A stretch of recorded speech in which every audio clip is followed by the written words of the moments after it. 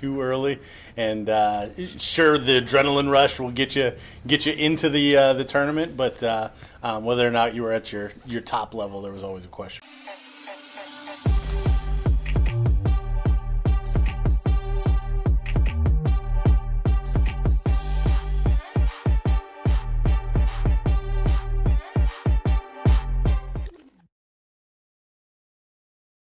All right, welcome to Season 3 of the BullShooter Invitational here in Rock Hill, South Carolina. I'm Gordon Dixon here with DJ Sayer. We're going to give you a little pregame show here. Just talking about the format. What are we doing today, Dad? So we're going to play best of 9, so first to 5 on the winner's side, and then on the loser's side we're going to do best of 5, so first to 3. It will be all 501. Open in, double out, so the outer ring double and the center bullseye both in play here. And we're going to do split bowl. So lots of triple 20s. We're going to see a lot of ton 80s and hopefully some real big checkouts. Yeah, that's the biggest thing playing this format on these 15-inch boards. Lots of opportunity for those high-scoring, high-finishing matches. Looking back, we kind of look at the first 2 years before leading into this. We have what is it, 6 of the 8 that we had previously? Technically 7. 2 of them have been in the field in the top 4 both years. Obviously, our champion, both year 1 and 2, Alex Spelman, still in attendance this year, going for the three-peat. Huge story there. Can anyone knock off Alex? And then Randy Fern went finalist year 1, top 4 year 2. He's hoping not to regress even further and not make the TV stages. And then also from year 1, top 4, we have Kevin Luke and Joe Cheney. And then last year, our 2 top 4, we have Carl's, was finalist from Spain, the Catalonian. Yep. And then we did have a late dropout from JT Davis. So he will not be in the field, was drawn into the bracket, but he will not be in attendance. He had to pull out last minute. So, yeah, I think no matter what, we're going to get an exciting field. I think we're probably going to see some new faces again this year in that Final Four. I think the biggest storyline still is, can anyone knock off Alex? Yeah, the way you described it in the bracket show was the only man to lift the tournament or the trophy, and I didn't really think of it that way. That's actually huge. No. And knowing tournament Alex was just invented, and then he wins it both times. And knowing Alex, he'll want to keep that. Like, he relishes that. The money aside, the title aside, being the only one is always pretty awesome. Yeah, that's super cool. And like I said, I just didn't think of it in those terms. Well, obviously with JT's pullout, that kind of hurts one of the 2 big matchups. But one that's still there is Leonard Gates, Mike Porterfield, and that's the one we're going to kick off our feed with right away. We talked about it in the bracket show. This, to me, is probably the marquee matchup of the first set of matches. I think it's technically a second-round match, if I'm not mistaken. Yeah, both get buys. Yeah, but, I mean, that is the biggest matchup of the first set of matches that we saw in our bracket. Leonard, one that's been here in both years and has made the top 4. I think for the first year at least, he was the betting favorite. Last year, it maybe not quite as the betting favorite, but still one of the top 3, I'd say, hands down. And I think that holds true this year. So for him, I know that he has a lot of big wins. And this will be an event that he's mad he's never won. So on the opposite end of the spectrum, I've always won it for Alex Spelman. I've never won it for Leonard. And then you got other guys in the field as well that obviously will want this title, and they haven't. Yeah, we kind of noted a couple of people in the bracket show as underperformers. Mike Maloney, Dustin Holt. Those are the 2 big ones that come to mind. And then you throw in there Ram Guevara this year. Back on the scene again. He's playing extremely good right now. Yeah, and there's obviously other names that I think we could hit on, probably 20 plus. But I think those are the standout names that we kind of, and then the international players. I mean, that's very true. The unknowns. Just because we don't know them doesn't really mean a whole lot. I would hope that Augustin or somebody that's familiar with the BullShooter Europe event would be able to be like, oh yeah, this guy, watch out. Yep. Like, so I think we're gonna have a really good field, and I'm anxious to see if we get that Carlos coming through like we did last year. Not necessarily him, because now we know that commodity, but Right. Just a different international player, somebody we didn't expect. I think it'd be pretty cool. Yeah, I wish we knew how early they came in, like what their preparation was, because that to me would kind of set up just how confident or comfortable they might be. Because I remember making trips across the pond, you might show up a day or two early, and sure, the adrenaline rush will get you into the tournament, but whether or not you were at your top level, there was always a question mark. Yeah, I know I've heard of jet lag before I ever traveled internationally, and I didn't really buy into it, but once you start experiencing it, it is real, especially as you get older. A lot of our competitors aren't spring chickens, so it'll be interesting to see when they got in and how they do. Yeah, you have a 12 or 13 hour time difference. It's going to get you on the front or back end, one way or another. Excited to see how everything plays out. Is there anything else that jumps out to you as far as matchups, or are you brave enough to give us a top four? Ooh, put me on the spot right away. So he got, in my opinion, most likely got an easier first round. But for my one that we haven't necessarily mentioned or that I think is going to do well, I'm going to peg Trevor Sellers. So that's one right away that I think we'll see. I think Maloney and Leonard, it's been too long. I think those two have to make it.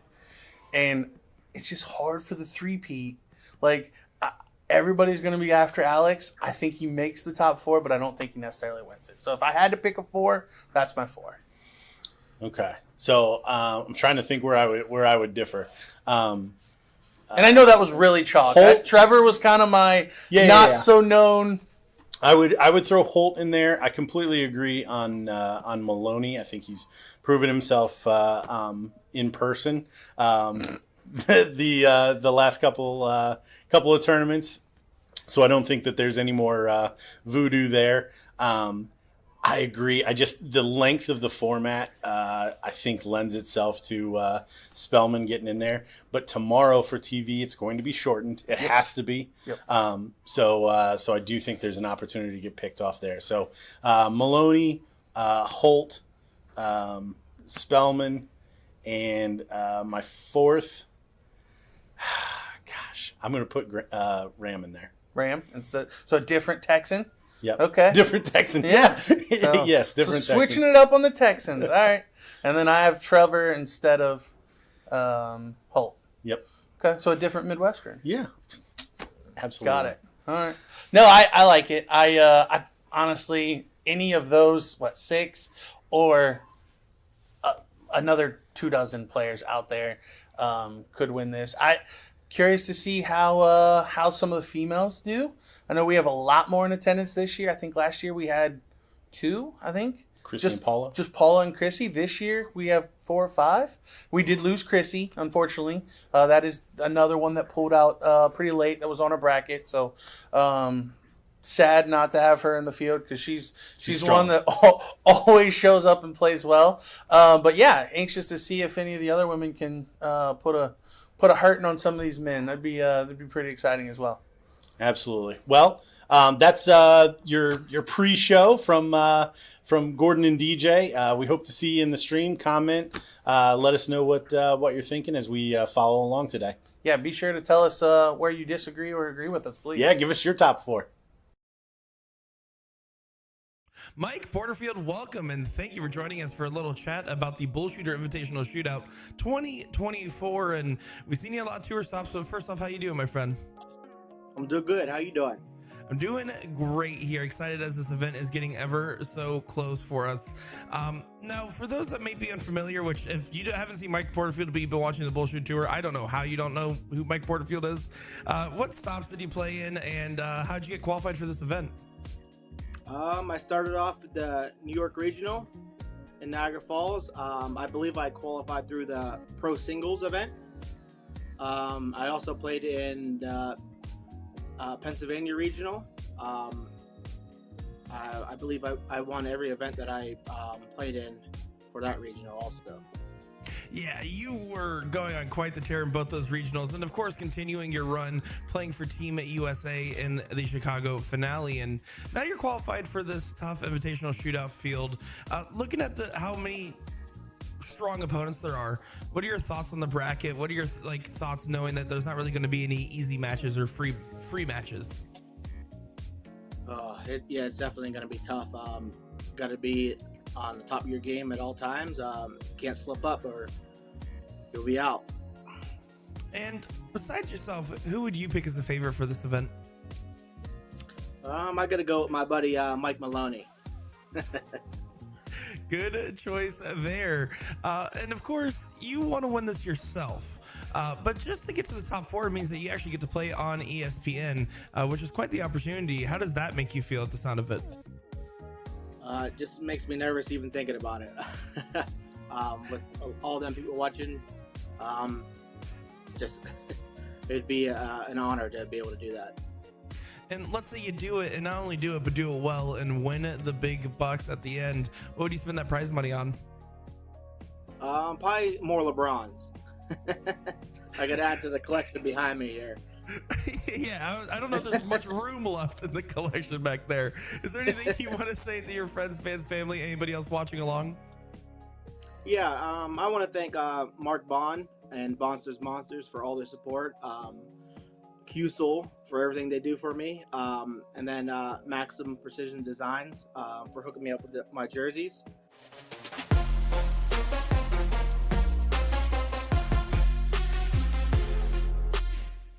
Well, Mike Segal, thank you for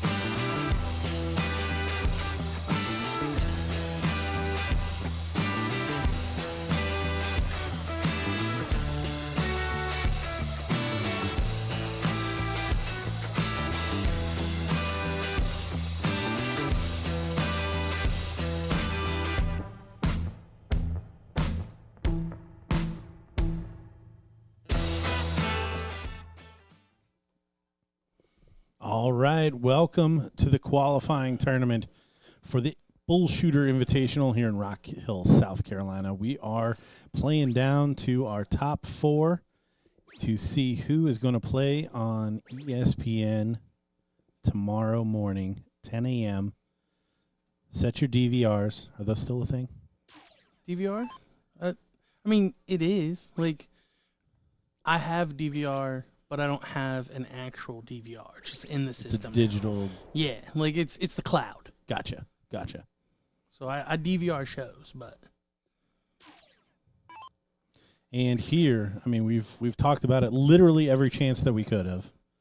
The matchup of the top 16 between Leonard Gates and Mike Porterfield. In the third visit, we get a 180.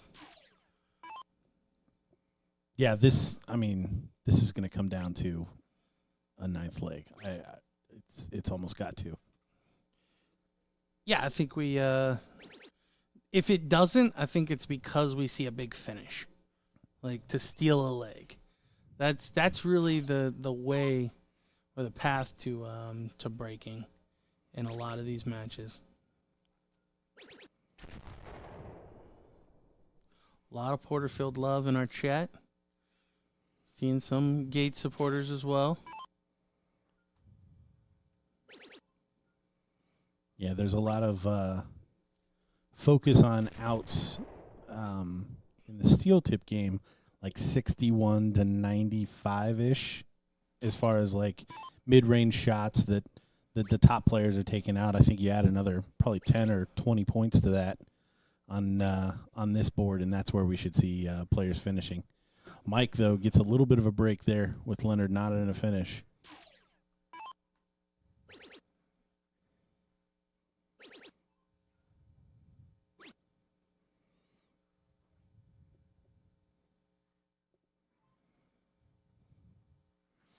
So for the first leg on the board, Mike taking it with throw.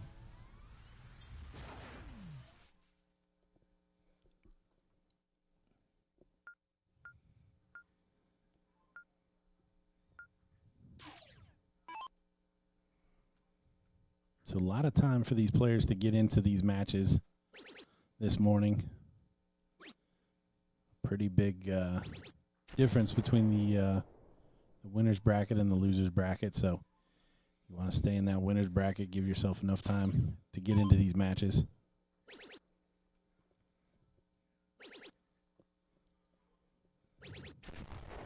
If you are interested to follow along with our bracket, it was posted up in the chat there. Link to follow.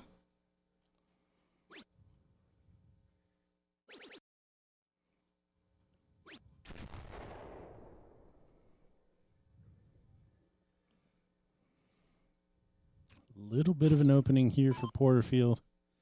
If he can find a couple big trebles.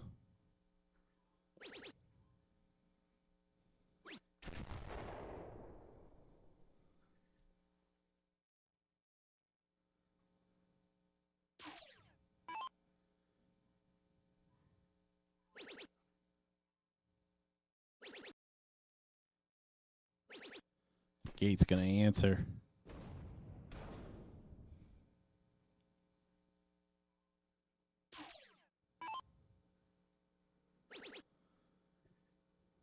Yeah, the two big drops you'll see in the bracket today were Chrissy Grimmel and JT Davis.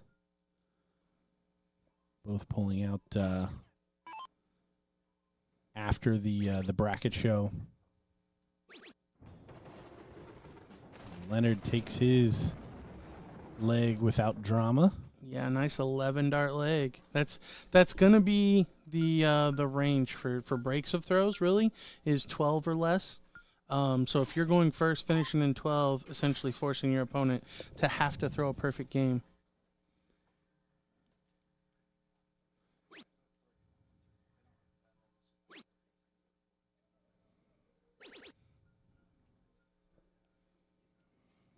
Yeah, every one of those darts just a little wayward. Will concern these players. Yeah, just missing left to right. Matt Honey in the chat asking how many people total out of 32 showed. So originally we had a list of 40 qualified. I think total we had three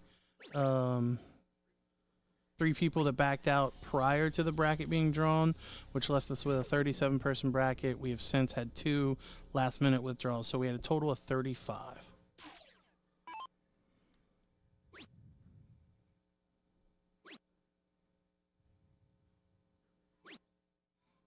Ooh, kind of falling off here.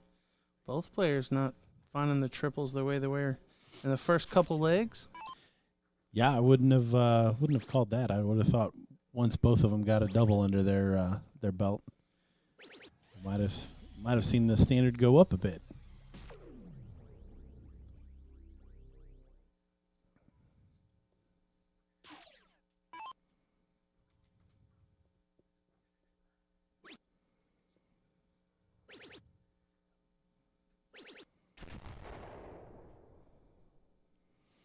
Better from Gates, but Porterfield should set up a pretty good finish here.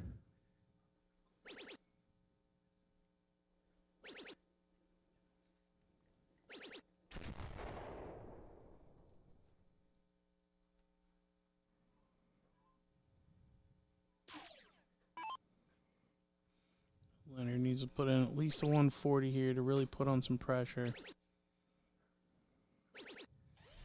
Well, 123, almost the same type of shot. A single triple to a double. Mike may only get 1 dart at a double, and he will. Double 20. But he drills it dead center with the 3rd dart. But a 15-dart leg, that was a winnable leg for Leonard. So if he was ever going to get a break, that was probably the opportunity. Now having to hold his throw just to tie it up. Yeah, these matches, I think you'll start to see some separation once you get around 5 legs in. So normally if somebody's going to run away with it, if it's 2-2 or 3-2, that's where you'll see somebody finish off a match 5-2 or 5-3.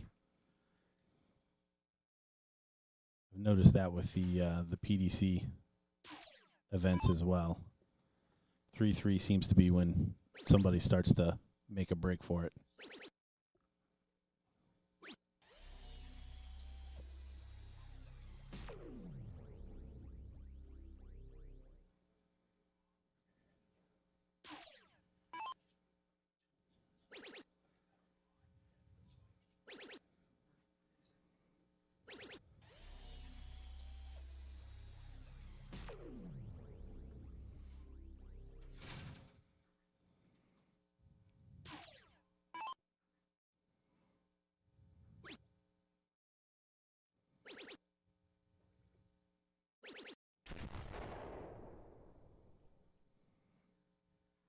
Good movement there from Leonard. Leaves a biggie.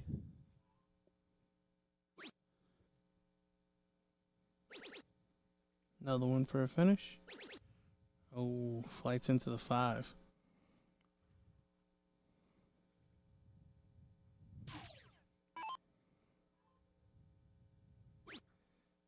So Leonard knows he has 6 darts here. But not going to do much with that turn.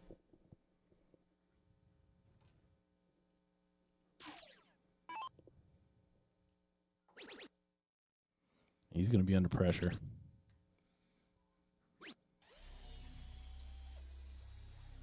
Yeah, 110.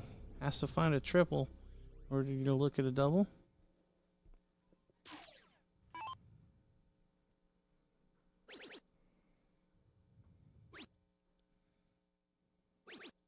Look at that. Another 15-dart leg.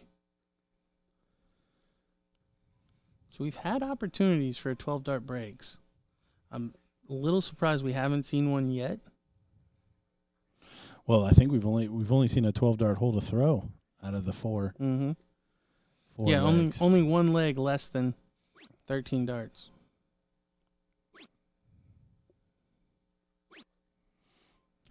An opening. Early doors here.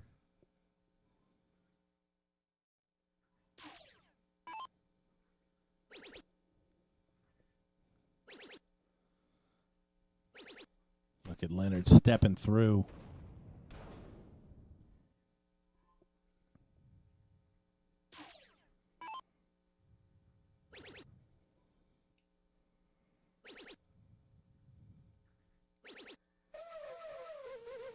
Good response. Almost a must from Porterfield. Maybe it didn't have to be that turn, but he was going to have to hit one in this leg.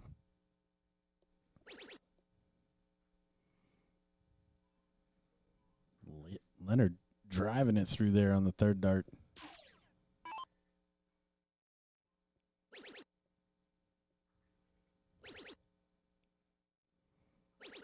Six in a row from Mike. So back on throw.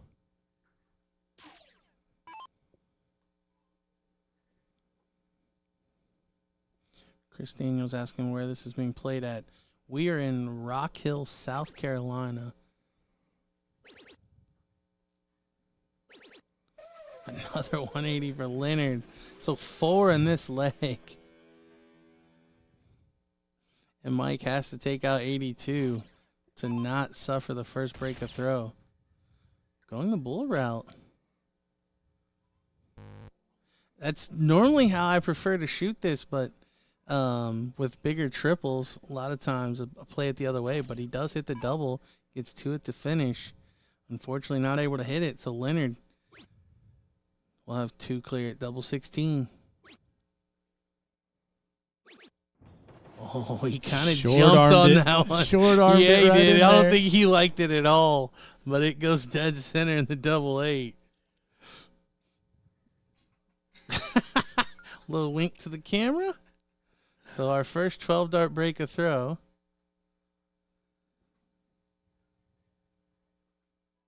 I think players trying to ask if it is alternating or loser starts. So it is loser starts. So Mike will have the throw again.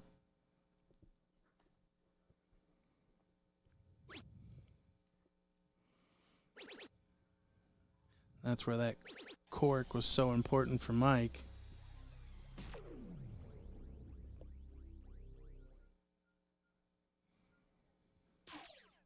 Yeah, just one more element of this tournament that that will drive us towards deciding matches or deciding legs.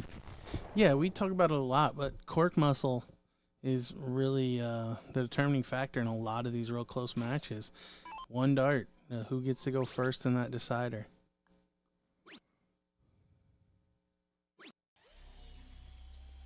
Well, with this kind of format, they're going to recork in a deciding leg. That's what I mean. Oh, okay. Yeah. That one dart for the decider, who actually gets to start.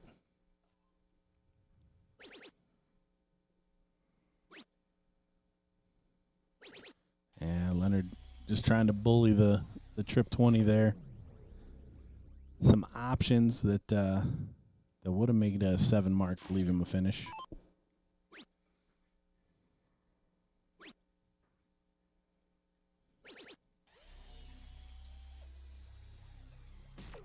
Mike Porterfield is in trouble here. A couple big triples from Leonard, and the 161 needs to go. There's 2 of them. There's 3 of them. Pressure on. 46 after 9 again. Back-to-back legs. 161 not going to go away. So this, a critical shot now, as Leonard could push 2 clear. Put himself on the hill. Same route as last time. Gonna have to use all 3 again. And again, he finds the double 8. Oh, they're shaking hands as if that's it. Should be best of 9.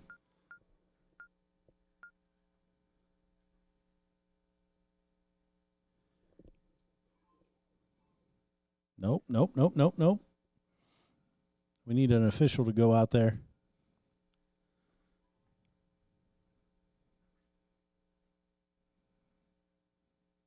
Yeah, I think Mike just reminded him that it is best of 9. All right, so Mike will start leg 7. I don't think it will be because it was so quick, but a lot of times that can be a little bit of an adrenaline dump when you think that you've won the match.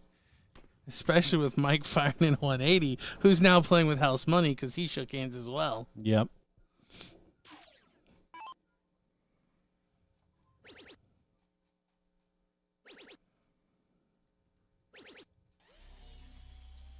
Not too worried about Leonard in this spot. No, because even if he were to lose this leg, he knows he has the start in the next one. Yeah, he's going to have to start in this one and the next one. He's got 2 to give. Technically. Yeah, 2 to give until a cork. Mike opened with 5, perfect. Think we're going to get one on stream? Today, yeah. I agree. I think longer format suits it pretty well.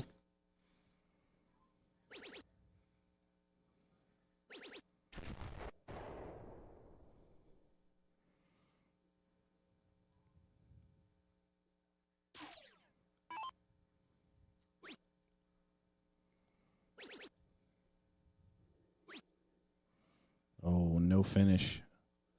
So 6 darts for 64 to bring this to 4-3. But then Leonard will get his first chance to start and take it home.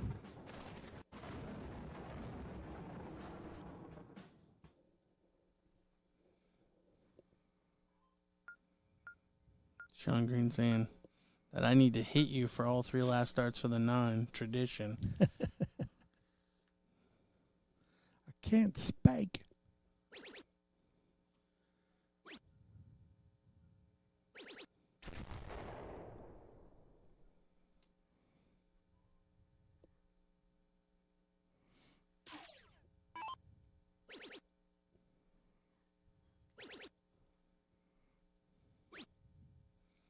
Oh, and only 83 from Mike.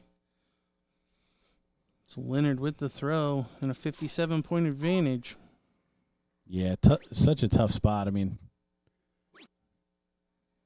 beating Leonard going second is already a handful.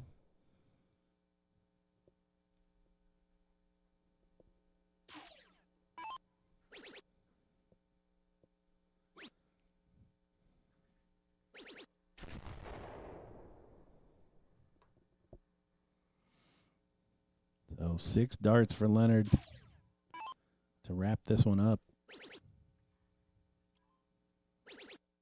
Oh, what a shot. What a shot. Not loving the stroke, though. No, there's definitely been some short-armed kind of snatchy darts that they're finding their target, but he will get more fluid as the day goes on. This being first match of the day, it's really about just getting through it. 9 for double 16 for the win. Has time. Mike not even on a finish.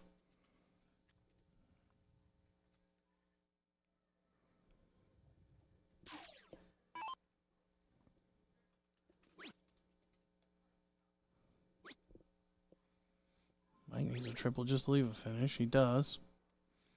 But 3 clear at double 8.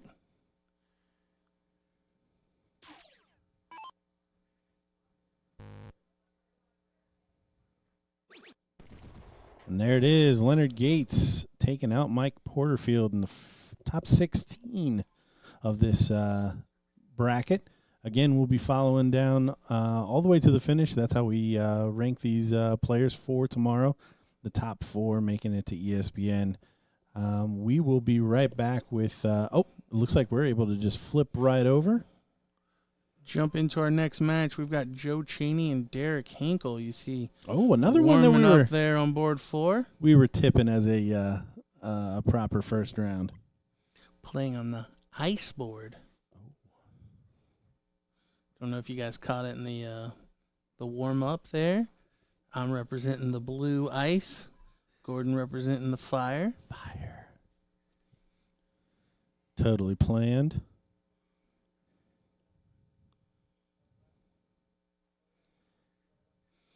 See Alan Bug and Kerry Thaxton there on board 5. I was joking around at breakfast with Alan that he threw me off with Lloyd being the name on the bracket, and he said, "Yeah, a lot of people don't know that's my actual first name."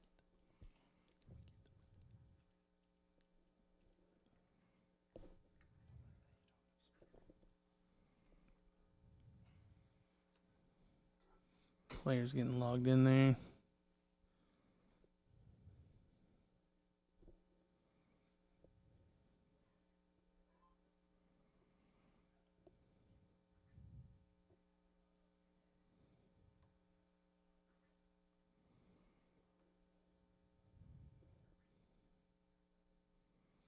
Looks like Joe to show.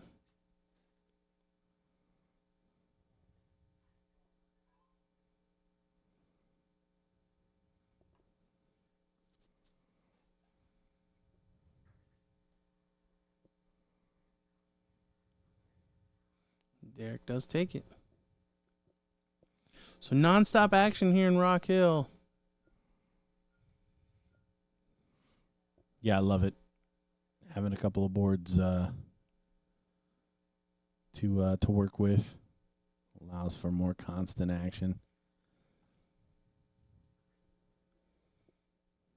I think this is a great matchup for both of these players. Both are going to feel like they can come through here. It sets them up for the rest of the day. Anxious to see who starts feeling it.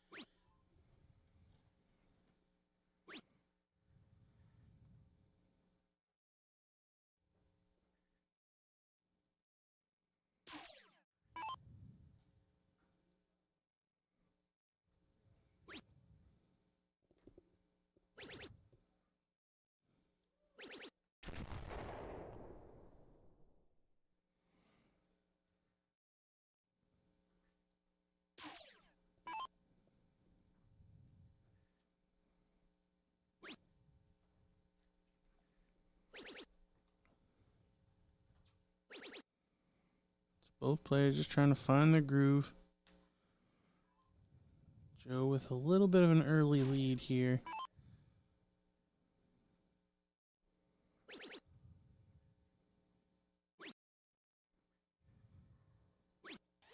This will be the first to a finish, but it's a big one. Seeing a couple of Let's Go Derek's. One Let's Go Joe. Let us know who you got, who you're rooting for.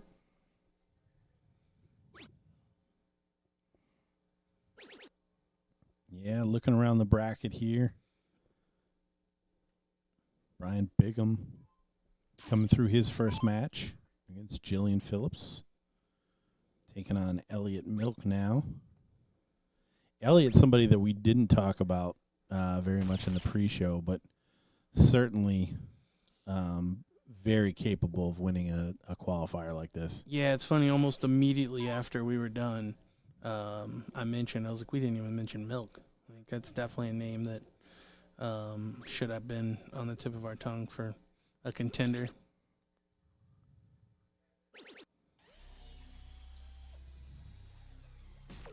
Derek, couple of triples, but Cheney sitting on 71 to take leg number 1.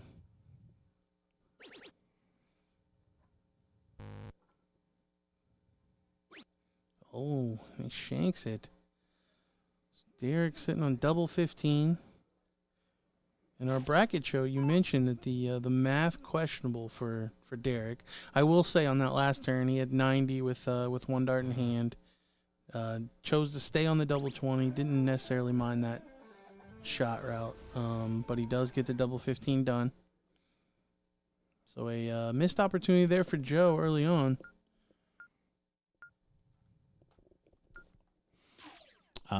Yeah, out of the pan into the fire for Gates. Taking on Bob McCoy next after McCoy beats Aaron Zimmerman 5-1. Tim Adams and Kevin Luke underway. Kevin, another one that we may not have talked about enough just because recent form. He did win some events at a big steel tip tournament last couple of weeks. But a tough opponent. Tim Adams is such a steady guy. Maloney does come through 5-0 against Jessica. And as we noted in the pre-show, Trevor Sellers with that bye after JT Davis pulling out, facing off against Alex Spelman very shortly. So no warm-up match for Trevor. Before the matchup. And you get the two-time defending champ coming off of a warm-up match? Yeah, 5-0 Alex Spelman over Todd Moore.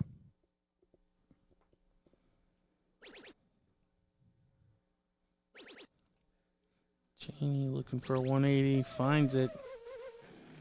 Cheney clearly dialed in on the 20s compared to Derek here. Yeah, probably kicking himself still for not taking that first leg. But if he continues to score like this, it's going to be tough to live with. He'll get more chances, that's for sure.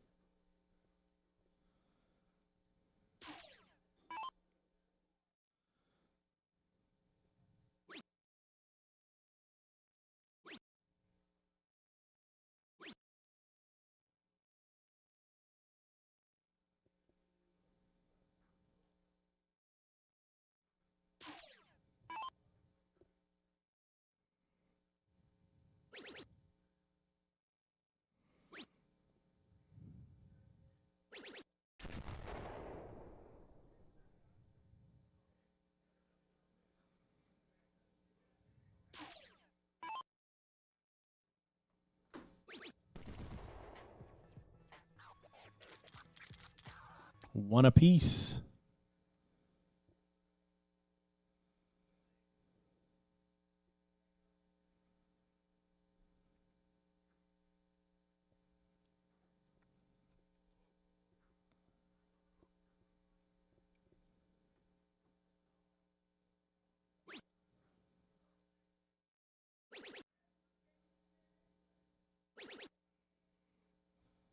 Good final triple. But this really, I mean, par is a ton. Yeah, for this caliber play, 5 needs to be the minimum when you step to the board, as far as marks are concerned.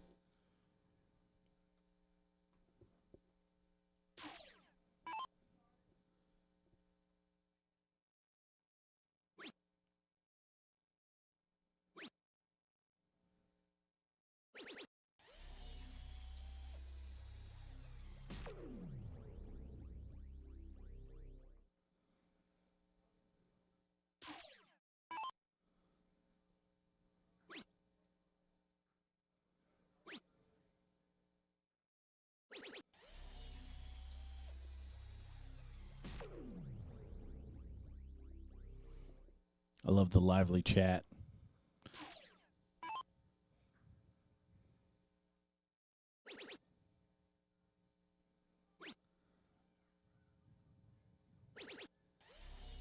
Good shot there from Hinkle. Eric's starting to heat up on the 20s.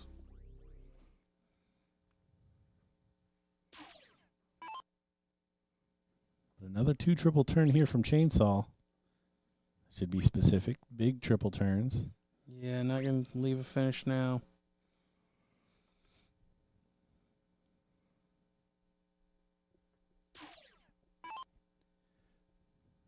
Derek may be able to hold throw a little easier than last time.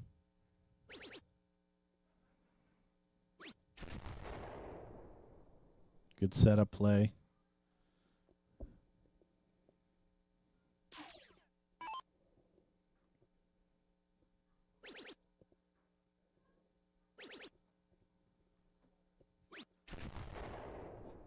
Joe with the lunge. The shoulder third dart. But get in there.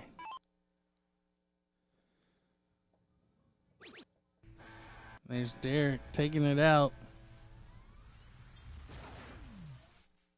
13 dart finish. Hold and throw, taking a 2-1 advantage.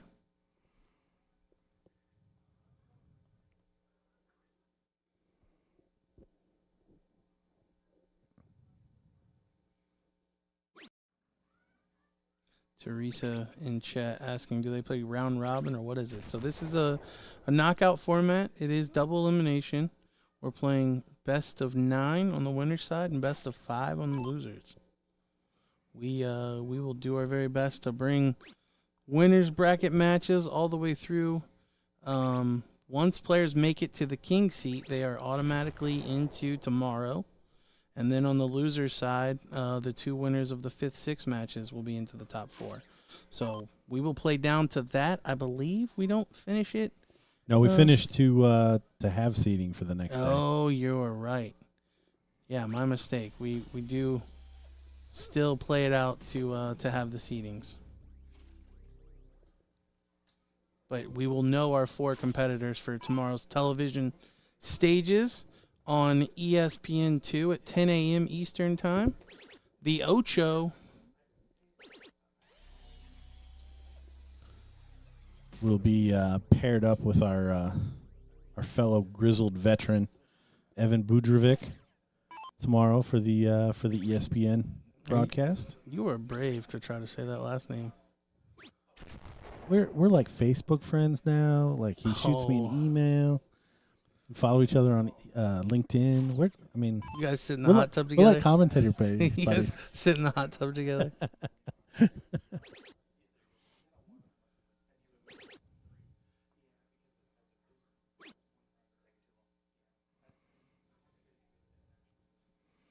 Yes, Katie. Yeah, Katie asking if we can start a fund for more board cameras so we can switch around. I wouldn't be mad about that. You guys fund it. We'll do it. I love how you say we'll do it, and we would have absolutely nothing to do with actually setting those cameras up. Oh, yeah. Or any of the technical aspects. I oversold the we. I was speaking from a team aspect. See, I don't like the I's and my's. I go with we's. Oh. Gary Keeper and last year's finalist Carlos with the lead there, 2-1 over Gary. He will play the winner, or the winner there will play the winner of this one. Joe tying it up at 2 apiece. We see Gator there on board 3. And just like that, we watch a 180 from Gator.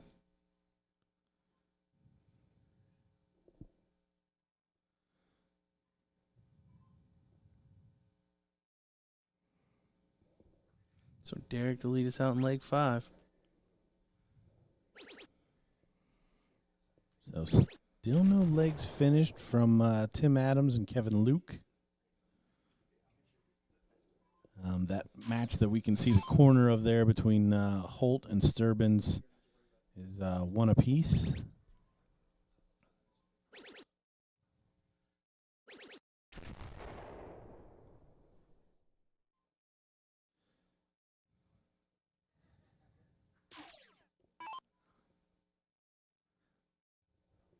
So again, yeah, if you go on your BullShooter app and go to the tournaments tab, you can find the bracket there. Follow along. All of the boards are linked, so as legs are finished, you can follow along and root for your hero.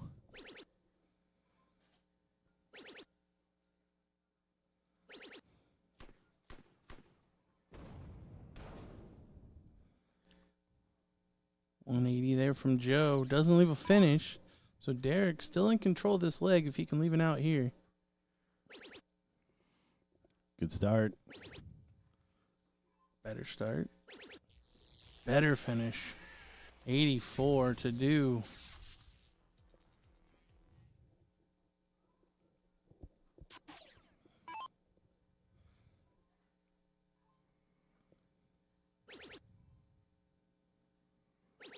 Oh, it's going to be under pressure. Great setup play from the chainsaw.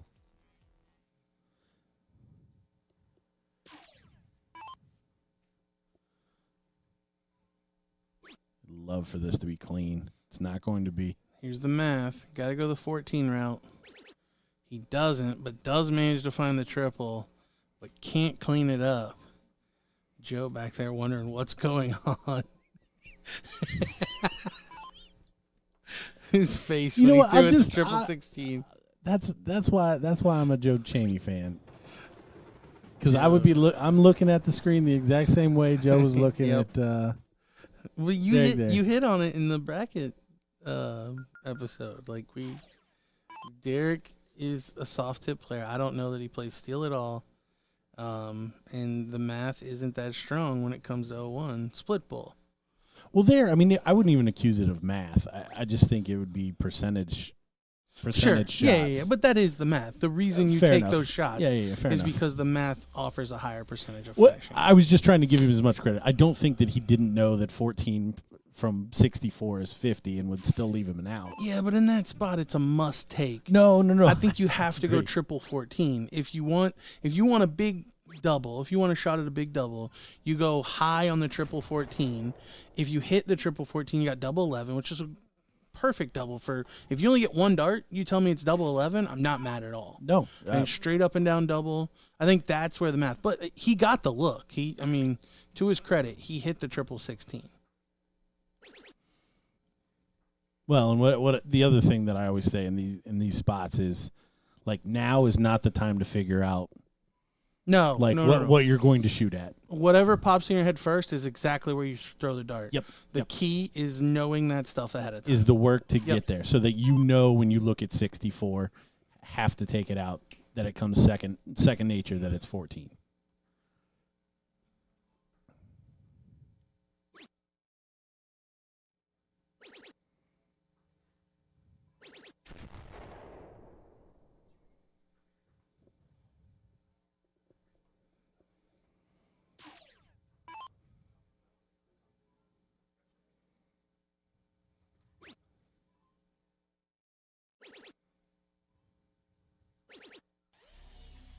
Good switch there from Derek.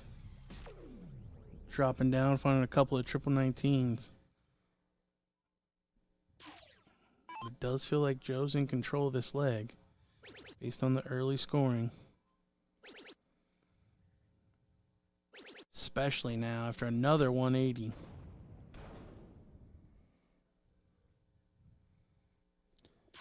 Yeah, that scoring power really starting to show some separation between these two players. Yeah, Joe's looked a little shaky on doubles, but the triples have been there from start to finish.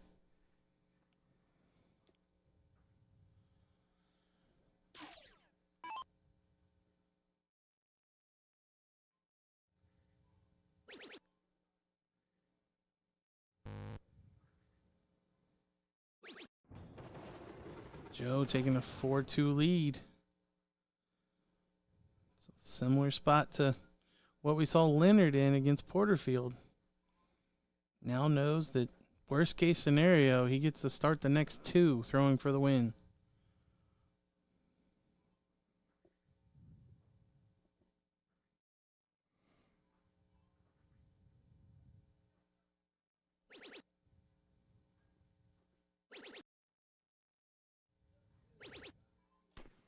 Great Big open there from open. Derek. Yeah. He's going to need to string a couple of legs together here.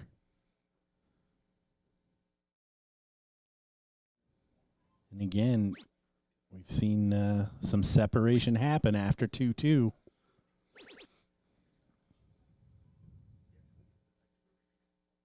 Yeah, we didn't get a handshake in this one, but Derek firing in a 180, similar to what we saw Mike do.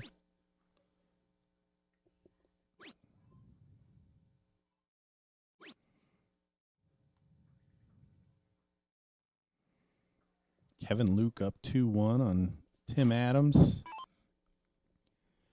Trevor Sellers up 2-1 on Alex Spelman. So the not needing the warm-up match, apparently. Donnie Lassie, I don't know if I mentioned it the last time, does defeat Travis Brewster. He's currently tied with one of our European qualifiers, David Batista. Philly, Mike Segal, waiting on the winner of that one.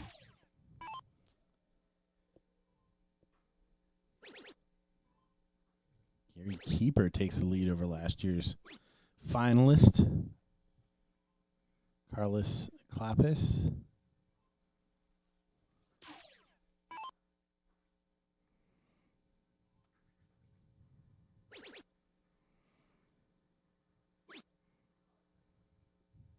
Dustin Holt up 3-1 on Richard Sturbins right next door. And I don't know what's going on with the Kerry Ram match. It just doesn't have a board yet.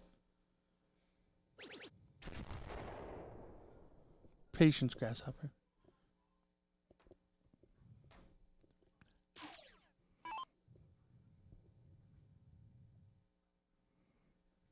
Randy Fern is awaiting his opponent. And Elliot, Milk, and Bubba tied up at 1 apiece. Derek setting up 50. Chainsaw not on a finish.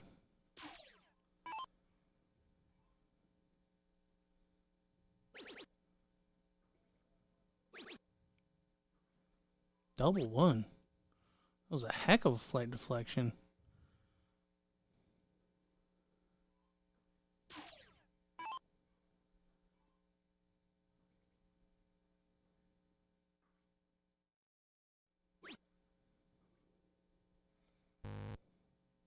Double 16. There it is. So Joe will lead us out in leg 8.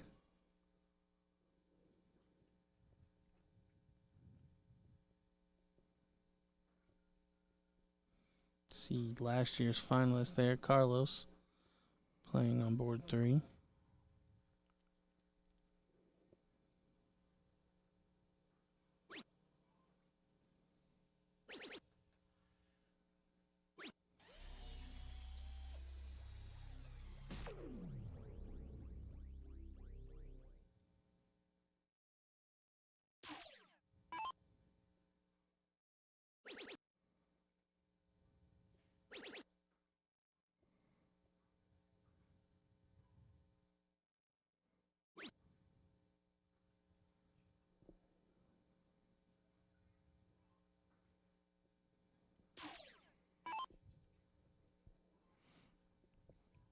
Chainsaw with a free and clear shot here to sew this up. Only 85. Yeah, not the score he was looking for there. A couple of big triples here from Derek, and maybe going to a decider.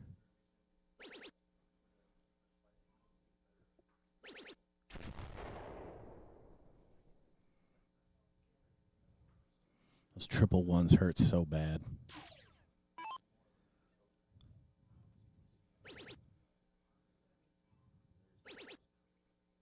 Look at Joe. Oh, he's not going to find the finish, but certainly reestablished himself in this leg. Yeah, Derek's going to need a couple of triples to leave an out.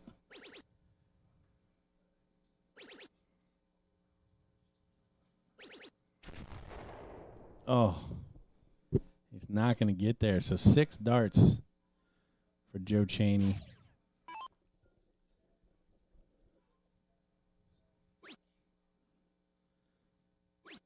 Joe looking shaky. Does find a triple with the third. Derek could apply a lot of pressure here. He can set up a double. Force Joe to have to take out the 110.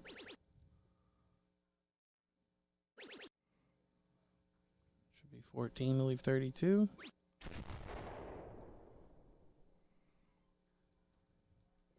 We saw a 110 finish earlier from Leonard Gates.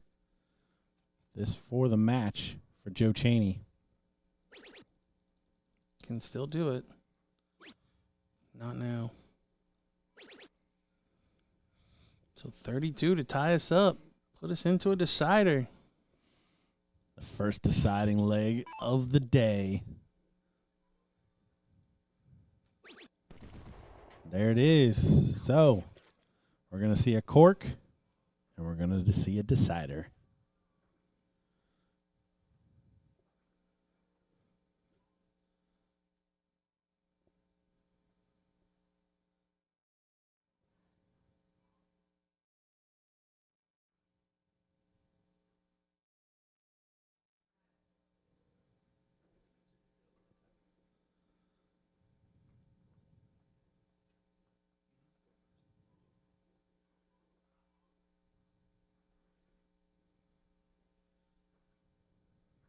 Roger Carter saying that was not the best way to do 110. No, preferably not the 333 to start that. Yeah, I rarely start finishes on the 333. Yeah. Look at that. Is that a peel? That's the pee hole. The only spot for Joe to win that cork, and he gets it done. We talked about how important the corks are. It doesn't get any better than that. And the chainsaw smashes it in the middle. Well, a little bit of a reprieve after a poor leg that he started. And look at this. And this is where, Joe hasn't been playing the greatest coming into this event, but his experience, all of that adds into to this on the day. And Derek only 60. He's going to need a couple of big triples and hope that Joe falls off again.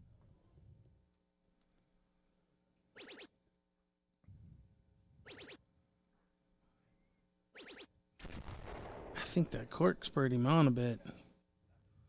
He just seems more like focused. Well, there's more snap to it. Yeah. Like you feel like he was trying to place him before. Mm-hmm. Had a big lead, was just kind of trying not to miss, get it done. Now throwing it with a bit more authority. Yeah, you nailed it. When you're trying not to miss instead of trying to hit, it's such a big difference. Not sure about that third one, Yeah. but so Derek from 261 needs at least a ton just to leave it out. Yes, going single 12 on 106 probably not the best way. Roger, do you have an opinion on that one? 6 darts from 94 for Joe Cheney. Derek just not having much in this decider. Yeah, Derek did a good job to fight back in this one, tie it up, but Joe just looked a different player here in the last leg. Pee hole in the cork and then putting in a 12-darter, making it virtually impossible for Derek to pull it off. So Joe Cheney does move into the next round on the winner's side. Not sure where we're going from here. Looks like we're going to take a short break, and we will be right back. Don't go anywhere. More darts to come from Rock Hill, South Carolina.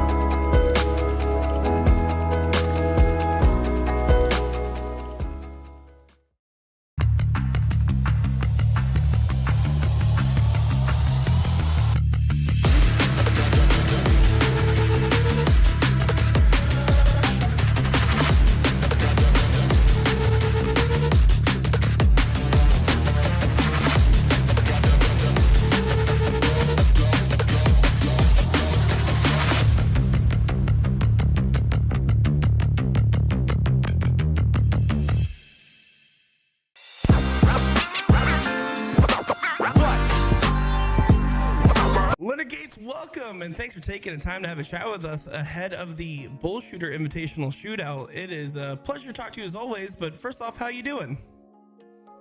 Oh man, I'm great. I'm just sitting here chilling, playing some darts tonight, staying in the groove of things, man, but everything's going fine right now. How has the BullShooter Tour this year been for you, and are you excited for playing in that Invitational Shootout? Well, so far the BullShooter it's been great. It's been a good ordeal. I'm excited to come back and play again in the Invitational, and we're gonna see how it goes this year. I see some new faces in there, some new talent, so we're gonna see how that works out. Yeah, I mean, you're talking about new talent, new faces, and there's a lot of old faces in here as well. Besides yourself, who would you pick as a favorite for this event? I would pick Leonard Gates as a favorite. The second pick, I would pick Leonard Gates as a favorite.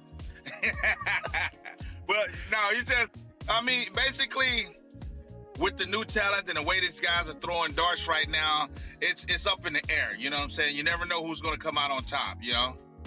Certainly. And I mean, you look at this field, it is absolutely stacked, but out of all the players, you're one of the ones that's probably most experienced of playing in these tough fields. I mean, how do you stay focused knowing that there's no easy matches?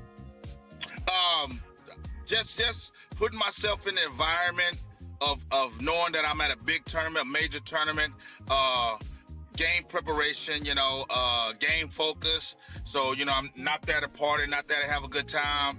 I'm there to handle business. So that's my focal point, We of course talk about the goal of this being to win it, right? But besides that, I mean, to be able to play on ESPN is a pretty cool prize. How does that make you feel? Well, that's even better because, like I say, it puts you out there, gets you more recognition, notability, and stuff like that. But definitely, you're going for that big prize, baby, that number one spot. You know what I'm saying? So, I mean, that in itself makes the experience much more better and much more great. And, let's say you get that number one spot, right? I mean, we're talking a pretty big payout for this event. What would you use that money for? Now, you win that money, you can basically just pick and choose what you want to do with it. Me, I'll probably put it towards more, going to play more darts and getting to bigger events and stuff like big events and just enjoy it, you know what I'm saying? Helping people. So, do what I do. Certainly. And is there anything you want to say to your friends, fans, family, anybody else watching along? Hey, everybody out there, friends, fans, family, y'all check out this ESPN Invitational. I think it's going to be a live wire, and we're going to get a lot more people watching than the last 2 years. And just so, people are going to be watching and say, hey, who's going to come out on top? The field is stacked. And then next year and the years after that, it's probably going to be even more exciting. But yeah, check it out this year and see how it goes.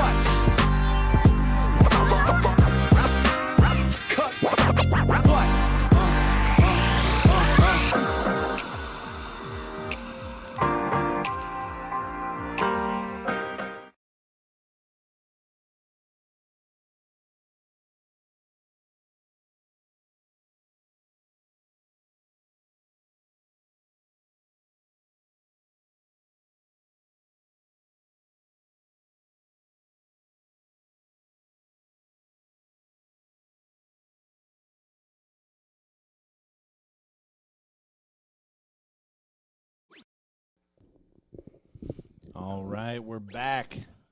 We've got one of our international players and one of our ladies. Taylor Thaxton taking on Zappa. Our only ever to this date married couple, Taylor and Carrie. Oh, Taylor and Carrie, yes.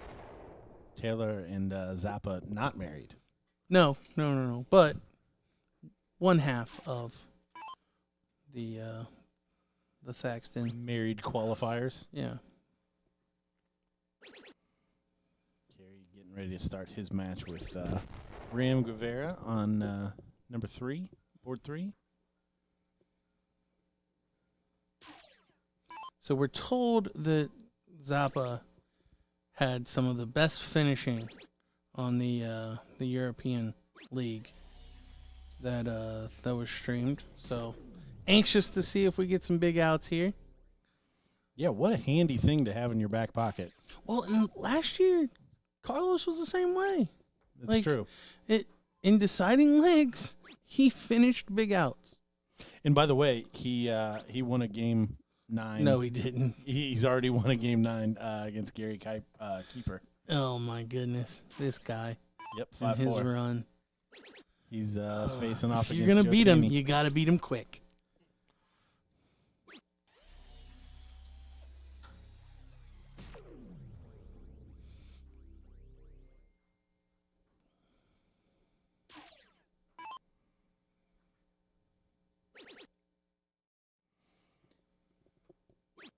I don't know if I announced it earlier, but Elliot Milk does come through his match with Bubba. Facing off against Dustin Larson, who, because Chris Grimmel did pull out, did get a bye all the way to that top 8 match. Zappa with an 11 dart leg early on. Does choose to shoot 81, triple 17, double 15.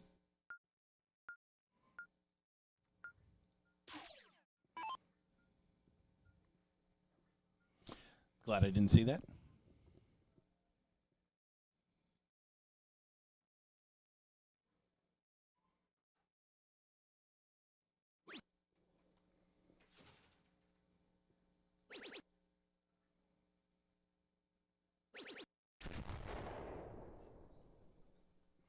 Taylor, thus far, doing well to stay in that treble 20 bed. Yeah, I mean, Zappa put in an 11 dart leg is the only reason that she got her throat broken. And we talked about it. One of the concerns that we had for the ladies was their qualifying event was all on bulls, or each of their qualifying events were through shooting the bulls in 01. So squaring up with the trebles was at the very least going to be a different format for them. The guys much more accustomed in the 501 game.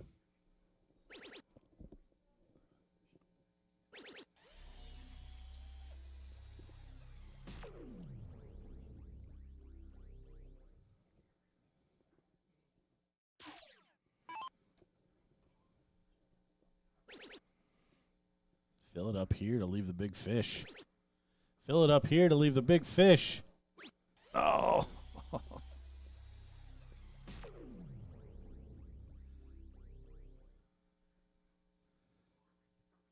350 and 6 darts. That would have been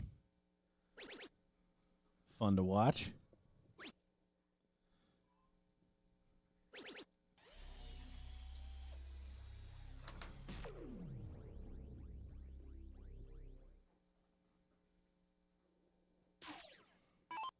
I thought we were about to break out into a dance party. I mean, I'm down. Taylor looking to fill it up again. May have switched to the 18s, lead 36. Snatches the darts out of the board. She's looking pretty pumped up. This is the energy that Yes. that Taylor brings, though. Well, when she's dialed in, absolutely. Double bull, big finishes. Oh, Not this time. So 87 now for Taylor.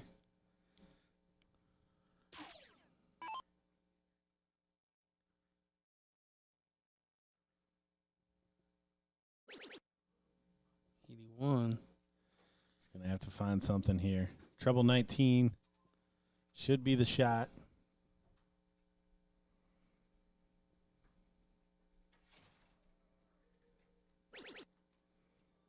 She's going to go treble 17.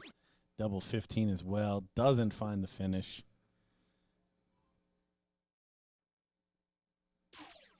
Gotta assume Daniel's going to take this. Double top. There it is.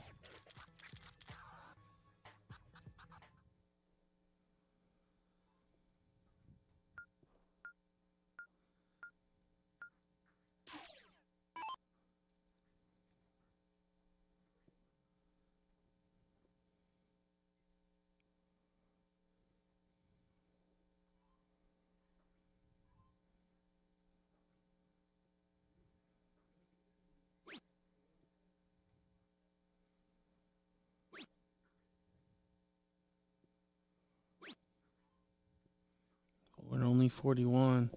It's an opening for Zappa.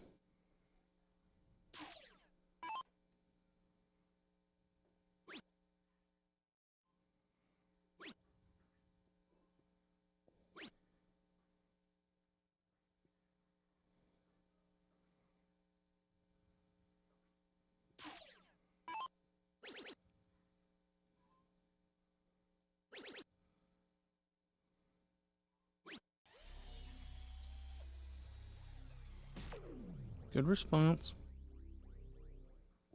Yeah, Taylor just a couple of times in each leg, not doing what she needs to. And that's been enough for Zappa to step in. Here he's taking matters into his own hands, though. Big ton 80.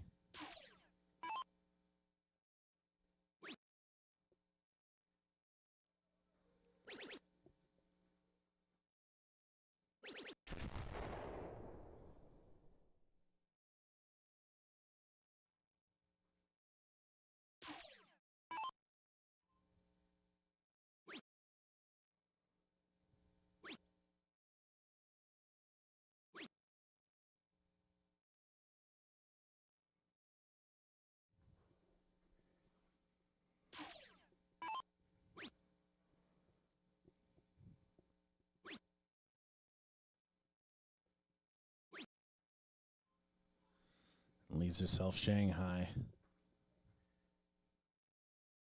How much pressure can Daniel put on?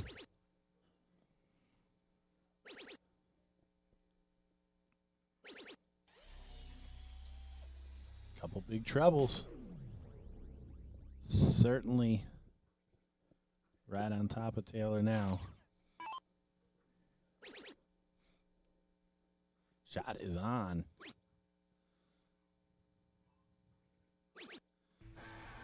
Look at what it means.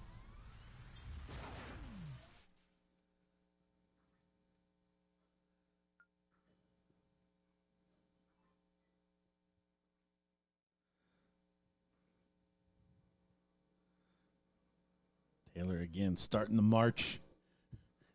Marching back and forth there behind.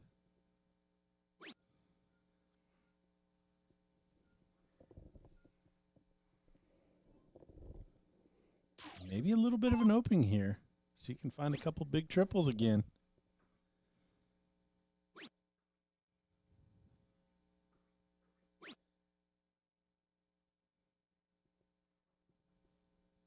Does stay straight.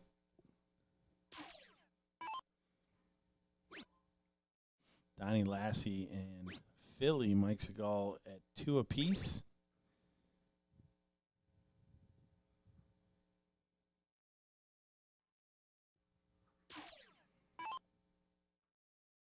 Kevin Luke and Mike Maloney now called to a board.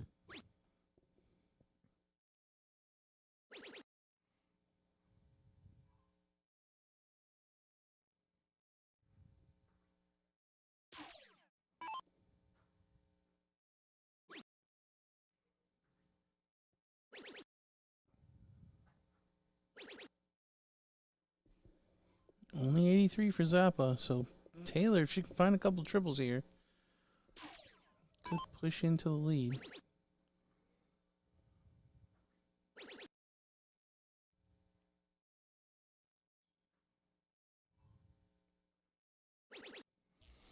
Big shot. You see the big fist pump.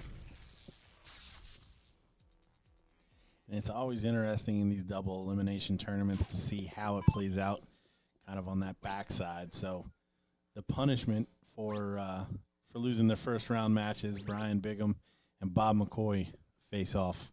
Ooh.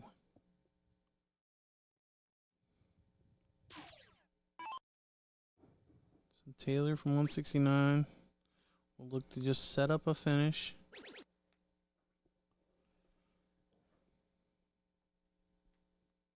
Jordan Meyer and Mike Porterfield in the losers bracket.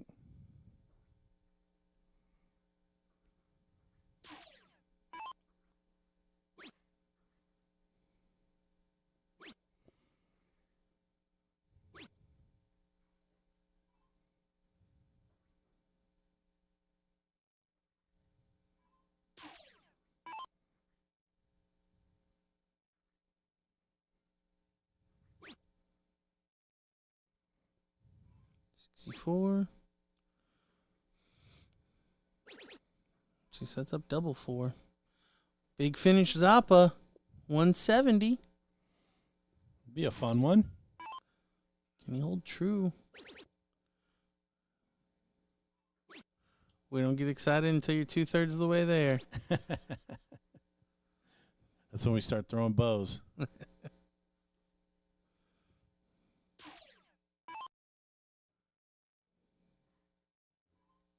Double 4 now for Taylor to bring it back to 2 apiece.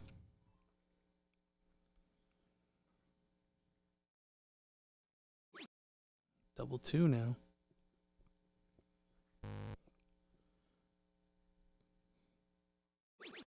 She gets it. Ties it up.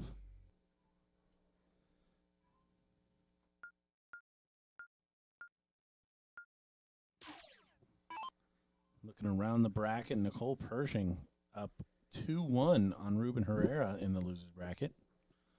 One away from the W there.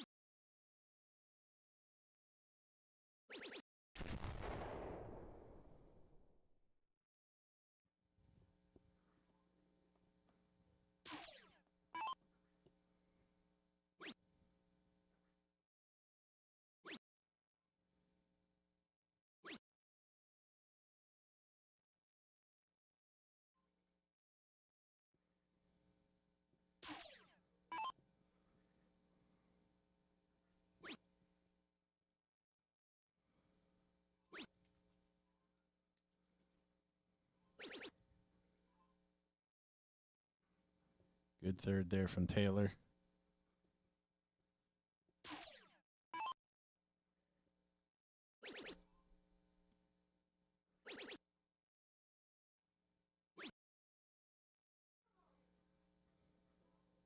Daniel also has a little bit of a short arm to him. Look like he always follows all the way through.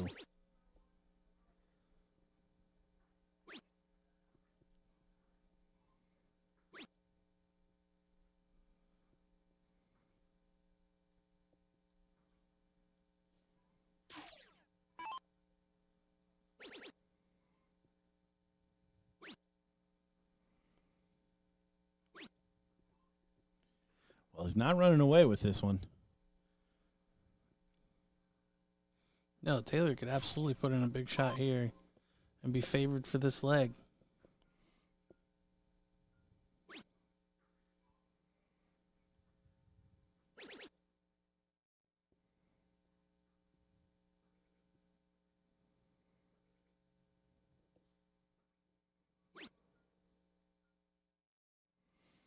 That is not what happens. So back in the driver's seat, our European qualifier.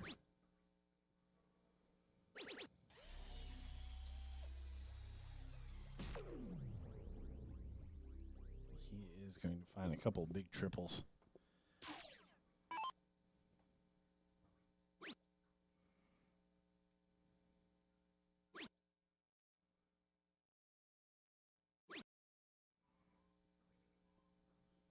See what she thinks of that one.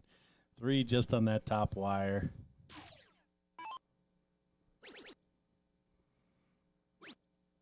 Big finish. No problem.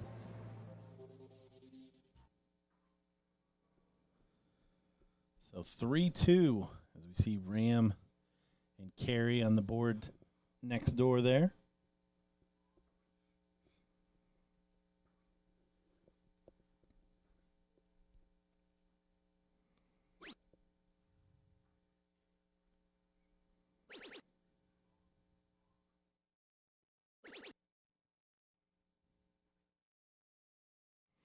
Nicole Pershing does come through against Ruben Herrera on the loser side.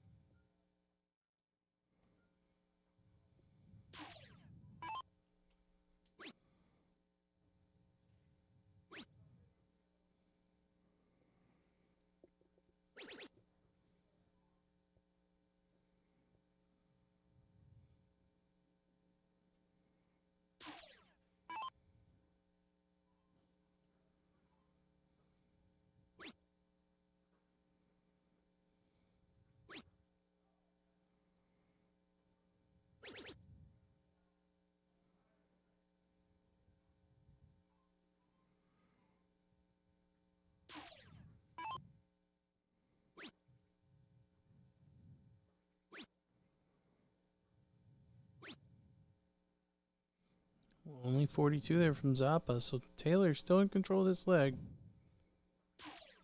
Throwing to tie it up at 3 apiece.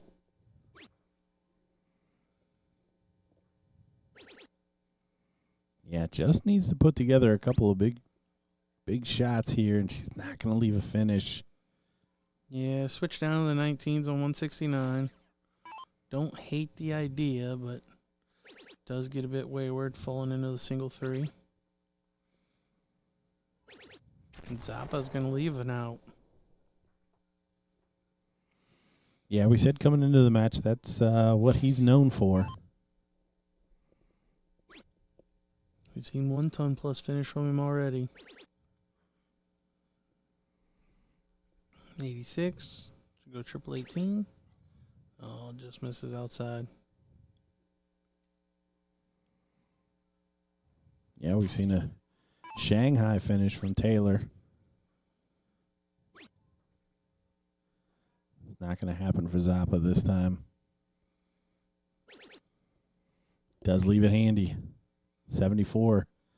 Must go. Big difference between 3-3 and 4-2.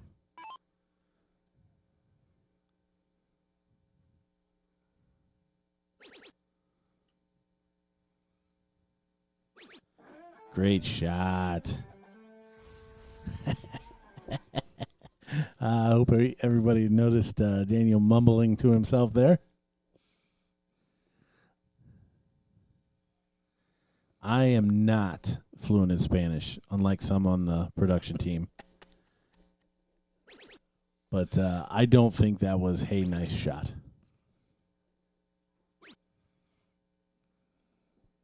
Would that be the translated version, or because if you don't think it was English, a nice shot, I would agree. No. I don't think that was the translated.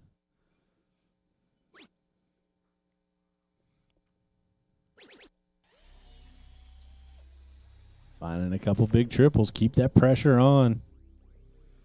Yeah, when you got your opponent mumbling to himself, keep piling in triples. They continue to mumble. It's usually a good recipe for you, but Zappa finding the triple 20s this time.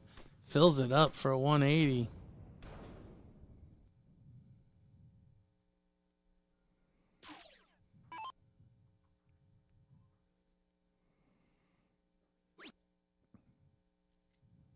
I saw somebody asking about Jillian. Jillian is down 2-0 to Gary Keeper. Oh, fancy pants. Right there. Winner of that will take on Derek Hinkle.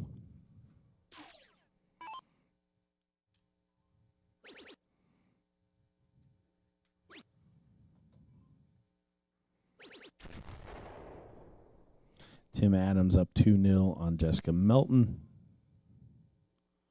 Zappa finding the triples in this leg. Porterfield does defeat Jordan Meyer 3-1.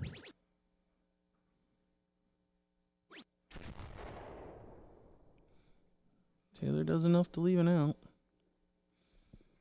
Zappa sitting on 98.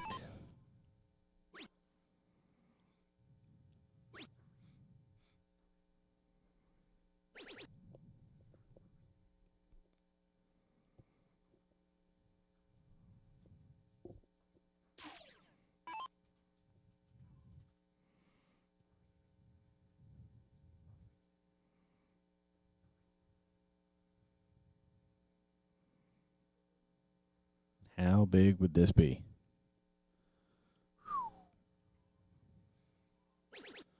This would be brutal. Oh. At this point, I just wanted to see the mumbling. Yep. No, I want. Oh, If there would have been 2 in there. as soon as it goes in, I look right at Zappa.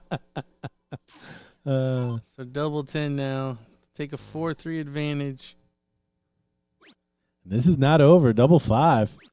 Oh, no. Oh, look at this opportunity. Opportunity. It didn't have to go.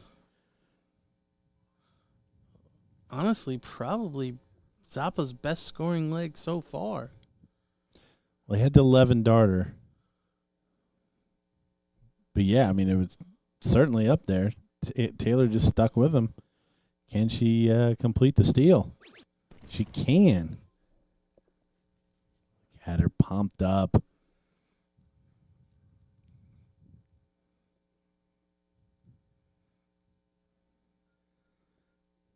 So 4-3 lead.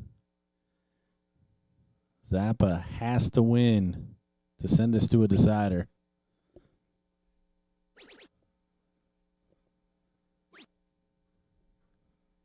And already an opening.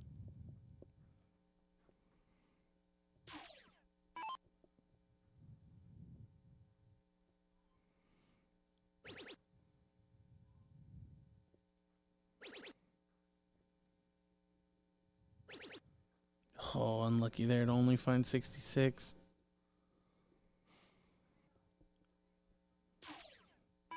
Jesse Gonzalez asking, is Zappa his nickname? So I'm pretty sure it's just an abbreviation for his last name, Zapata. As Zappa finds a 180. Yeah, poor opening and then follows it with a 180. He needs to put in a really strong leg and convince himself that he can just run down and take it out.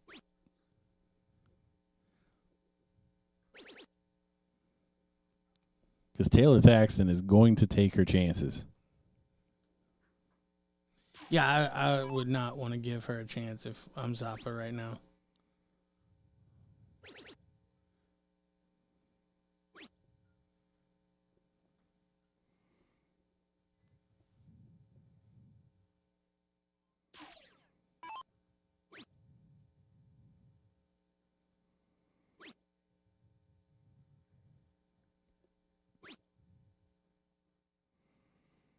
Ryan Blakeney asking, do you guys think it's more nerve-wracking for some of the men when they see they're playing a woman?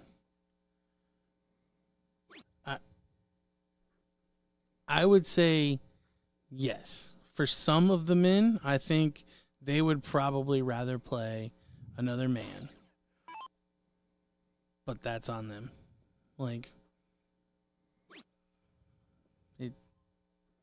a dart player is a dart player. If you're underestimating or overestimating, you've already made a mistake.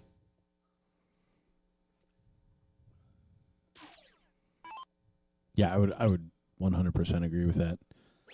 There's some guys that are going to walk in and they play the board. Yep. They'll run down, they take it out, they shake hands, whoever's behind them.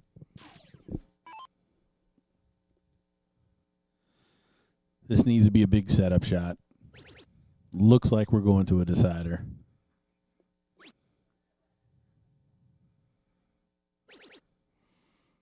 Ram Guevara does defeat the other Thaxton, Carey, 5-2. So he is set to square off against Dustin Holt. Zappa finding the double 20. And here we go, a cork for the decider.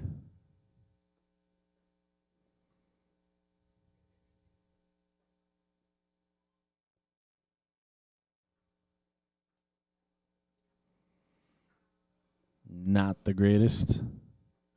Taylor probably going to go second here, but she does have the faith that she has won 2 legs against the throw in this match already.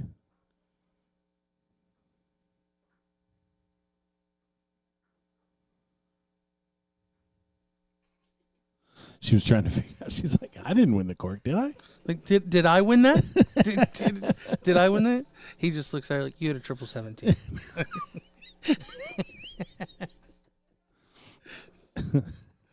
No. No. I win. So Zappa will start us out.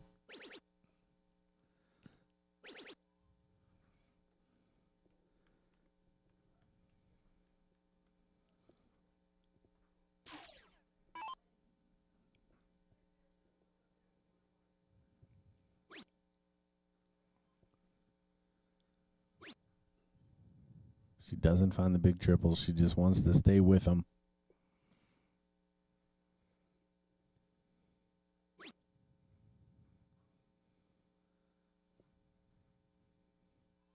I think it's fair to say at this point, throwing a triple a turn, like, you may get a look at a 15 darter.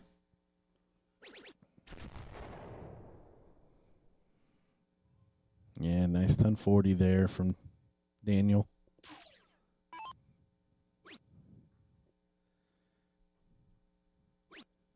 Taylor needs to find a big treble. Good last. You needs to say that she needs to do that more.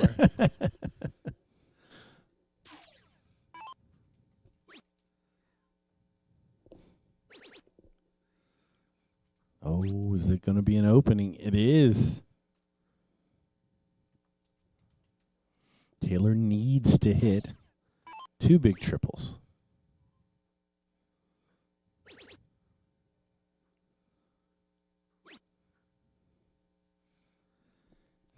Not happening here in this decider. So 6 darts from 236.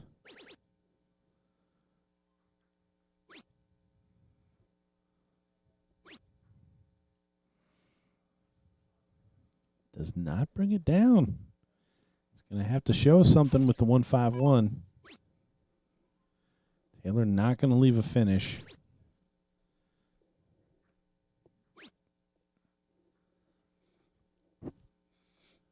So 6 darts again from 151. Is this where we see a big finish? It's not going to happen. Looking at double top to leave double top. 60 when he comes back. How much pressure is he going to be under?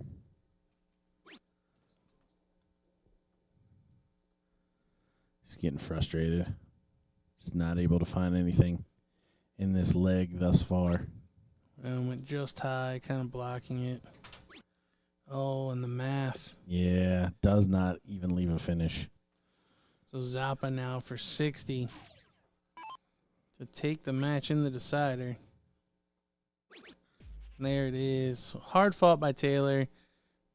Just unable to get it done. Zappa continues into the winner's bracket. looks like we may have a short intermission here trying to get the next match on one of our stream boards. So we will take a quick break. Don't go anywhere. We'll be right back. Well, Alex Spelman joins us here for the BullShooter Invitational 2024. We're having a little chat here, and we appreciate you setting aside some time. But first off, my friend, how you doing? Doing great.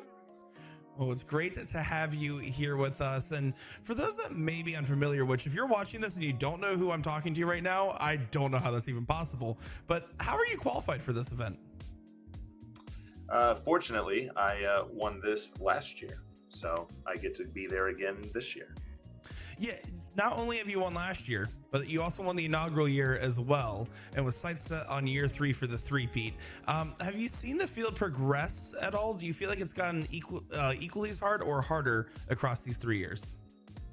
To be honest, I don't know, because a lot of these folks that qualified even, the previous 2 years, were a lot of them I'd never really seen shoot before, especially if they stay more on the soft tip side of things. Obviously, I'm familiar with like Joe Cheney and the guys that play a lot on the steel side. So looking at the list of players, like Bob McCoy, until I really played with him in Chicago this year on the 4-man, was it 4-man and maybe Team USA might have been both. Everything's a jumbled mess in my brain at the moment. But guys like him, I know he's a great shot, but honestly, I'd never really seen him shoot until I got to shoot with him. So to me, sometimes the unknown can kind of catch you off guard. If you don't know who this guy is, maybe he's the local player, but he can compete with the best. You go into it thinking like, okay, just play solid and you're fine. The next thing you know, this guy's just kicking your ass, and it kind of catches you off guard, and next thing you know, you're losing. So I'm going to try not to go into make any assumptions. I'm just going to assume everybody's out for blood, especially as the 2-time champ. So it's probably going to. I don't know that I have a great answer to that. Sorry. No, you were fine. But while we're talking about the field itself, besides you, who would you pick as a favorite? There's the obvious. There's Maloney and there's Gates, but they've been there the last 2 years, and they've been unfortunate enough to not qualify, which shows just how difficult this event is. It's random draw. So if those guys draw each other in the first round, that's gonna suck. I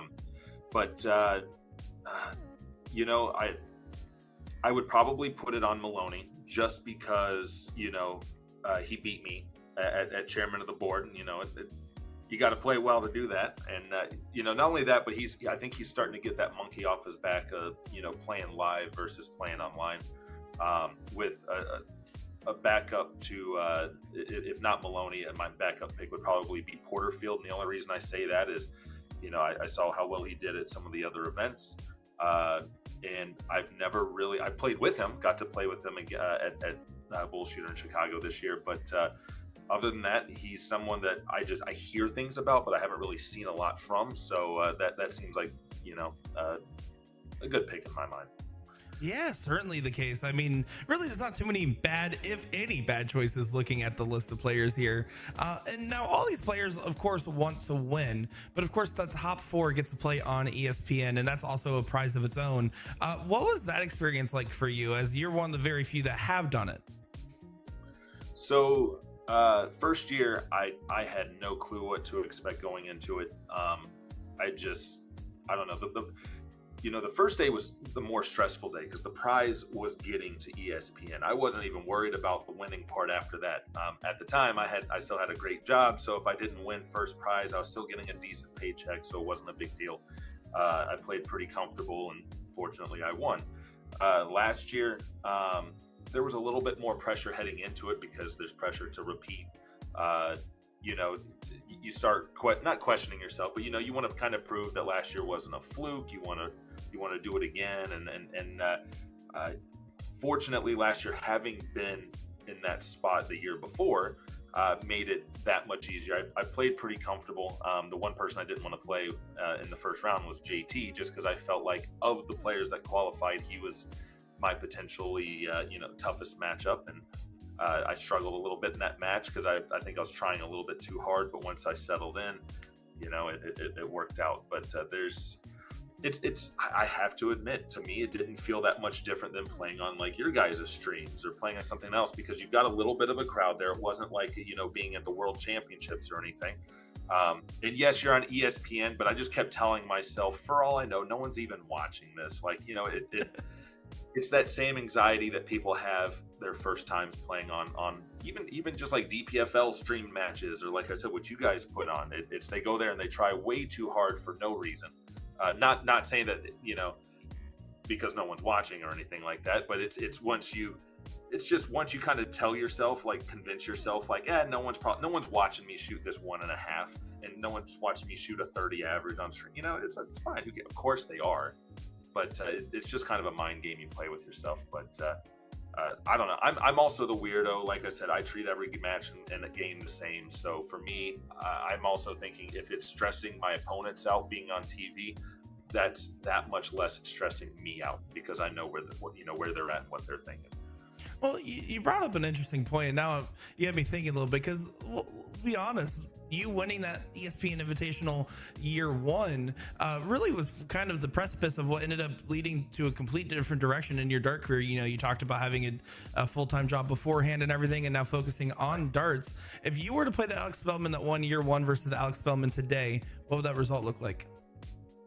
I think I'm a much better player now, but I don't know.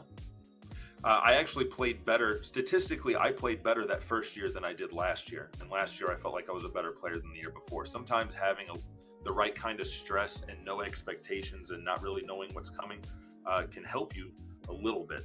Sometimes it can drag you down. Sometimes it can boost you up. Second year, I was a little more comfortable. I've already been there. The pressure's on them. I'm the guy to beat. And I kind of used that, and I didn't play quite as well. Well, I still think I'm a better player now. I think I've played, other than like some very small soft tip stuff, if you count chairman of the board, if you count the 2 ESPNs, and then you count the Booyah Cup, those are pretty much the only 4 invitationals I've been to, and I've made the finals in every single one. So I just seem to play well in these events, as indicated by the 2 checks back. The only good thing about not adding a third is I don't have any more room on that wall. So you have to find a new spot. Now. Yeah. but yeah, I mean, it is hard to say, is because I do feel like I'm a better player now, but there is last year, like I said, I might have been the guy to beat and people were coming at me, but now people have had that year or two to kind of get used to me, and they know what to expect from me, and they can play a little more comfortably. And what I mean by that is, like, if you look at all these like top picks in like the NFL, they come out like at quarterbacks and they just blow it up that first year. And the NBA, they blow it up. But then once they have some good game footage on you, or they get used to your playing and whatever, then you kind of, you take a little bit of a dip before you either, shoot off, or you do the RG3 and kind of get out of the league in a couple years. I'm hopefully that's not me. But yeah, anyway, sorry, I'm rambling, I'm sure. No, it's okay. It's always fascinating to hear the insights from yourself, especially someone as experienced now in the field and as accomplished as you are. Let's say you accomplish this and you do the 3-peat, right? What would you use that prize money for this time? It's paying bills and funding trips. I had to, just today, had to make a big payment on the credit card. I mean, unfortunately, I'm debt free, so that's why I'm allowed to do the dart thing. It's I spend some money. Hopefully I'm making enough to pay the bills. Unfortunately, for the last year, which I only expected this dart venture to last, a couple months before my money started drying up and I'd have to get a real job again. I'm not necessarily making money, but I'm not losing money either. I'm making what I spend. So it could be far worse than that. But yeah, this will definitely help boost me back up, add a little bit of cushion, and potentially add some length to this venture that I'm on. And yeah, so last year, I know it wasn't the exciting, like, what are you going to spend it on? I should have been like, I'm going to Disney, I'm doing all this stuff. And I make fun of myself because I was like, it's going into savings, because I left my job and this is my job now and I got to pay some, but that's the real answer. Hey, there's nothing just wrong like you with go a to little work bit and of get a realism. paycheck. Yeah, it's a lot of money, but I need a lot of money to afford to. People think that I've talked to a lot of people, and they think it must be so fun traveling, and it's like, I mean, it is, don't get me wrong, but there is a level of stress when I have to drop $800 to $1,000 every time I go to a tournament, and if I don't make at least that much back, I'm losing money. And whatever I make past that, then yeah, that's paying my electric bill, my internet bill, whatever, on top of the next entry and the next travel and whatever that I might have to go on. So. And is there anything you want to say to your friends, fans, family, anybody else watching along? Obviously, I genuinely, literally could not be doing this without them. The people that sign up for my coaching help pay my bills. The people that sign up for the events that I'm playing in, they're helping boost the money and the payouts so that I can plan it. The ESPN thing is, hopefully this doesn't sound kind of lame, but it's almost more fun to play on TV for the people supporting you than for myself. Like if I go, for me, I feel like if I fail in this opportunity, I'm going to have more. So for me, it's not a big deal if I fail. But I feel worse when I fail for the people that were like rooting me on and not the people betting on me and then get mad at me, whatever. You guys can, but I don't know. It's just so much fun playing, and I get the videos. I know the first year, and everybody was up in Nashville, and they had one of those TV where it's like the 6x6 grid of TVs, and it's me playing, and they're getting excited watching me play and win, and that's so much more fun than the win itself. But yeah, can't do it without them.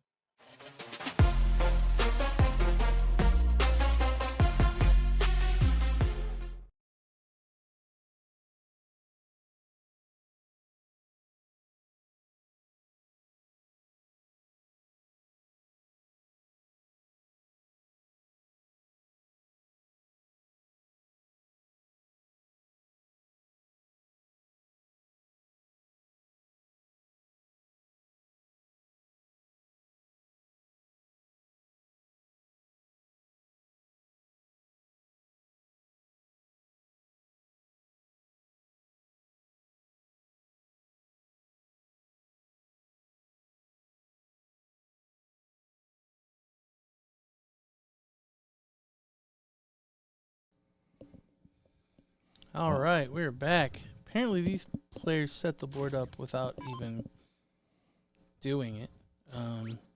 Yeah, what tipped me off was I knew it wasn't practice darts because whatever Alex threw, which was a 1080, Kevin was like, that was rude. That was rude. Yeah, so we're looking at two of our top four from the past 2 years.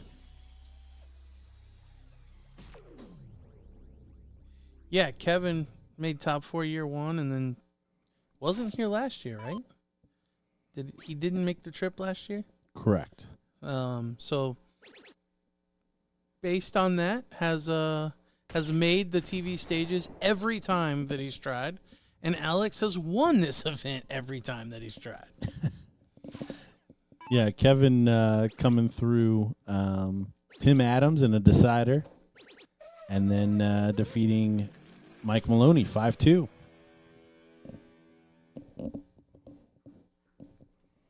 Alex Spelman defeating Todd Moore 5-0 and Trevor Sellers 5-2. Both of them on their path to here. 11 dart leg to kick it off for Alex.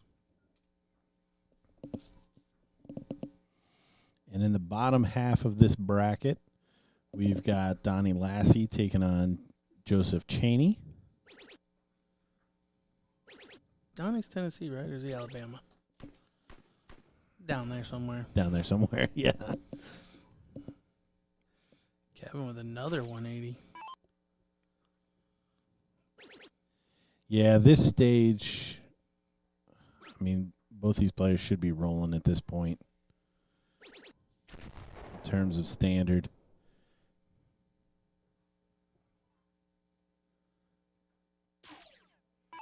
Brett Sears from the chat letting us know that it's Alabama.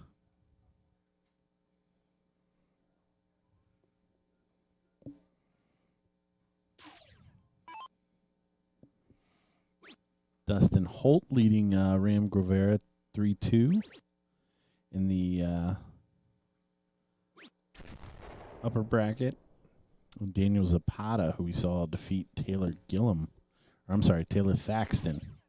5-4 in the last match on the stream, taking on Randy Fern, currently up 2-1. Winner there will take on Elliot Milk. Kevin with another 180. That's 3 and 2 legs just for him.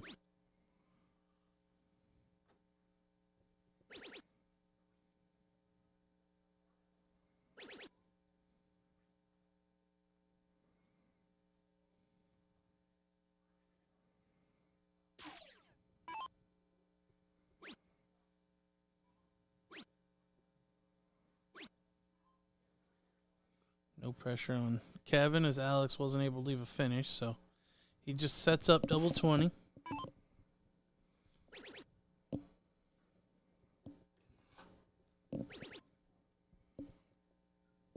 Triple 17 to leave taps. Pressure applied.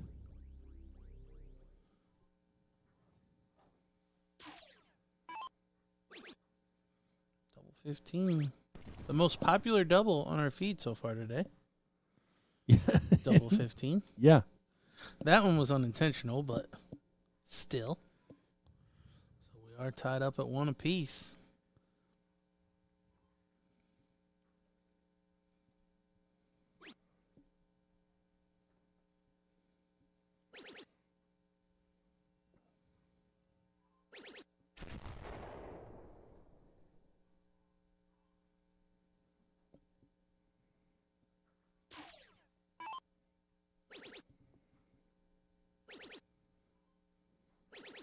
The fourth 180 for Kevin. Yeah, chucking them in there. Great shot. Definitely dialed in on those 20s.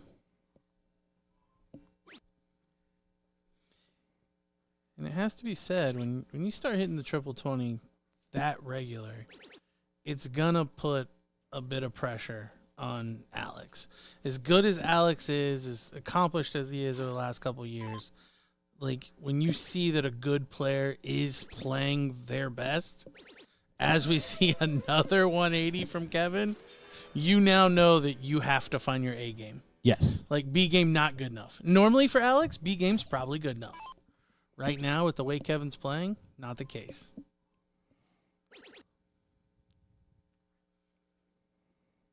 And I don't doubt that Alex will be able to step his game up. Whether he wins the match or not, I don't know. But right. Yeah, if he hasn't been playing towards the top level, he will quickly figure it out. For the 9, we Look got at one. That. There it is, Kevin Luke.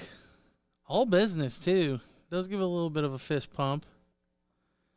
Just for the record, Sean Green, if you're still there, I did hit him in the arm. Can confirm.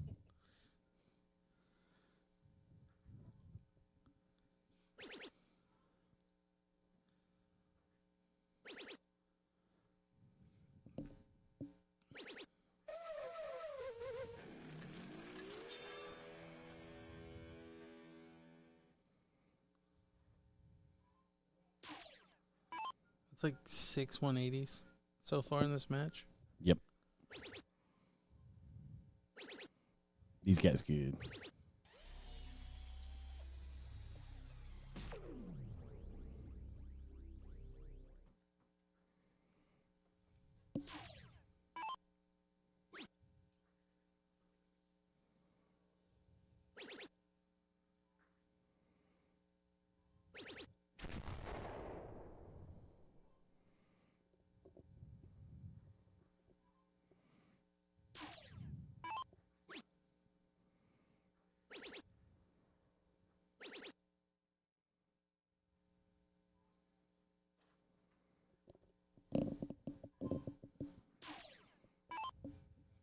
Alex 6 darts from 181.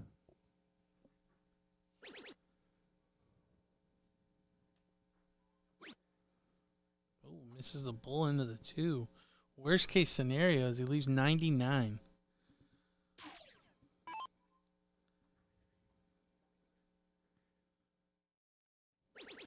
Corbin Parks in chat asking, is it just 01? Yes, that is correct.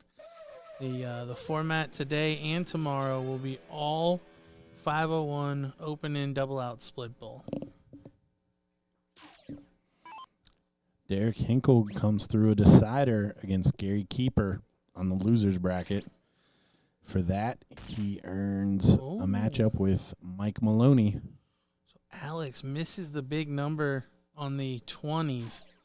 Doesn't get a look at a finish, and Kevin now can break. 18 does find the triple for double 7 and drills it. 12 dart leg, break of throw. So 3-1 advantage now for Kevin, who's looking pretty sharp. Yeah, Kevin looking extremely good right now. We them boys.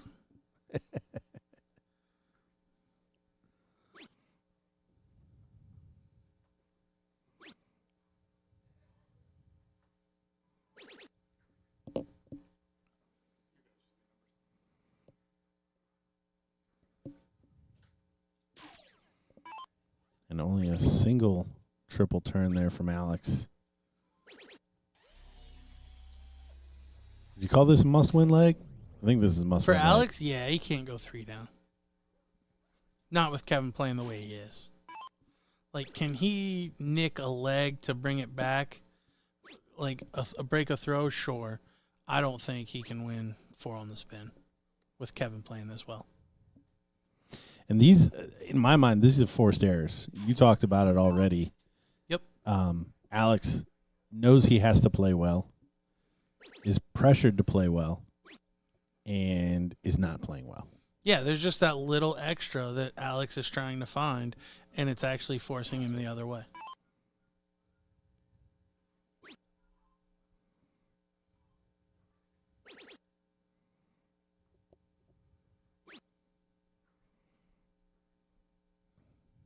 So Kevin Luke stolen the darts here in the 5th leg.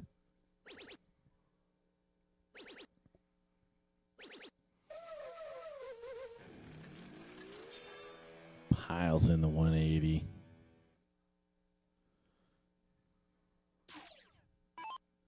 And now Alex not only has to find a big shot, but also has to count on a Kevin Luke that doesn't like to miss. Yeah, 88 is what we just saw him take out. He went single 20, triple 18, double 7. This time, not even going to go that route. Instead, looking for double-double. Oh. There's no doubt in my mind the last one that he threw, he just knew it was going to go in. Oh, yeah, he had no doubt. Now, this is the type of shot that could spin the momentum. Oh. And that's twice now that Alex has just kind of chucked away the last start. I don't like seeing that either. Is irrelevant this time. Kevin getting it done, taking a 4-1 advantage. Yeah, what a turn of events. So Alex needs to hold, break to get to a decider. That feels like too much. Well, he needs help from Kevin. Sure. Yeah. That's what it comes down to. Yep. I don't think that's going to happen I don't think he's going to outplay him in those 2 legs for the breaks. No, because right now you can't even expect to get 12 darts. Like, Kevin's finishing in 12 or less too consistently.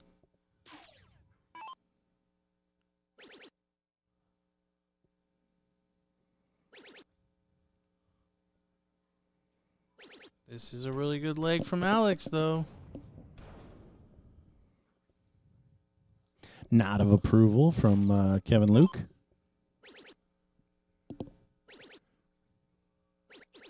Randy Fern up 4-2 on Daniel Zapata. Deciding leg between Dustin Holt and Ram Guevara.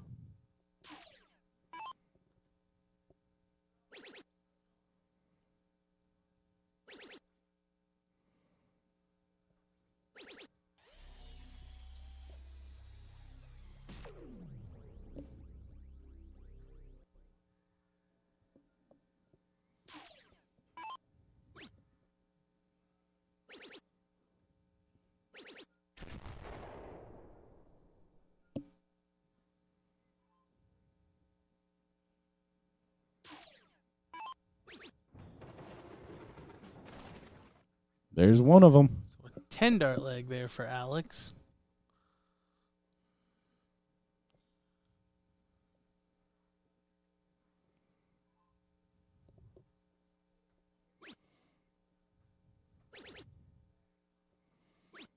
Oh, is this the help?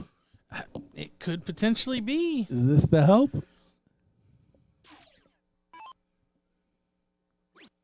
This would be very surprising. If this is still a pretty sizable lead for Kevin.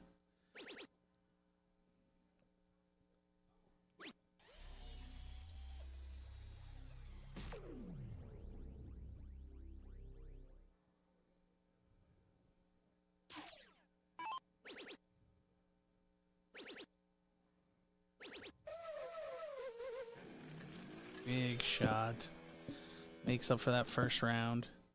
I feel like Alex has to respond with at least 2 triples. Oh, and he chucks that one away. It's over. He thinks it's over. Yep. He's already given up. The 6th dart of the leg. Doesn't leave a potential 6-dart finish.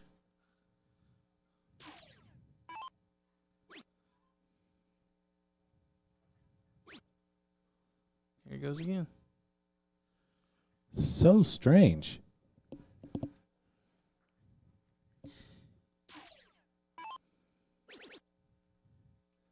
I mean, Kevin Luke, thank you very much. Scoop, scoop, scoop, scoop, scoop. I mean, is this is my tournament? What's going on? Attitude? Like what? I'm not sure. I think Alex just didn't expect this from Kevin. I don't know how. I never understand that. It's not that I don't think he thinks Kevin's capable, but this is next level for Kevin. This isn't Kevin usual. Like, Kevin's a great player. I'm not taking anything away from Kevin. That, even if Alex were the one that threw the way that Kevin just did, it's not usual for Alex to play that well. As we see Donnie take out a 12-dart leg. On this one, Chainsaw, which, not sure the score in this one. 3-2, looks like. 3-2 Chainsaw. But, yeah, I mean, back to the Alex thing. I think he absolutely expects Kevin to play well. He didn't expect him to play that well, and then for him not to be able to answer with his top-level game. But I still say you got to continue to push on, not give up the way that we saw him do. Yeah, I just would have never expected that.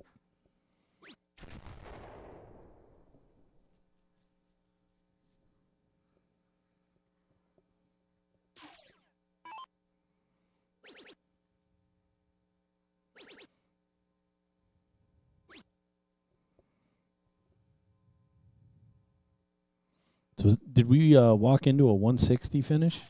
I'm not sure what it was. Is that what it was? So Donnie Lassie to take a 3-2 lead, taking out 160. Anthony Gardia says, you guys are sleeping on Kevin Luke. He's been playing this for way too long, and he's good. Spellman just wasn't there. Call it like it is. I completely disagree. I don't think that we're sleeping on Kevin Luke. We know how good Kevin Luke is. Kevin Luke is a great player. Kevin would admit, in my opinion, that was some of the best display that we've ever seen from him. I mean, he doesn't throw 9 darters all the time. He threw a 9-darter and was consistently putting in great shots. Like, that was just Kevin's top-level game. See Cheney take out a 103. Ties it up. Yeah, I don't know. I see what you're saying. I mean, has he raised his game to where, like, even his bad games are good? Because I mean, that's what I would tip Alex for. Just raising it to the point where his B game is beating most of those people out there. He just won the steel tip CDC event in Nashville. Followed it up with a second place in double-double, 301. I mean, he did come into this with some Certainly. And some form. I think that he's a great player. I'm not arguing against that. That wasn't like B game by any means. That was his top level game. If he continues playing like that, he wins the event, guaranteed.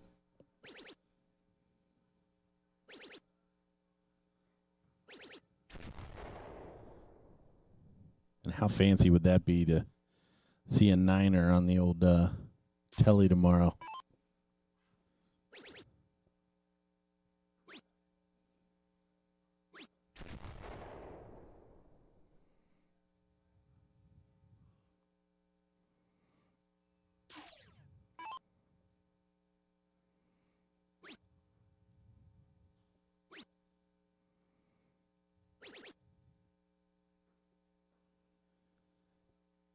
Elliot Milk does defeat Dustin Larson.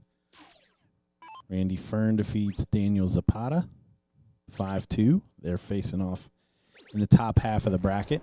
Ram Gravera does come back and win a decider against Dustin Holt, setting up a matchup with Leonard Gates. Little battle of Texas there. Kevin Luke awaits the winner of this one. So getting down to the business end of the BullShooter Invitational. Chainsaw for 110 to take the match.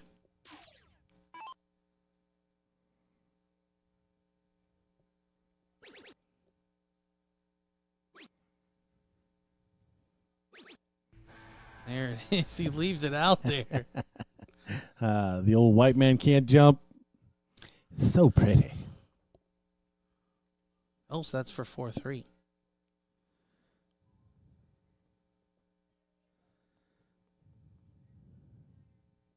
So Donnie to lead us out in leg 8.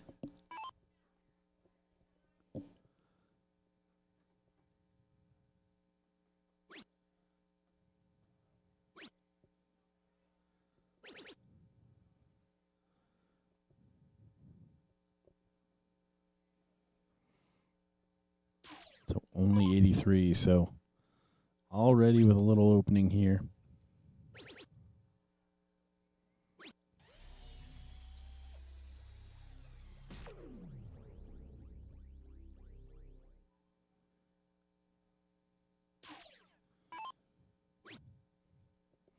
Don't worry, I am keeping track of that match you're watching over the shoulder there. No legs completed between Hinkle and Maloney. The winner will take on David Baptista, who defeated Trevor Sellers 3-1.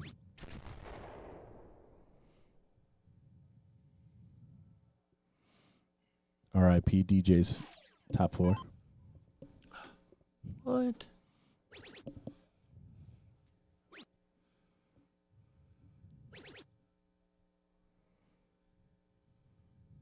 Thought I said Kevin Luke.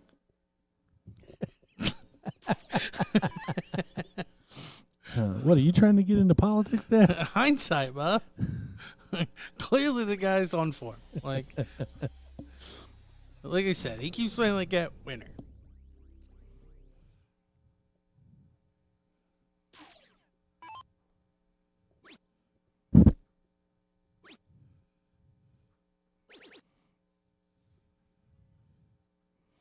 So some more losers bracket matches.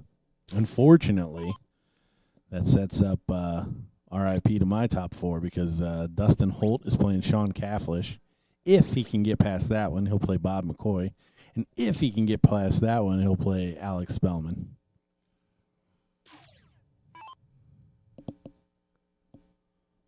Where's Maloney in the losers bracket? He's on the top. He's playing Hinkle. Winner to play, winner of David, winner there to play David Baptista.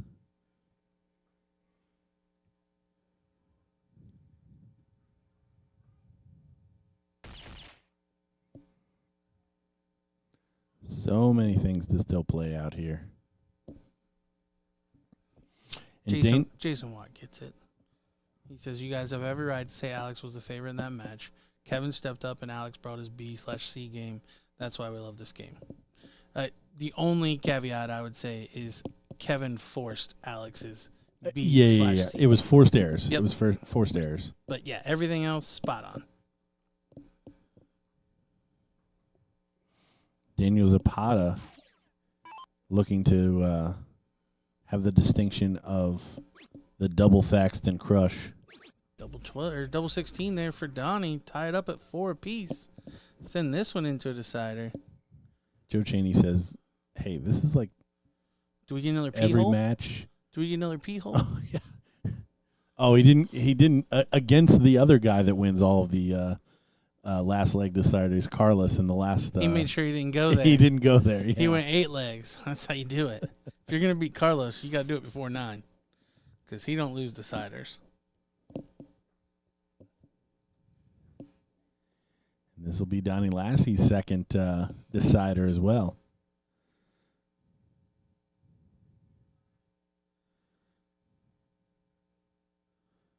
Is Mike helping officiate? What's going on here? He's a nice guy like that. So no P hole for Joe. Disappointed. Oh, but he does get the start. Donnie kind of short-arming it.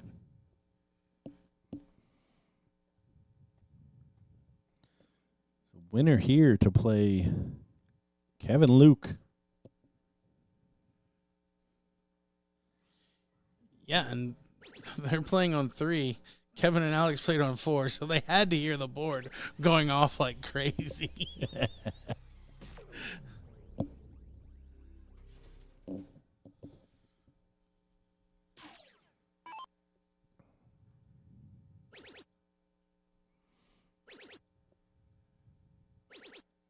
Donnie firing in a 180, going second.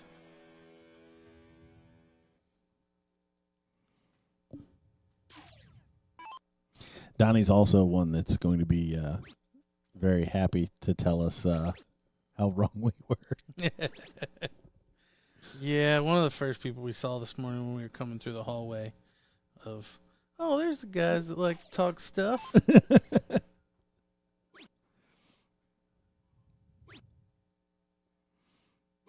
Oh, but he doesn't follow it up. Yeah, perfect opportunity there to punish Joe. Instead, he gets a little bit of a let off. Now, can still go out in 6. Not now. Oh, Again, not finding the triple. yeah, taking the darts. Donnie Lassie. He's going to get at least 6.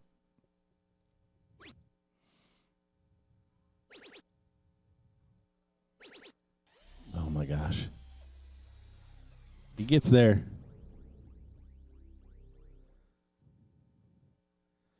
He does not leave 169. He leaves 131. Joe needs a triple. Joe doesn't even leave a finish, so 6 darts from 131 for Donnie Lassie.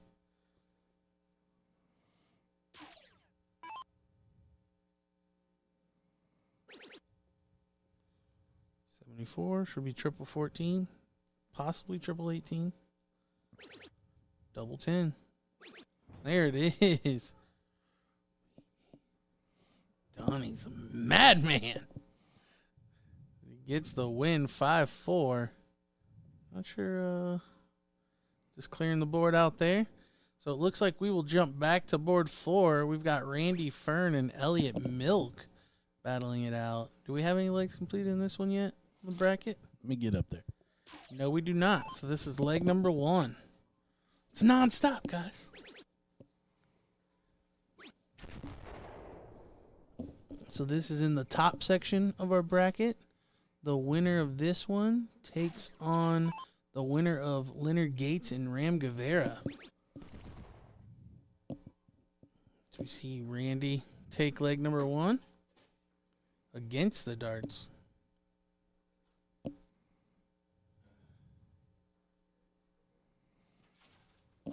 Hinkle and Maloney, one apiece.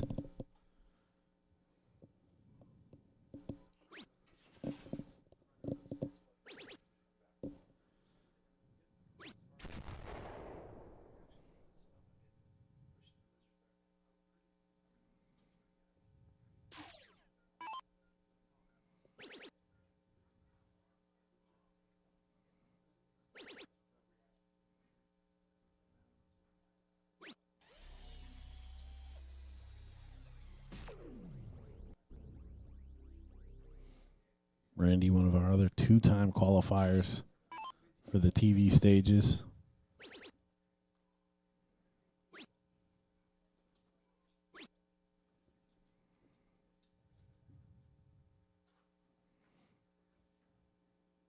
Will not want to be left out this year. Has an opening here. Take a 2-0 lead. Needs to find some trebles, though.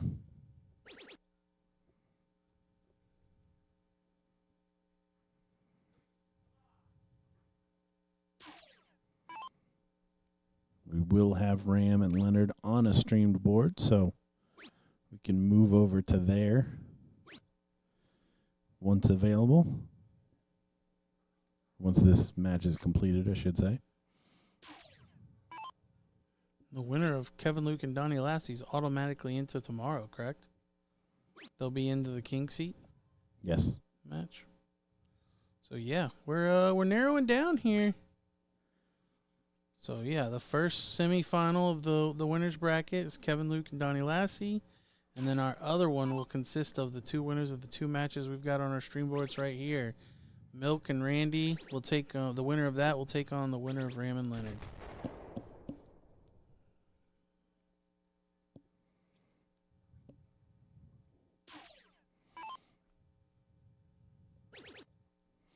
Maloney 2-1 up on Hinkle now.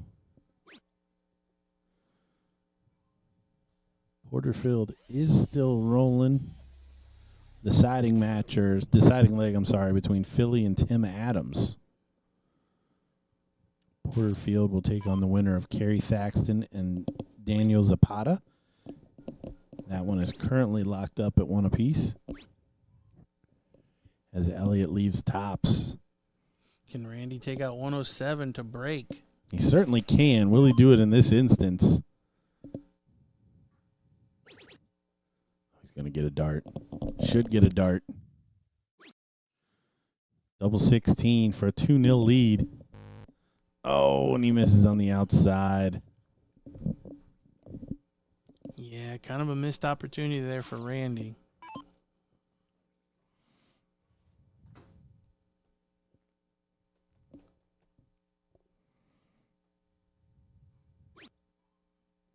Double 10 now for Elliot. There it is, tied up one leg apiece. Looks like we got Ram on our other board. Just waiting on Leonard.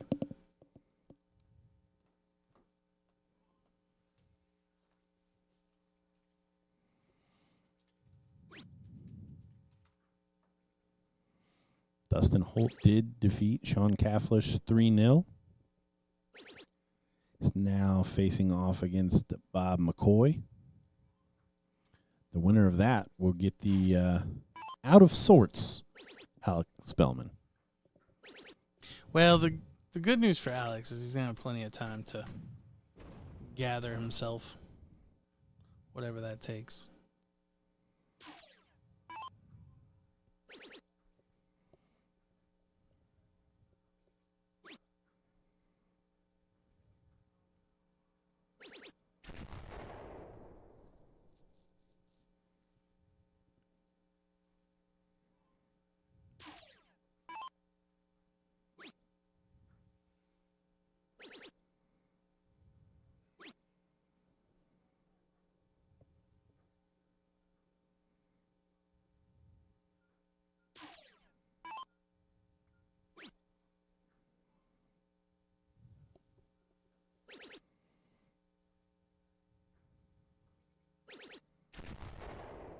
Good switch there from Randy.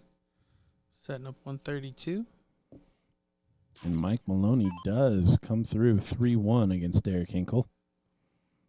He'll now play international qualifier David Raul Baptista. Tim Adams defeats Philly 3-2. Double bull. Does he stay there for another double bull? He does. That looks like a pee hole. Now double 16 for a very clean 132. Nice professional shot. I love it. Randy's got to turn around and talk about it. Oh. It's certainly the route that I go on still tip, but man, soft tip. That makes the shot a heck of a lot tougher. That trip 14 is pretty darn big. Or even a couple of triple 20s and a double 6. Fair enough. Elliot firing in a 180.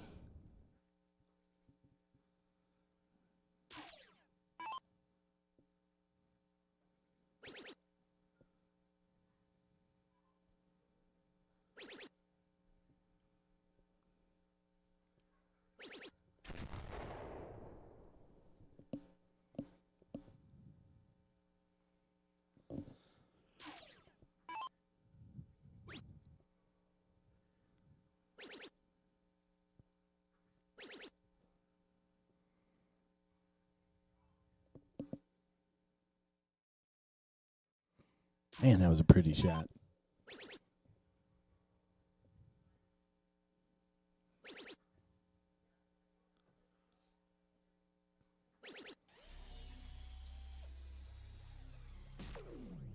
We did get another one in the corner.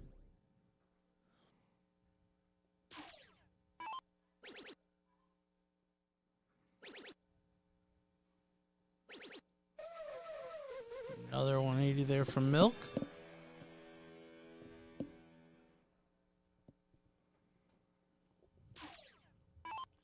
$46 after 9.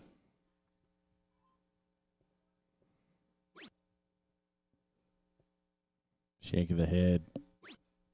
Nah, he's not going to leave a finish. So, Milk 46 to tie it up at 2 apiece. Kerry Thaxton, Daniel Zapata, 2 apiece. Themselves on the loser's side of the bracket. This we are still following the winner's side. Milk getting that one.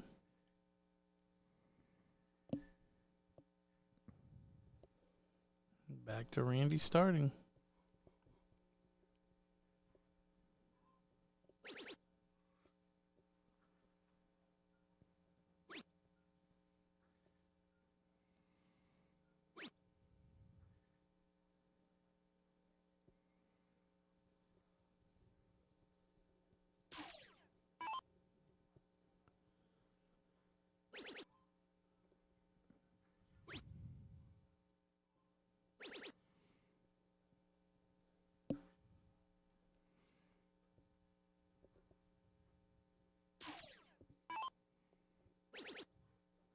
No legs completed in the Gates-Guevara match.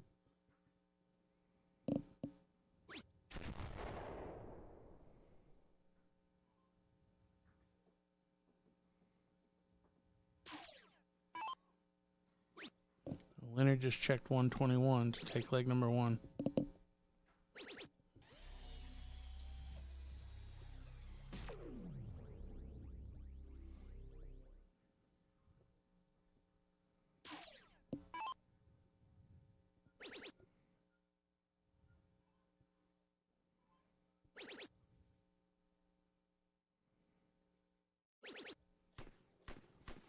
What a shot. Maintains his lead here. Yeah, back and forth in this one.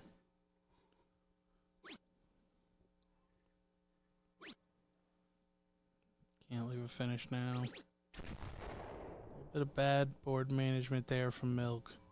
Should have switched down to the 19s after the first start.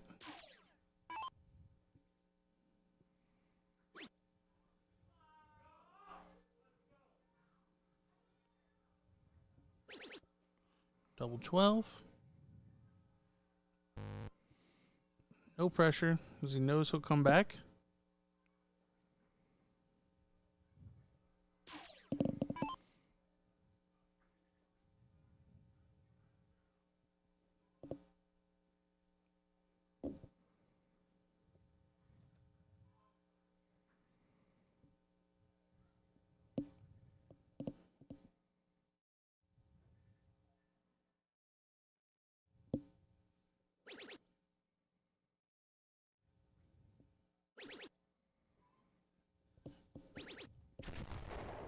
Milk leaves tops. Randy Fern, though, double 12. Take a 3-2 lead. We are watching the winner's bracket, race to 5.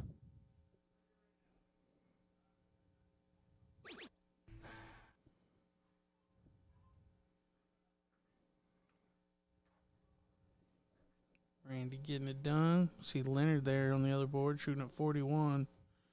Last start in hand for double 8, and he hits it for a 2-0 lead.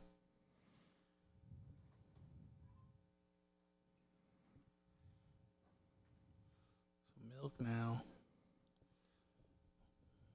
throwing to tie this one up at 3 apiece.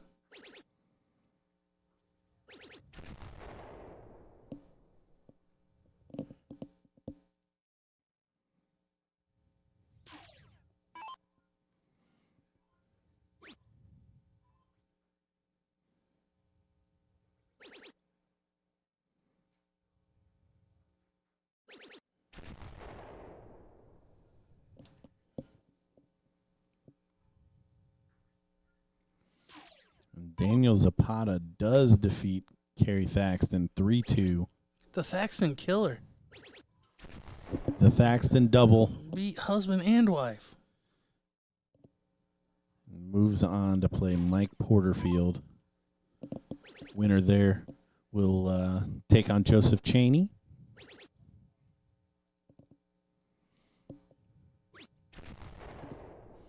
Dustin Holt, Bob McCoy, 1 apiece in the loser's bracket.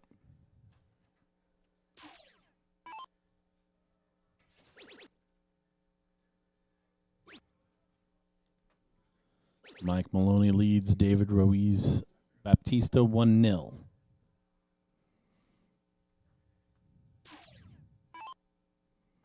Been following along with the Gates Guevara match. You know that's 2-0 to Gates right now.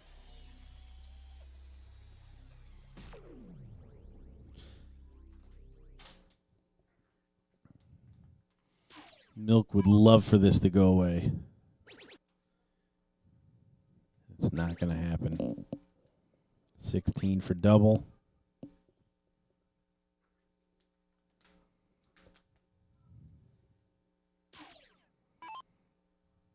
Can Randy take 121 to break the throw and go up 4-2? Double bull needed. Oh, and he only finds a single. So Milk with a little bit of a reprieve here. Double 16 to tie it up.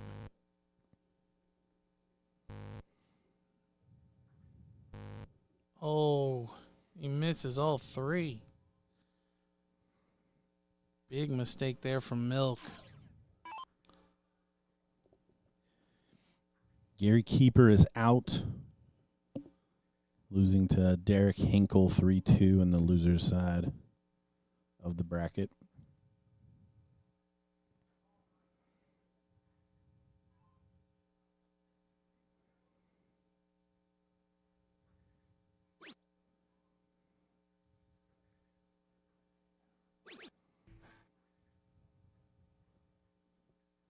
Bob Hamburg asking on 61, why not go triple 19, double 2?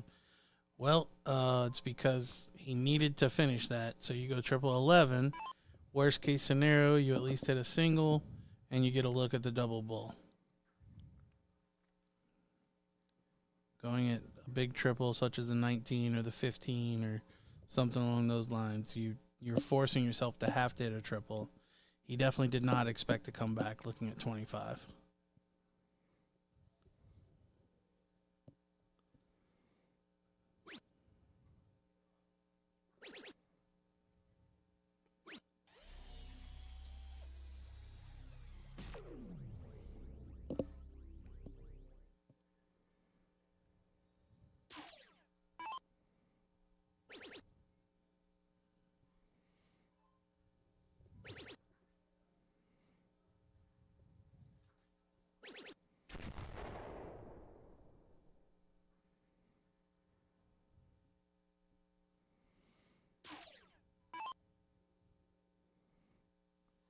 Randy with a little blood in the water.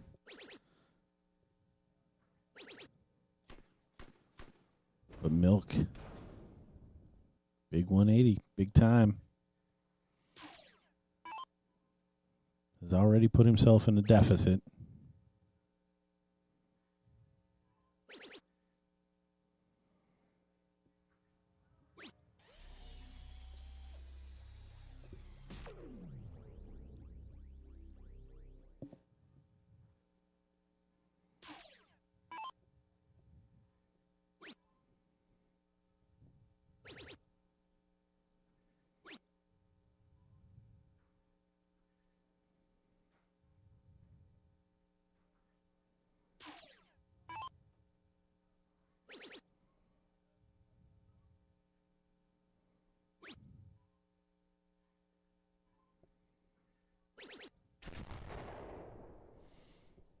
Nice setup play there. 104 if he comes back for the match. Elliot Milk. Shot is on. Shot is on. What a finish. 140. That was for a hold. So we'll need to break here if he's going to see a decider. Yeah, and 3-1 to Gates over on board 3 against Ram Guevara.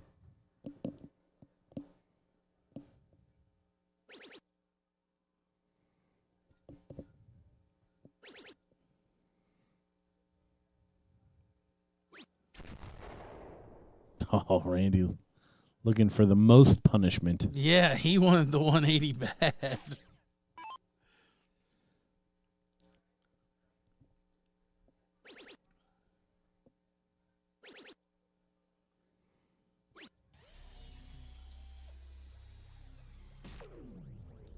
Milk, on the other hand, a nod of approval after putting in a 140.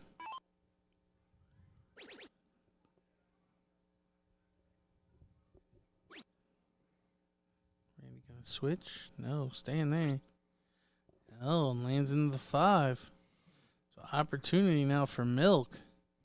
Yeah, not where he wanted to be. I think that dart was a little forced. Probably best to move to an open treble. Much like Milk. Switched down to the 19s, found the open bed. Leonard's starting to really run away with it now. 4-1 on Ram Guevara.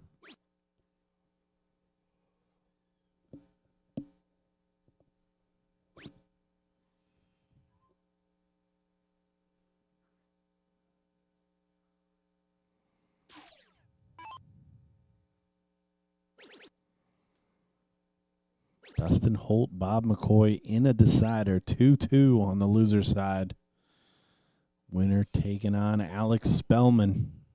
The wounded Alex Spelman. Wounded. Just going to keep coming up with a different adjective each time. I think both the first 2 years he was like guaranteed a spot without ever going into the losers bracket. So, Milk will get a look at 141 to tie it up. If he doesn't hit it, Randy Fern sitting on 40.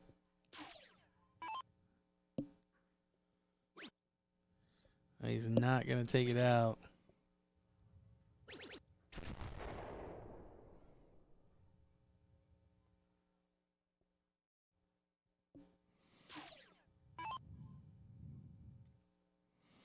Leonard Gates has done it. Polished off Ram Guevara 5-1. And Randy Fern has done it. 5-3. Polishing off Elliot Milk. So Randy Fern, Leonard Gates for a spot on TV. And Kevin Luke and Donnie Lassie for a spot on TV. We are going to step away just for a moment. Get ourselves collected here. And back with more action as we follow up with the BullShooter Invitational in Rock Hill, South Carolina. Well, Randy Fern Magneto joins us for a chat here ahead of the BullShooter Invitational 2024. And first off, how you doing, my friend? I'm doing great. Oh, we're doing great because we know you're here joining alongside us. Now, for those that might be unfamiliar with your run this year, can you talk to us about how you got qualified for this event and what tour stops you played at this year? Michigan regional. I took 4 first places. Chicago, I took second in Top Gun. I guess that's what qualified me this year. Yeah, and now you're qualified for a field that seems to just get tougher every year. You've actually played all 3 years now, or 2 years now, on to the third. First year making the finals, second year top 4 finish. What do you think about the field this year, looking at the talent level and competition wise? I can't say it's tougher because the first year was tough, and then no, I think it's probably about the same. The field, I don't think it's changed much for previous years. And who besides yourself would you pick as a favorite for this? Well, Spelman. I think if you were to ask me who the number 1 player in the United States, I would have to say Spelman. He's just so consistent. And now a lot of these players are playing for the opportunity to get on to the ESPN segment, right? To get on the TV and really make the run happen. You've done it twice now. Can you talk to us about how that experience differs from your average tournament?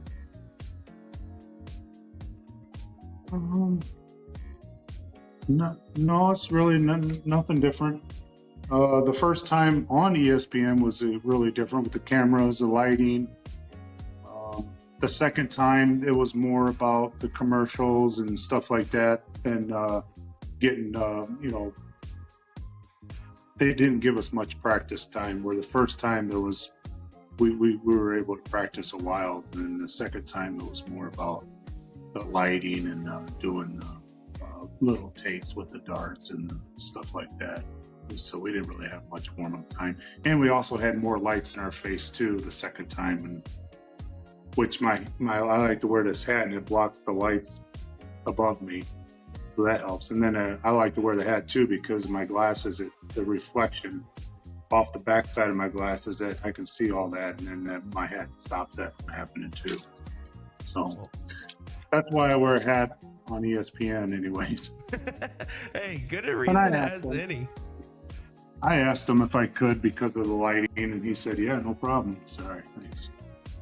There you go. Awesome stuff. And now, I mean, looking at this year, what's going to be your expectations for this run? I mean, you've made the top 4 twice. What does it look like this year for you, and what's your mindset? Top 4. I just want to be on TV again and place the top 4. That's always my goal, is just to place well, and then whatever happens in the finals happens. I don't put it, all that people are, I got to take first, I got to do that. I never do that. I always just try to place, and then however I do after that, I'm happy. And is there anything you want to say to your friends, fans, family, or anybody else watching along? No, thanks for everybody's support. I'll give it my best.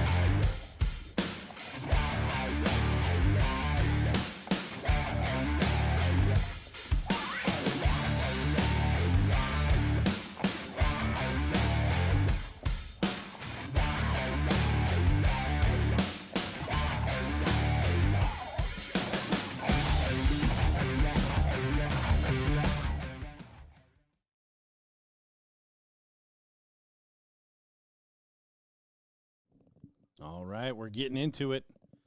Donnie Lassie taking the cork. The first of our qualifying matches. Yeah, this is to go to the king seat. So essentially assuring your spot in the top 4. Worst you could do if you win this match would be 3rd place. So lots to play for here.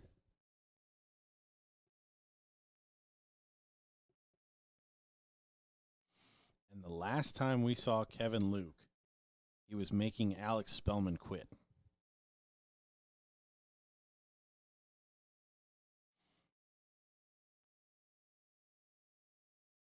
Speaking of which, Bob McCoy beats Dustin Holt 3-2 in that decider. And he is the one facing off against Alex Spelman on the loser side. Looks like we got Maloney and Ram playing as well. Yep, last time I checked in on that, Maloney was up 1-0. Still the same. So 2 of your top 4 predictions. Gonna Facing be, elimination. Yeah, going to be battling it out.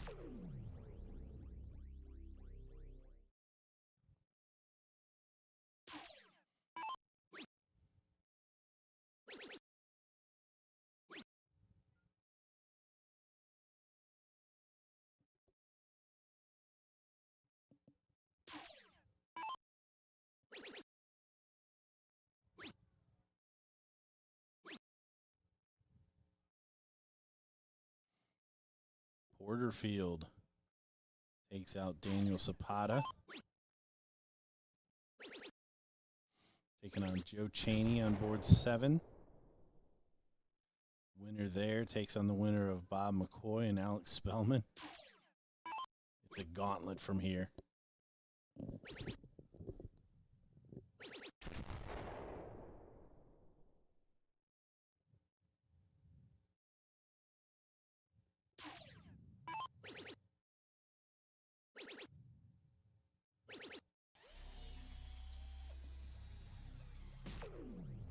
Kevin, the first to a finish, but 157.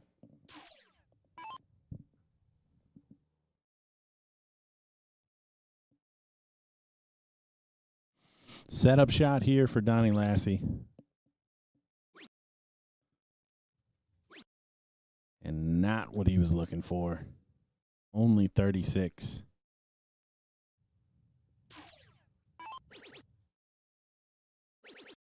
Annie. He does. 157 finish there from Kevin. Stealing leg number 1.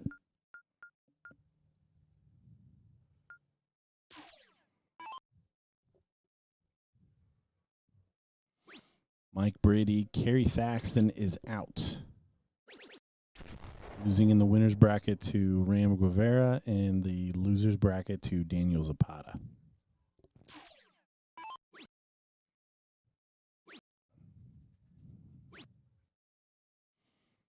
So Kevin Luke not quite at the scoring races as he was, but continuing to play very well. 157 in the first leg to take it.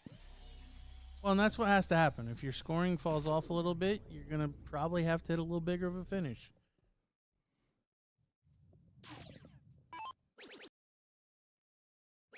But that was just the first leg, and already he's back in with a 180. Said, I can hear you guys. And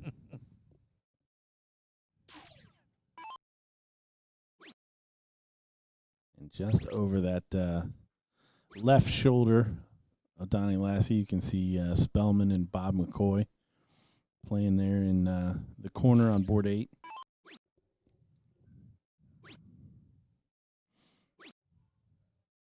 Just strangely enough, literally right in front of where we are in our commentator's booth. We are on the opposite wall, opposite side of that wall.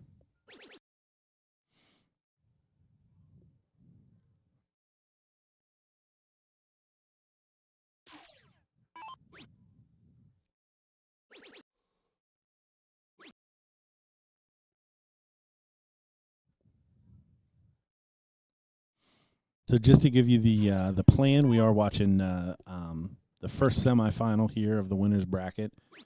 We do have the other semifinal held. You see Donnie take out the shot there, tie us up at 1 apiece. Yeah, hold and throw. Not to be outdone. So we will have Randy Fern and Leonard Gates.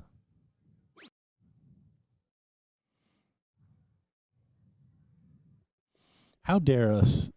Neither one of us put Randy Fern in the top 4. I thought that as well. How dare us? Yeah.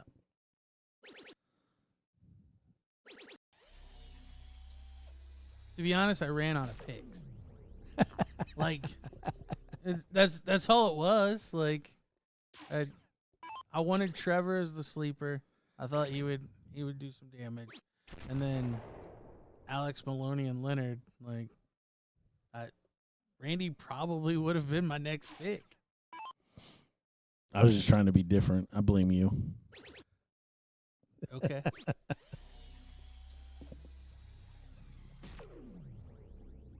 Mike Maloney does defeat Ram Grovera. We'll take on the winner of Tim Adams and Elliot Milk.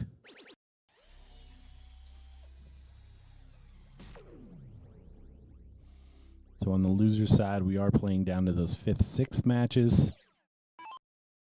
as those will be on the loser side, the feeders for our ESPN matches as well. But we will play out the entire bracket today. That'll give us our seeding for tomorrow.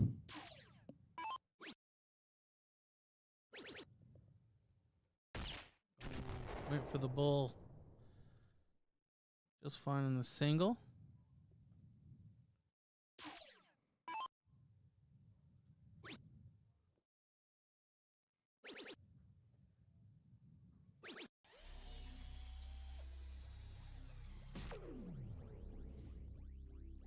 To regain the lead, 25.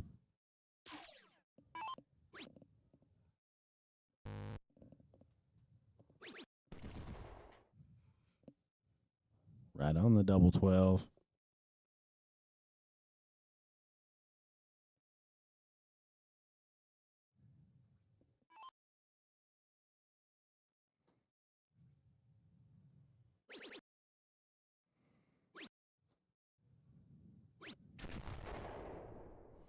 Spelman leads 2-0 on Bob McCoy.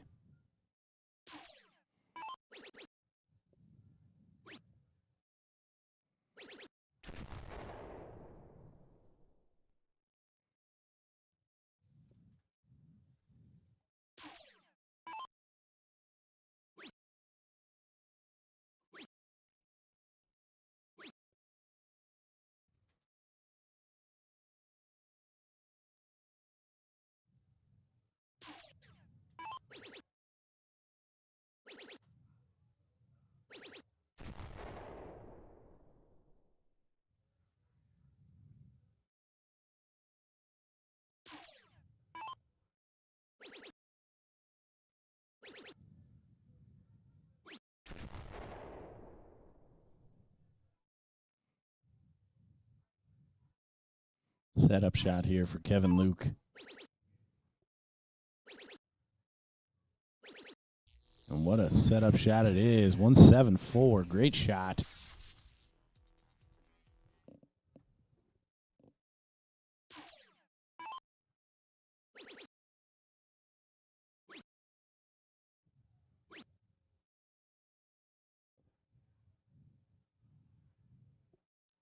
.64 to take a 3-1 lead for Kevin. Gonna get too clear. Double 19 now.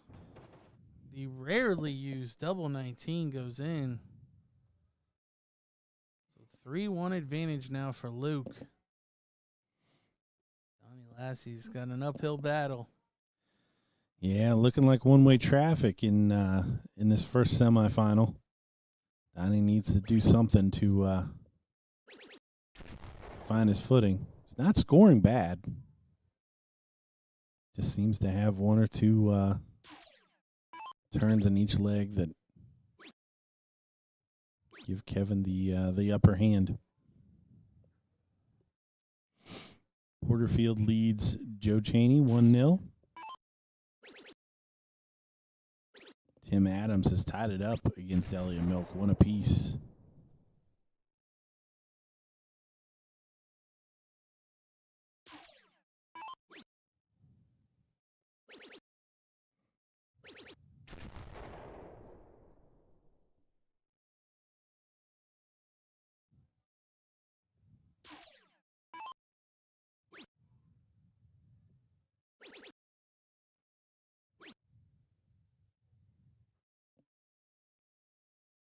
One 5-1 when he comes back.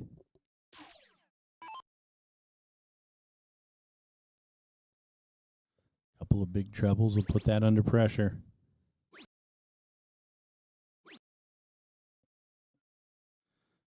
And that is not going to put it under pressure. In fact, gives him 6 darts from 1-5-1 now.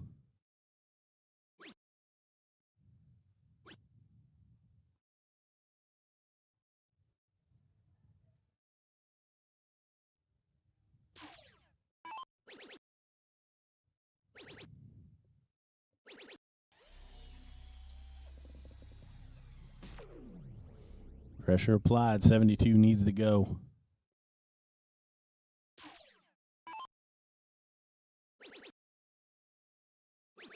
Yeah, good finish. Nice clean finish there. 3-2.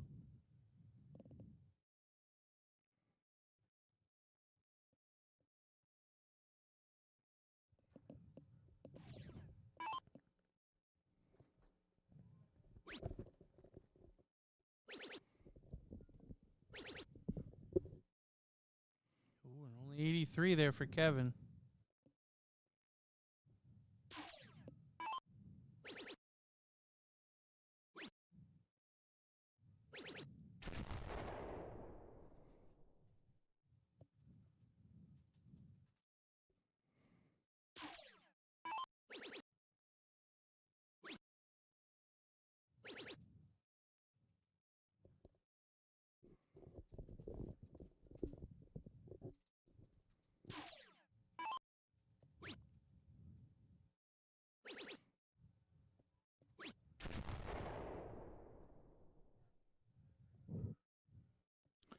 Alex Spelman defeats Bob McCoy 3-0. And Porterfield up 2-0 on Joe Cheney.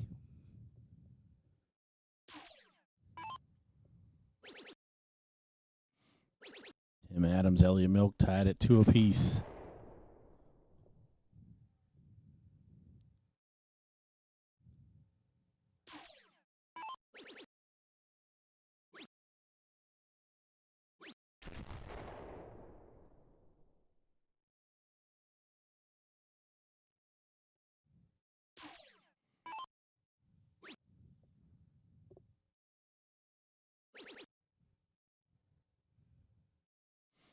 $18 to leave tops.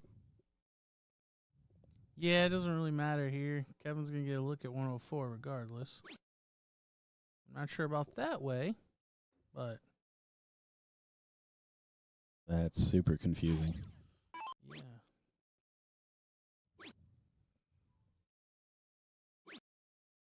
So now instead of 3 darts at a double, Donnie has to hit a single to get 2 at a double.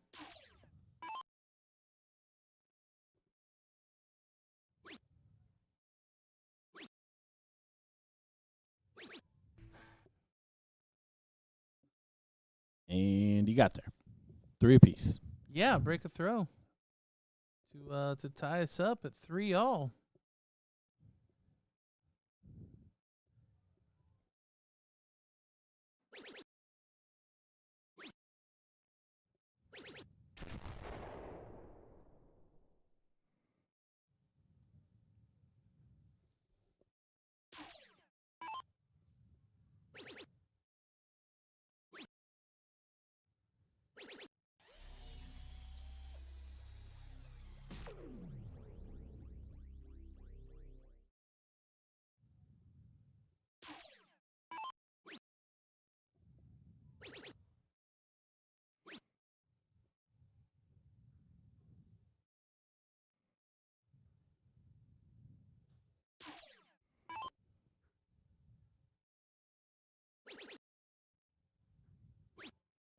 So multiple people pointing out that shot selection threw Kevin Lukoff. If that's what Triple D was doing, that's some next level strategery. That is 4D chess from 3D.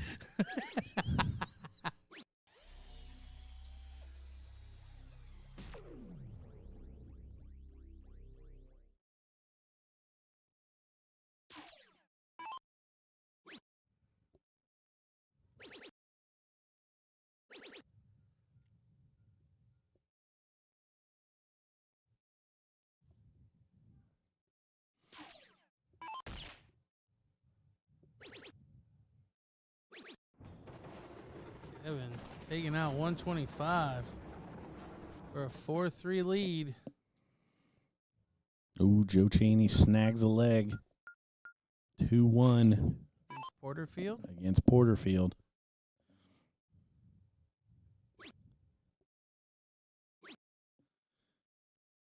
And I like how Kevin already wrote Cheney off.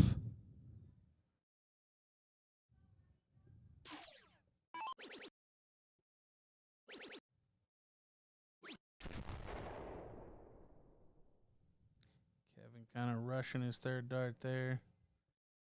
Halfway to the board before he even threw it.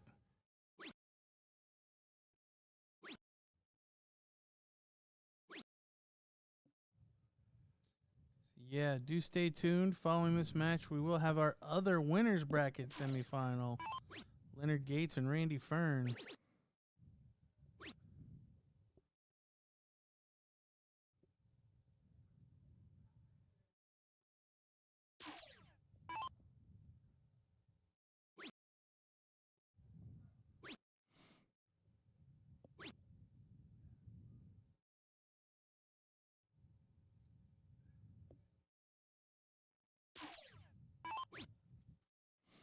Milk Maloney, board 2.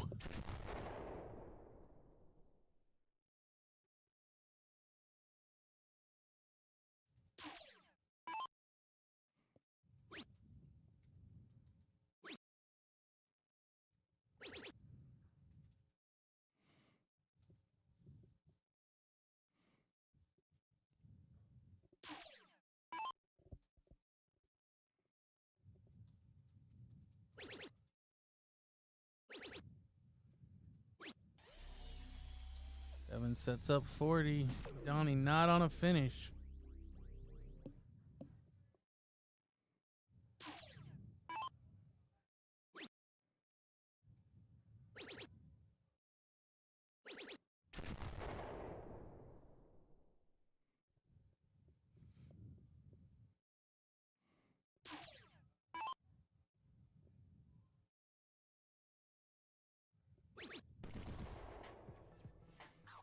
There it is. Kevin Luke, you're first to sign his ticket to the ESPN show tomorrow morning.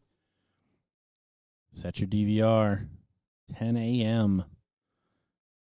Donnie Lassie not out of it. Moving over to the loser side of the bracket. He will be one match away yet again as he takes on the winner of Mike Maloney and Elliot Milk in a best-of-5 match. We will get to watch that as soon as it is set. We are going to watch our other semifinal here, Randy Fern and Leonard Gates. We are going to step away for just a moment and be back as that match begins. Don't go anywhere. Leonard Gates, welcome, and thanks for taking the time to have a chat with us ahead of the BullShooter Invitational Shootout. It is a pleasure to talk to you as always, but first off, how you doing? Oh man, I'm great. I'm just sitting here chilling, playing some darts tonight, staying in the groove of things, man, but everything's going fine right now. How has the BullShooter Tour this year been for you, and are you excited for playing in that Invitational Shootout? Well, so far the BullShooter it's been great. It's been a good ordeal. I'm excited to come back and play again in the Invitational. And we're going to see how it goes this year. I see some new faces in there, some new talent. So we're going to see how that works out. Yeah, I mean, you're talking about new talent, new faces, and there's a lot of old faces in here as well. Besides yourself, who would you pick as a favorite for this event? I would pick Leonard Gates as a favorite. The second pick, I would pick Leonard Gates as a favorite. But no, basically, with the new talent and the way these guys are throwing darts right now, it's up in the air. You know what I'm saying? You never know who's going to come out on top, you know? Certainly. And I mean, you look at this field, it is absolutely stacked, but out of all the players, you're one of the ones that's probably most experienced of playing in these tough fields. I mean, how do you stay focused knowing that there's no easy matches? Just putting myself in the environment of knowing that I'm at a big tournament, a major tournament, game preparation, game focus. So, I'm not there to party, not there to have a good time. I'm there to handle business. And so that's my focal point, We of course talk about the goal of this being to win it, right? But besides that, I mean, to be able to play on ESPN is a pretty cool prize. How does that make you feel?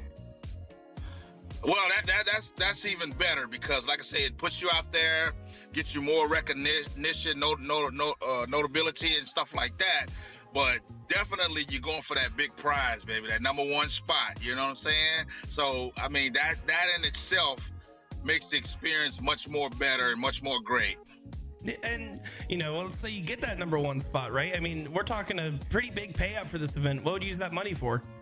Now, I mean, you win that money, you can basically just pick and choose what you want to do with it. I'll probably put it towards more, going to play more darts and getting to bigger events and stuff like big events and just enjoy it. You know what I'm saying?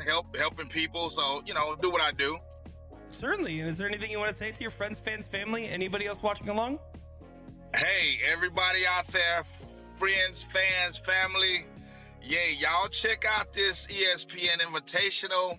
I think it's going to be a live wire, and we're going to get a lot more people watching than the last 2 years. And just so, people are going to be watching and say, hey, who's going to come out on top? The field is stacked. And then next year and the years after that, it's probably going to be even more exciting. But, yeah, check it out this year and see how it goes.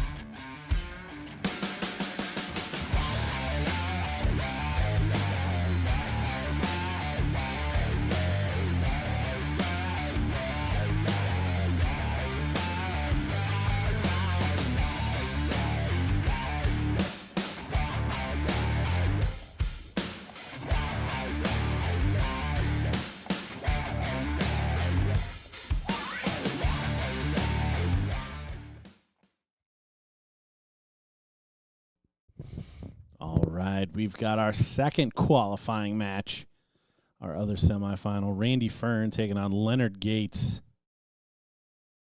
The two-time qualifier versus the two-time not qualifier. Yeah, that's typically how that. Well, it's just he's one that we kept noting is underperforming. Yes, I think anyone that has followed darts in America the last, I mean, even just couple years, but even before that, if you thought Leonard wasn't going to qualify, you were probably in the minority.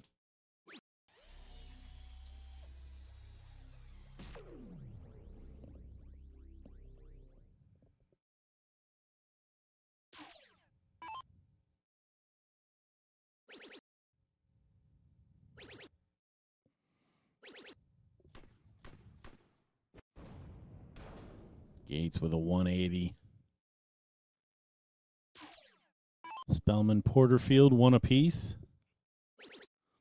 The winner there will take on the loser of this match.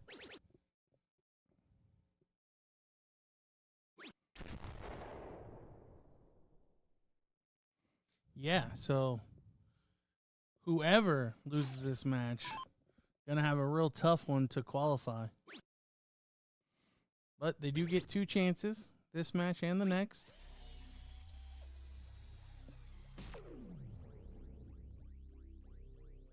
And just to keep you guys updated, we will hold our 5th, 6th place matches as soon as the current 7th, 8th place matches are done.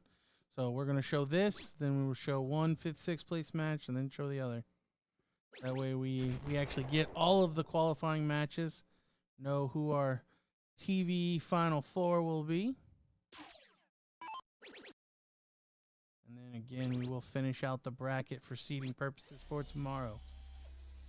Yeah, so while those 5th, 6th matches will go, we'll run the king seat and then circle back around and finish out the bracket as we confirm our qualifiers.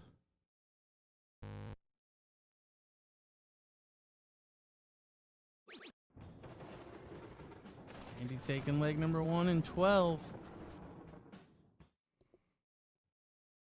Mike Porterfield 2-1 up on Alex Spelman.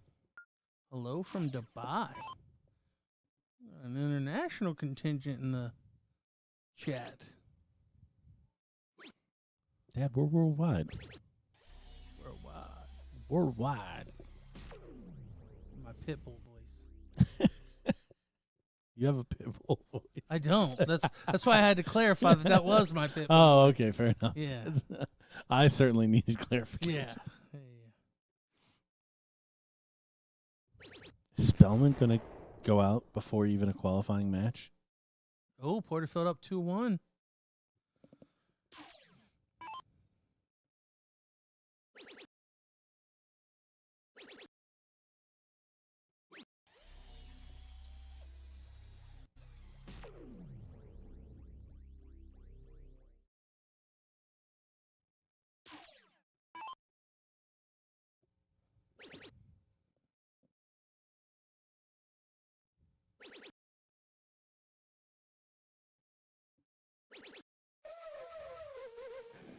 Nice 180 from Randy Fern. Did get our 9 darter already. You said it as if we're only getting one. Looks like Porterfield did eliminate our 2-time champ, Alex Spelman. So we will definitely have a new winner. Yeah, and Mike Porterfield 1 away from qualifying for the TV rounds. We'll play the loser of this match. So still has his hands full. Well, Leonard Gates, the one who put him in the loser's bracket, the very first match of the day on our stream. So if you're Porterfield, do you want that rematch? Or would you rather just have Randy Fern, who, by the way, has qualified for the TV stages both years? Yeah, when you put it like that. Are you allowed to break a leg? This is getting down to it. Randy jumping out. He's looking sharp. We may get a rematch. We see Maloney and Milk playing on board 4 there.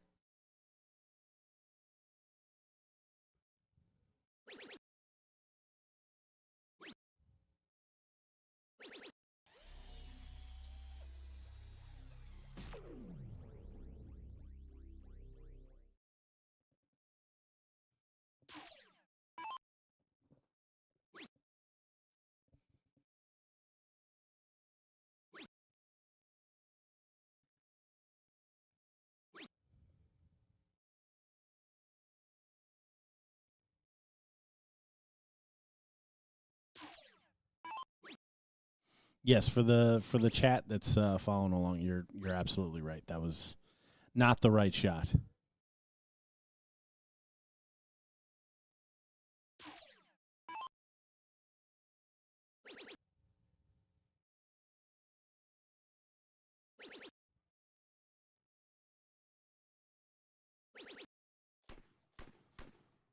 The 180 from Randy Fern ties this leg up.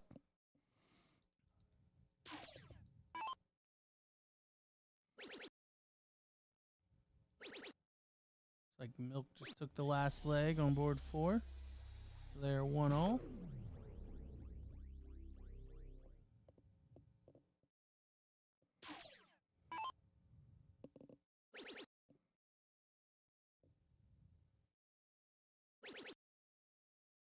Randy going to put him under pressure. The Back maximum. Back-to-back maximums. Yeah, slow start and then 360 in the next 6 darts. The 124 has to go away. You look at the 14. No, he stays there for double 2 and drills it. Potentially a match-saving shot there from Leonard. Absolutely incredible, especially after the fumble on the last shot.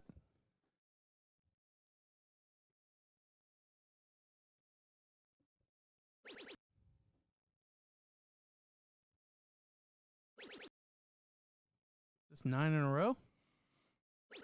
Sure 9 in is. a row for Randy. 3 180s in a row.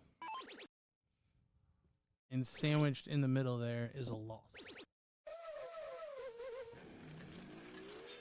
Can he make it 4? All right, we're warming up here. Everybody's getting a little piece of it.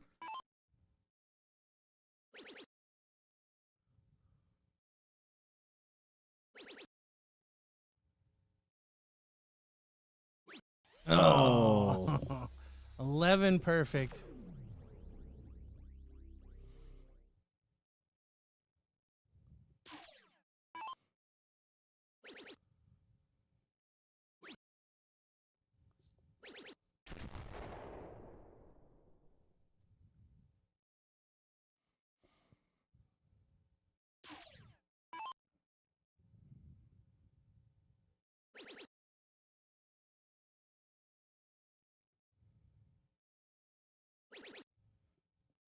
One. Up. Some math. Yeah. Lots of options really on 61. I prefer the triple 15, leave double 8. That's where he went. Good shot there from Randy.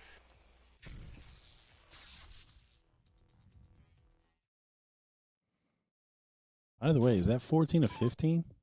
Oh, yeah.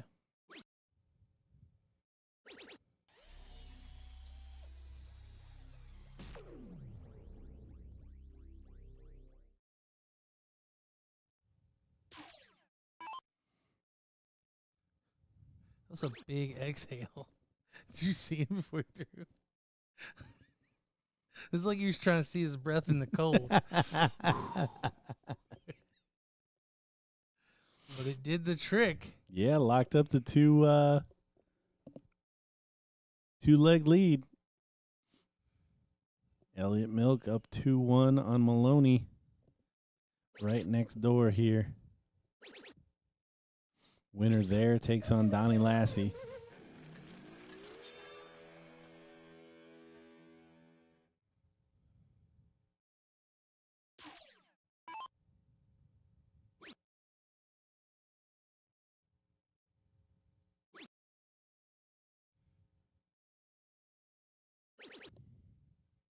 Little slack visit there from Randy, only able to score 84.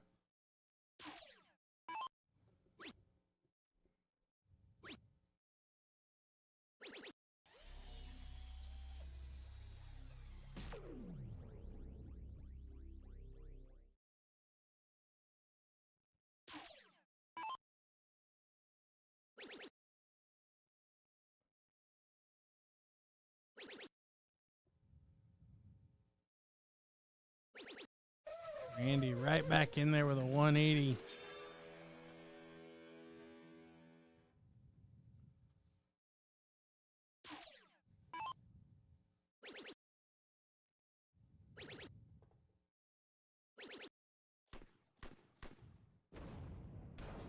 Leonard gonna follow with a 180.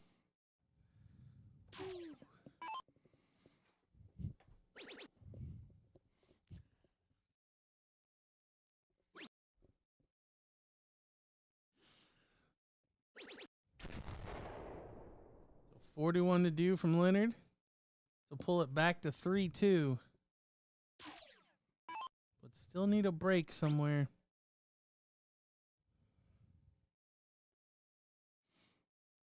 Yeah, the next one would be ideal. As he takes that out. Feels a little forced. The reaction there feels a little forced. It's like Milk just took a 3-1 victory. So Mike Maloney eliminated. And Milk will face off Donnie against Lassie? Donnie Lassie for a spot on the TV. Ooh, and an opening early there.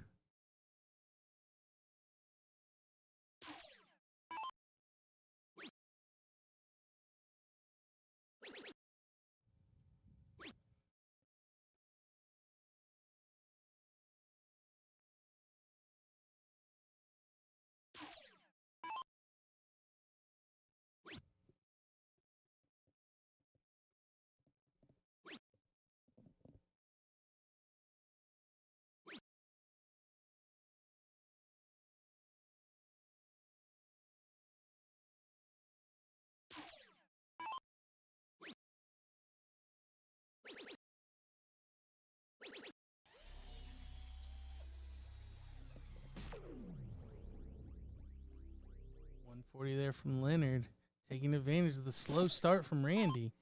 We said Leonard needed a break. Randy kind of opening the door for him. But here comes Magneto. Another 180. That's one way to make up for those slack turns.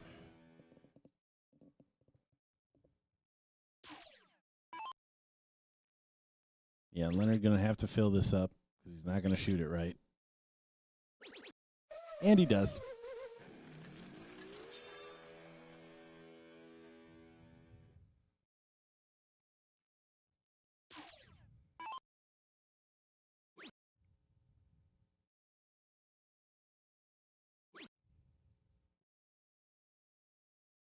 Drop down to the 19. Oh, doesn't even leave a finish. Oof. So 6 from 126 now.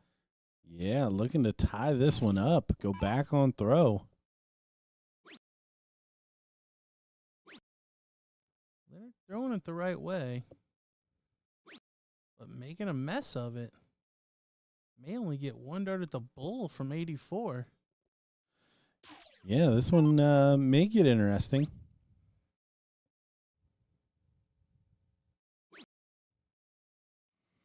Randy's starting to spray him a little bit.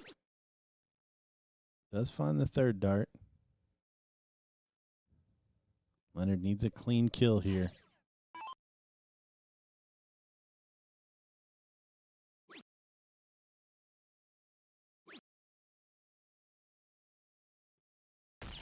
It was one dart at the bull. Only a single in the worst leg of the match. And Randy take out 75 to hold. Shaking his head. Barely catches a single. May have been going to the triple. Oh, Oh, just no confidence. No, I don't know what happened. Like, was kicking in 180s for fun.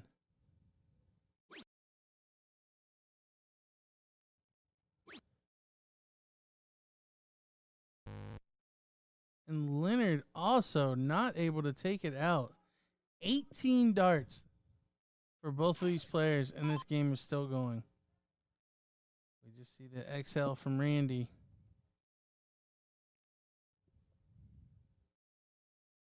Double 10. To double his advantage. One away from qualifying again.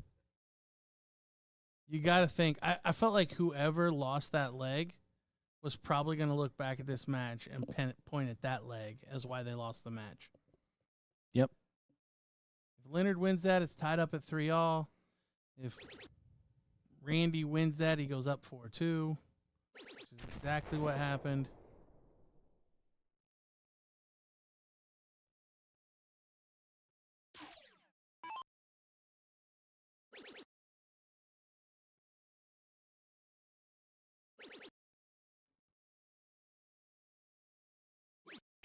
It's as if the last leg didn't happen. They're both right back into the triples. Yeah, both firing. Good to see. Job's not done for either player. And even if Gates goes on to lose this, he's still going to have to defeat Mike Porterfield. For the second time today. For the second time today. The only man to beat Mike Porterfield. He's going to have to be if he's going to make the TV stages, unless he can pull something out in this one.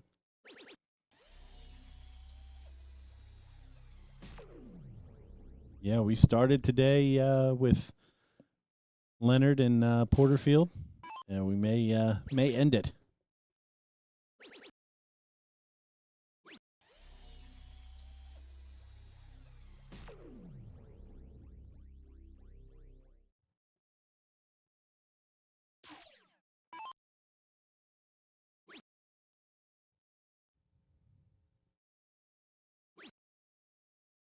Feeling really forced from Randy. Yeah, it's weird. He's throwing well, but it doesn't feel like he's got any confidence right now. We talk about the level of intensity that Randy brings. I mean, tall guy looking through the top of his glasses down at the triples. And that great finish there from Leonard. And that all tends to bode well for that aggressive smashing the triples that we see from Randy. But right now it's a little slower and it feels forced. It doesn't feel like his normal playing style. Well, here's his free chance. Didn't have to win a cork. He's going first for a spot in the king seat, ultimately qualifying him for ESPN. At one point, he hit 14 of 15 darts, scoring darts, with a loss smashed in the middle of them. And it almost feels like he can't win a decider. He has to get it done right here, which is crazy to think.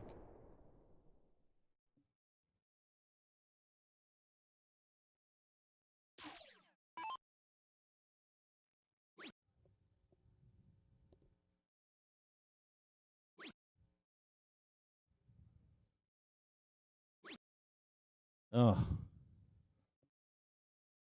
And then it goes sideways. Leonard Gates with a chance to tie.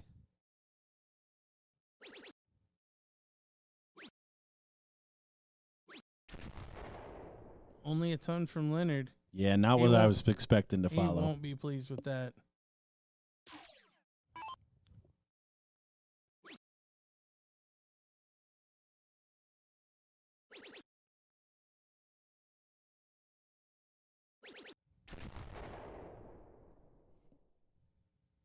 Good shot, but still no finish. If Leonard can put in a couple of big triples, he's hit some big finishes.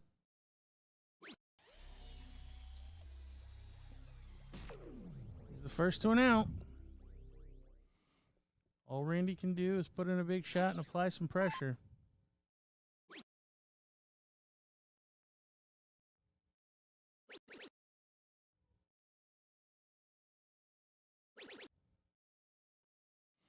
Good last, throwing it open beds. Does leave a 2-dart finish. Triple 20, double 1/2.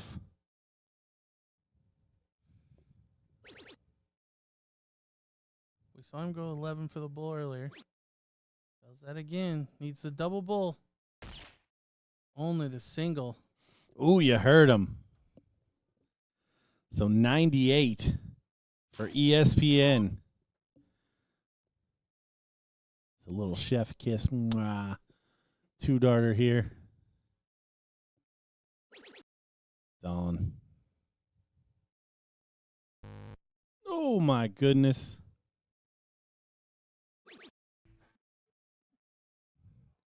Randy Fern. Officially the only person to make the TV stages all 3 years.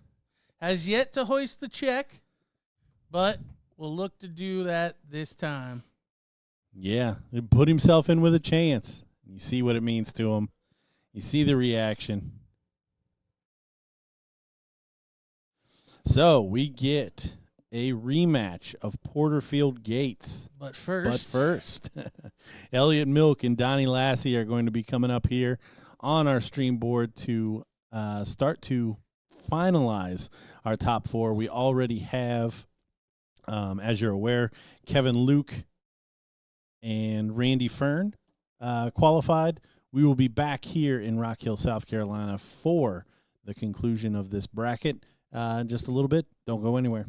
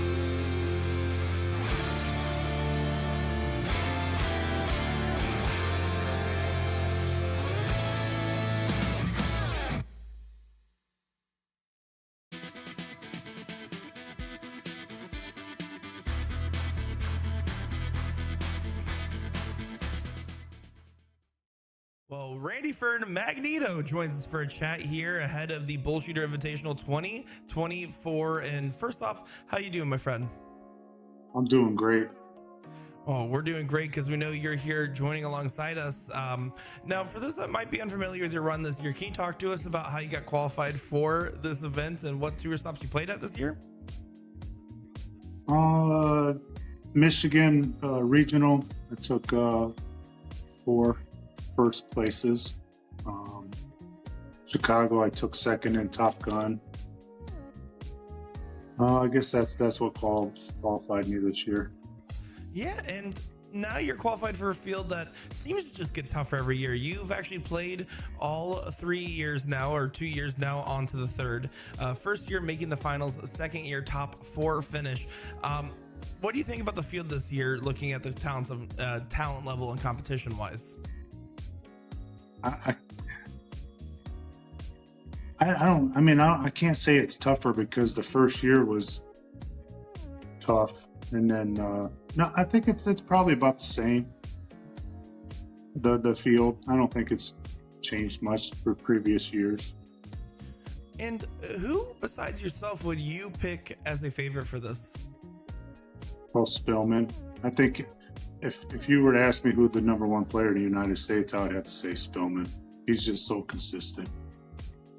And now a lot of these players are playing for the opportunity to get on to the ESPN segment, right? To get on the TV and really make the run happen. You've done it twice now. Can you talk to us about how that experience differs from your average tournament?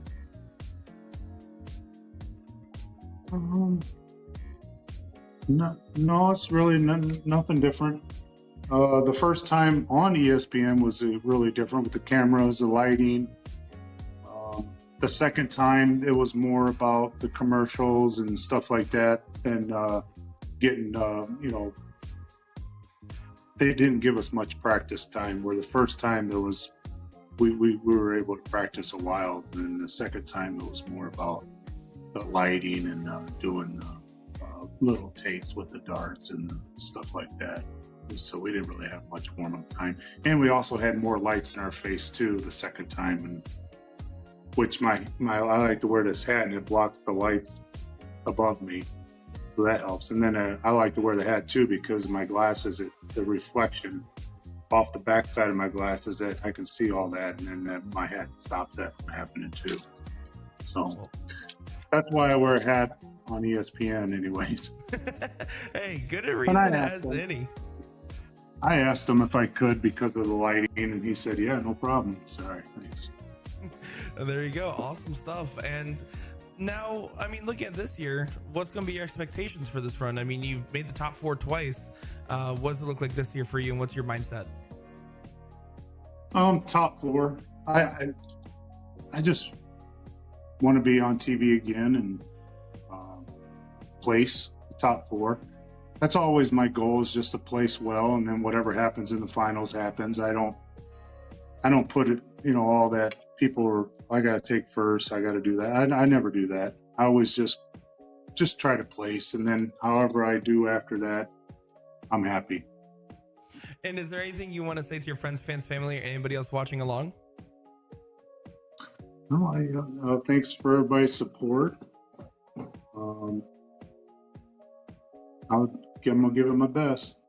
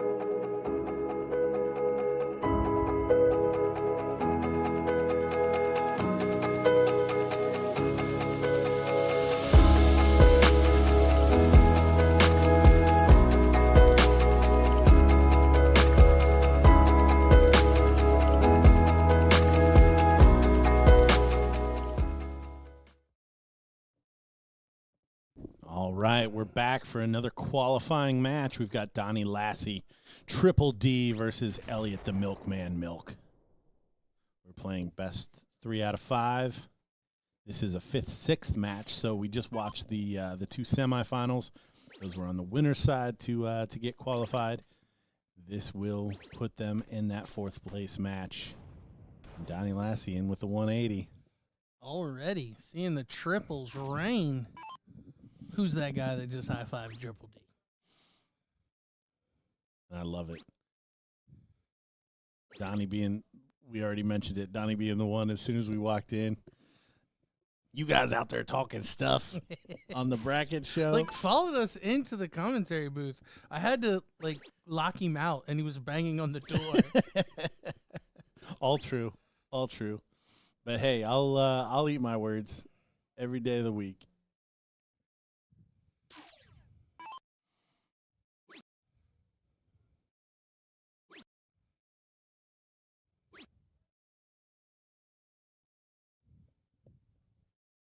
And that's why the games have to be played. Yeah, honestly, absolutely.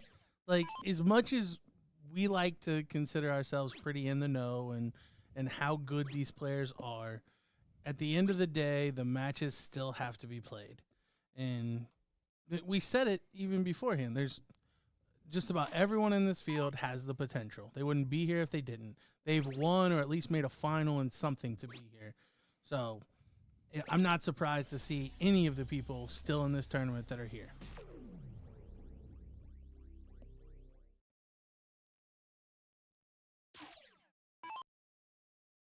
So this is our first 5th, 6th place match. Following this one, we will have Leonard Gates and Mike Porterfield, a rematch of our very first match, which will ultimately be to decide who makes the TV stages for tomorrow.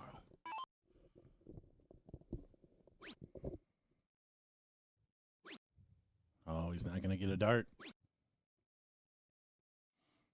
So Donnie for the first leg.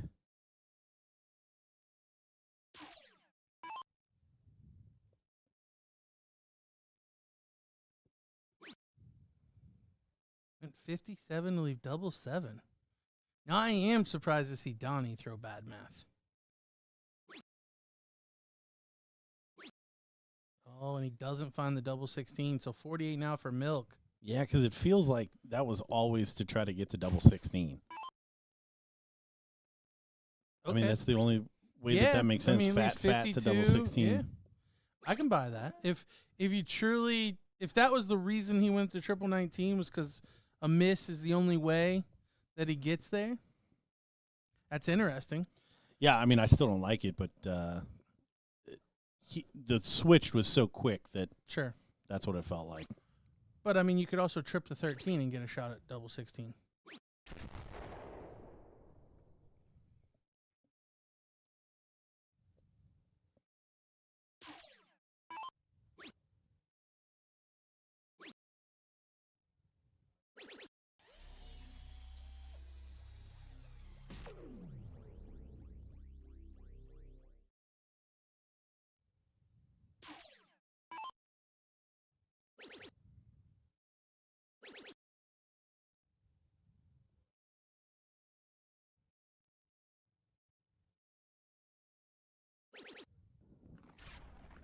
Donnie showing us that he can hit the triple 19, although he missed it last time. Puts in a 171.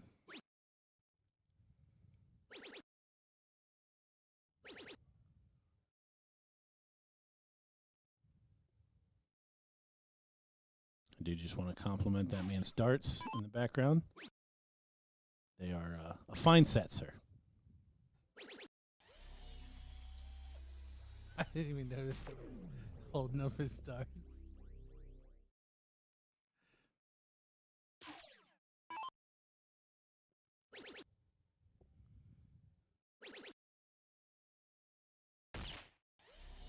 Nice setup there from Milk.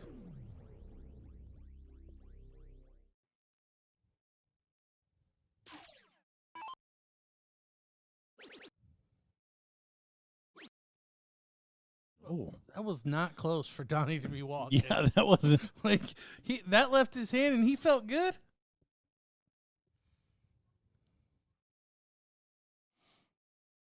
Double 9 to tie it up.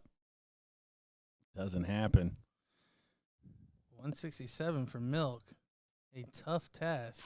Yeah, Milk did the maths to carve this opportunity out.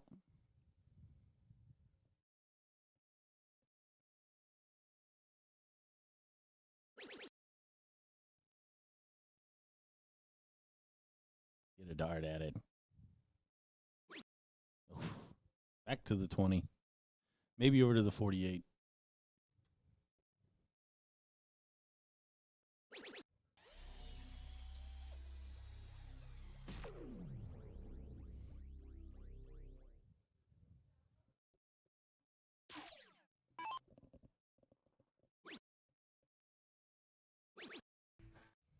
There's 9 for Donnie. Ties us up at 1 apiece.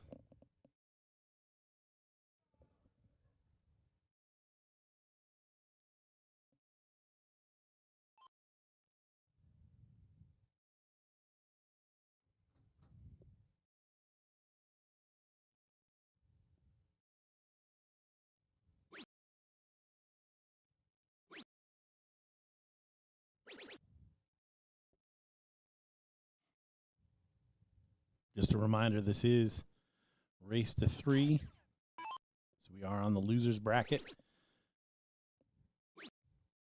These are our 5th, 6th matches. So winner goes on to play, loser takes 4th. But job done. This is the match everybody wanted to get to, or one of the matches everybody wanted to get to.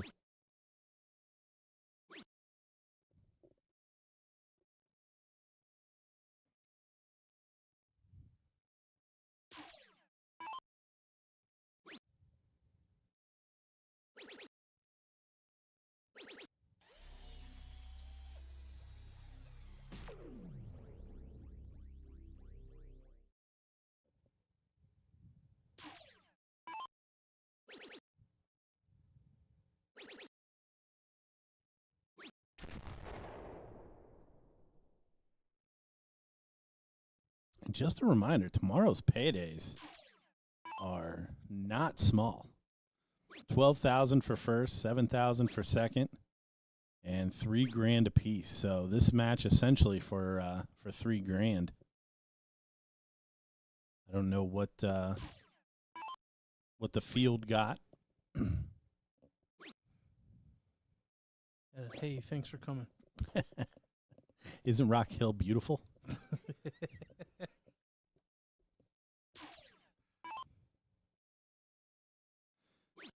Setup shot for Donnie Lassie.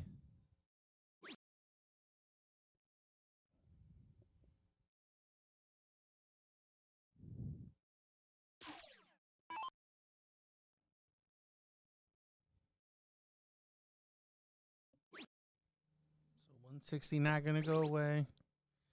Donnie will get a look at 139.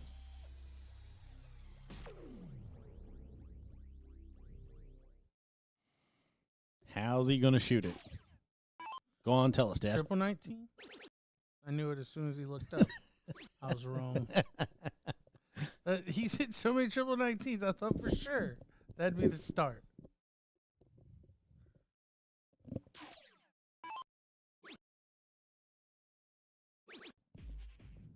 There it is, Milk taking a 2-1 lead. One away from TV.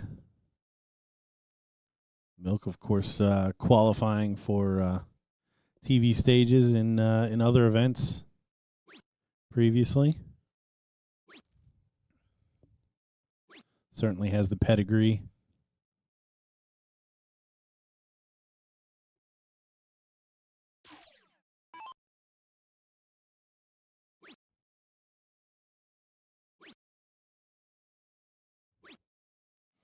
Oh, and leaves the door open after a slack start from Donnie.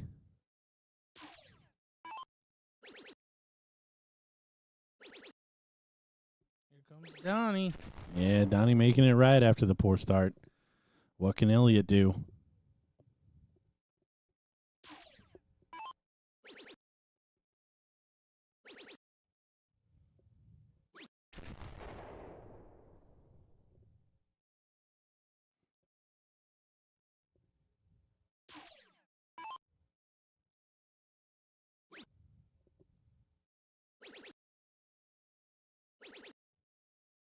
Oh, that's an opening for Milk.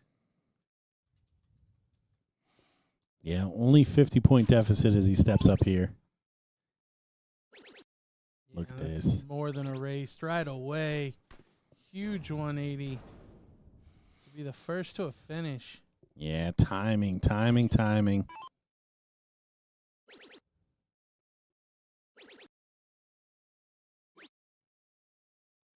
Donnie does get to a finish, but not where you want to be with your tournament life on the line.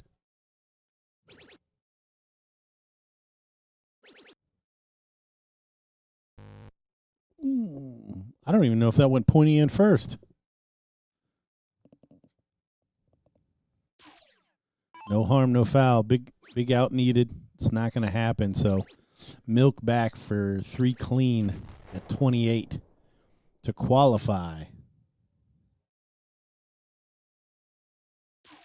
for ESPN. And there it is. Elliot Milk, the 3rd official qualified. Yeah, you see the excitement there on Milk's face. Job done. So he will be playing tomorrow. Commiserations for Triple D, falling just 1 match short. And we will have Leonard Gates and Mike Porterfield coming up. We're going to give them guys a couple minutes to get warmed up and ready to roll. So don't go anywhere. We'll be right back. More darts to come. Mike Porterfield, welcome, and thank you for joining us for a little chat about the BullShooter Invitational Shootout 2024. And we've seen you a lot of tour stops, but first off, how you doing, my friend? I'm doing good. How you doing? I'm doing great here. Excited as this event is getting ever so close for us. Now, for those that may be unfamiliar, which if you haven't seen Mike Porterfield, but you've been watching the BullShooter Tour, I don't know how you don't know who Mike Porterfield is. What stops did you play in, and how'd you get qualified for this event? I started off at the New York Regional in Niagara Falls. I believe I qualified through the Pro Singles event. I also played in the Pennsylvania Regional. I believe I won every event that I played in for that regional also. Yeah, you were going on quite the tear in both those regionals, and of course continuing your run playing for Team USA in the Chicago finale, and now you're qualified for this tough invitational shootout field. Looking at how many strong opponents there are, what are your thoughts on the bracket? What are your thoughts knowing that there's not really going to be any easy matches or free matches? It's definitely going to be tough. Got to be on the top of your game at all times. Can't slip up or you'll be out. And besides yourself, who would you pick as a favorite for this event? I got to go with my buddy Mike Maloney. Good choice there. And of course, you want to win this yourself. But just to get to the top 4 means that you actually get to play on ESPN, which is quite the opportunity. How does that make you feel at the sound of it? It just makes me nervous even thinking about it. With all them people watching, it'd be an honor to be able to do that. And let's say you do it, and not only do it, but do it well and win the big bucks at the end. What would you spend that prize money on? Probably more LeBrons. I could add to the collection behind me here. Yeah, I don't know if there's much room left in the collection back there. Is there anything you want to say to your friends, fans, family, anybody else watching along? Yeah, I want to thank Mark Bond and Monsters for all their support. QSoul for everything they do for me. And then Maxim Precision Designs for hooking me up with my jerseys.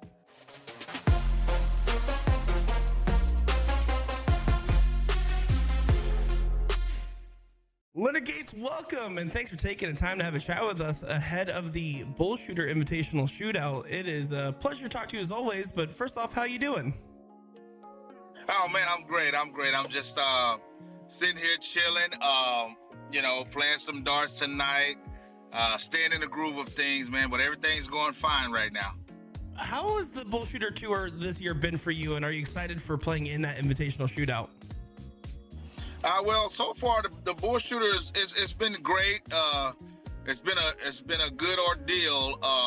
I'm excited to come back and play again in the Invitational, and we're gonna see how it goes this year. I see some new faces in there, some new talent, so we're gonna see how that works out. Yeah, I mean, you're talking about new talent, new faces, and there's a lot of old faces in here as well. Besides yourself, who would you pick as a favorite for this event? I would pick Leonard Gates as a favorite. The second pick, I would pick Leonard Gates as a favorite. But no, he's just, I mean, basically, with the new talent and the way these guys are throwing darts right now, it's up in the air. You know what I'm saying? You never know who's going to come out on top, you know? Certainly. And I mean, you look at this field, it is absolutely stacked, but out of all the players, you're one of the ones that's probably most experienced of playing in these tough fields. I mean, how do you stay focused knowing that there's no easy matches? Just putting myself in the environment of knowing that I'm at a big tournament, a major tournament, game preparation, you know, game focus. So, you know, I'm not there to party, not there to have a good time. I'm there to handle business. And so that's my focal point, you know. We, of course, talk about the goal of this being to win it, right? But besides that, I mean, to be able to play on ESPN is a pretty cool prize. How does that make you feel? Well, that's even better because, like I say, it puts you out there, gets you more recognition, notability, and stuff like that. But definitely, you're going for that big prize, baby, that number one spot. You know what I'm saying? So, I mean, that in itself makes the experience much more better and much more great. And, you know, let's say you get that number one spot, right? I mean, we're talking a pretty big payout for this event. What would you use that money for? Now, I mean, you win that money, you can basically just pick and choose what you want to do with it. I'll probably put it towards more, going to play more darts and getting to bigger events and stuff like more big events and just enjoy it. You know what I'm saying? Helping people. So, you know, do what I do. Certainly. And is there anything you want to say to your friends, fans, family, anybody else watching along? Hey, everybody out there, friends, fans, family. Yeah, y'all check out this ESPN Invitational. I think it's going to be a live wire, and we're going to get a lot more people watching than the last 2 years. And just so, you know, people are going to be watching and say, hey, who's going to come out on top? The field is stacked. And then next year and the years after that, it's probably going to be even more exciting. But, yeah, check it out this year and see how it goes.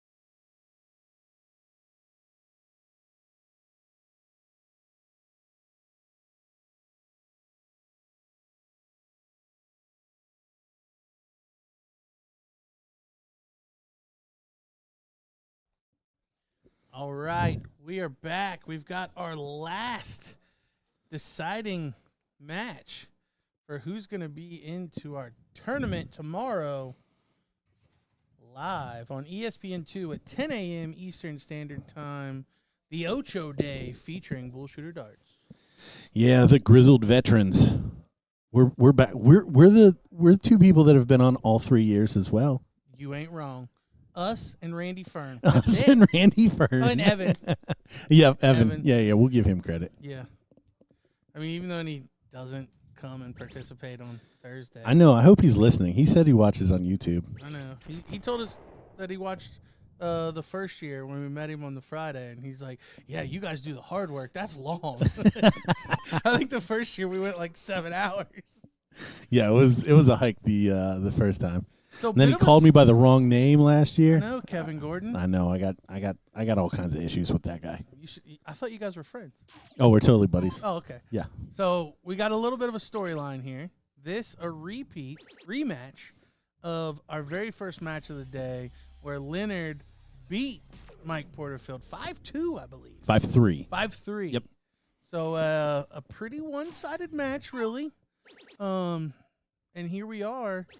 Leonard having just lost. Porterfield, since losing that match to Leonard, hasn't lost more than one leg in a match. Yeah, for 5 matches straight. And we know how tough this field is. So it doesn't matter who you're playing. To do that, impressive. Yeah, he's went through quite the gauntlet to get back here. Porterfield, Zapata, Thaxton, Dustin Larson, Jordan Meyer. So yeah, I mean, no Spelman. Yeah, how could I forget Spelman? Our 2-time defending champ. Like, honestly, everyone that makes tomorrow should thank Mike Porterfield. That's very true. Mike Porterfield should be very popular at the bar, regardless. After this, not going to get a dart here. So Leonard going to come back for 40. Take a 1-0 lead. We do have the king seat running. We were watching a little bit of that. All those are for is seeding. As we see, Leonard does take home the first leg, but this is the one that has some implications. We see Kevin Luke continuing his run. Bob Hudzik asking who beat Leonard. So that was Randy Fern in our winners bracket semifinal. So this is the first match that Leonard played in the loser side. We see Porterfield kick off with a 180. And Kevin Luke is leading 2-0 in that king seat. We've seen this out of Randy both years. I was going to bring this up too. So the tournament is meant to be finished for seeding purposes. I truly think Randy does not care who he plays tomorrow. He'd rather rest tonight. And I don't know it for a fact, but both of the 2 years he qualified, as soon as he qualified, he just kind of meh. And then, like, it just looked like he was chucking them up there, didn't care. Wherever I land, I land. Yep. So I don't think he really cares. He's not jockeying for position right now. No. Now, or at least previously. Now, granted, he can't be worse than third. So, if he either wins the whole thing or he finishes the same spot. So, in this spot. But it's one of those, if he does fall all the way to third and Kevin's the one that takes it, is that a matchup that he wants to see on the final tomorrow, or does he want to catch him early? I don't know.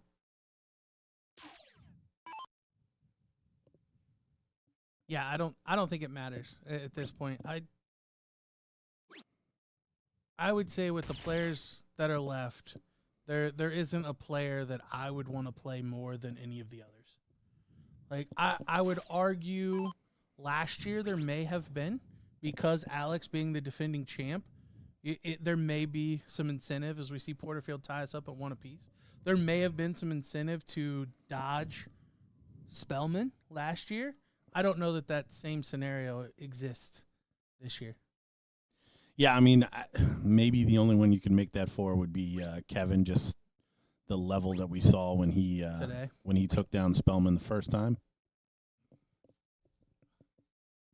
But if Gates comes out and plays like that, if he qualifies for tomorrow, does that shock anyone? If Porterfield plays like that? No. Not at all. Pulls that one out of the fire after a small opening from Gates.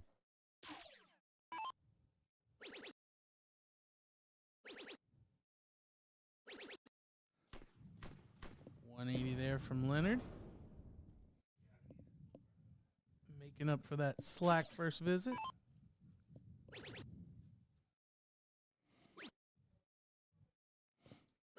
Now, the one thing I do really like about Porterfield is I never have any questions about his throw. No. There's always really good snap. He's always got very good follow through. The only thing, and I'm getting real nitpicky, is it's so long of a drawback because he comes all the way down and around in one motion, but it's consistently to the same spot. The elbow gets up. I mean, as we see, it's consistent as anyone in the country. Yep. As far as, like, the stroke itself. Put a lot of pressure on Gates here. Take a 2-1 lead. Yeah, the only reason I say that it's long is the more moving parts you have, the harder it is to be consistent with it. But, yeah, it's great. As we see 84 go away and Leonard take a 2-1 advantage.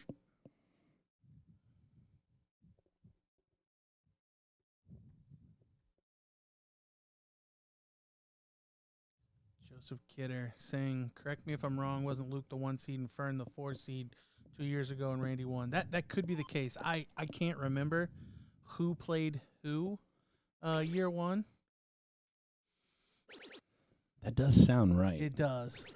Spelman played Cheney, and that's how we ended up with the Spelman-Fern final. Yep. No.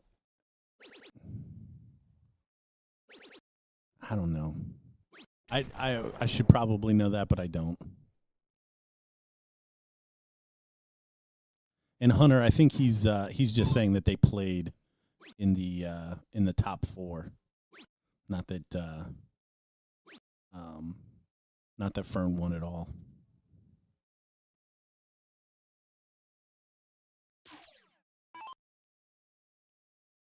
Spelman, I played Luke, then Fern 2 years ago.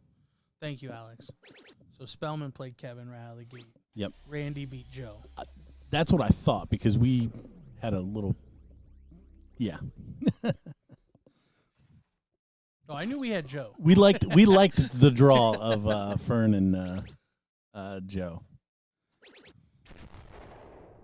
There may have been a Calcutta year one, and Joe Cheney went for much less than he should have.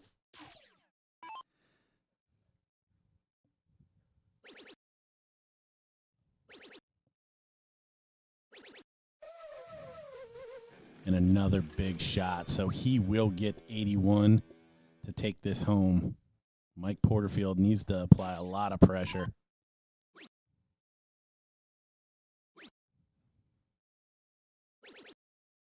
Good last, but cannot prevent Leonard Gates from getting a shot here. It might be one at the Bull, but should be a shot at the TV rounds here. 81. To book his place on ESPN. There it is.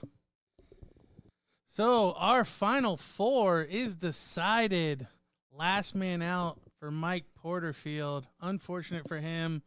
But to recap our final 4, we've got these two, Randy Fern and Kevin Luke, joined by Leonard Gates and Elliot Milk. So those will be your 4 competitors tomorrow. Now we just need to finish this out to see who's going to play who. Yeah, always an important jockeying, at least for some of the players, to figure out where they're going to be. 1 will play 4, 2 will play 3. Right now in this match, we've got 3-1 to Kevin Luke. Obviously, the winner here was positioned themselves well to be the number 1 seed. But we have seen a drop off in intensity, shall we say, after these qualifying matches are concluded. Just for the record, I'd like to point out that out of all of the commentary crew, I was the only one to call any finalists correct. Oh, I didn't pick Gates, did I? No, you did not, sir. Nope. No, you did not. The old O for gopher over here. Yeah. We're the guys that know stuff that went 1 out of 9.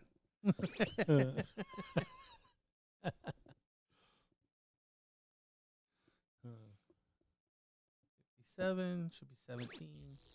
Not the double. You wanted the high ton. Nah, I like it. Make the board make sounds. Throw off your opponent. Yeah. It's like hitting the 180 right before the guy shoots the finish. Not exactly like that, but Kevin Luke polishing it off 4-1. So the winner of this one will have the king seat and be set up to potentially take the 1 seed, where if that's the case, then you play the loser of our next match.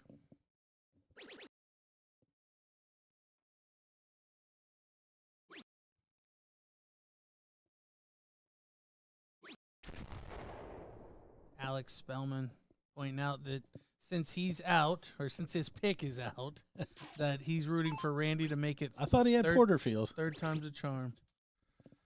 I like that sentiment, Alex, to be honest. And to see him regress from final to top 4, but the level of consistency is pretty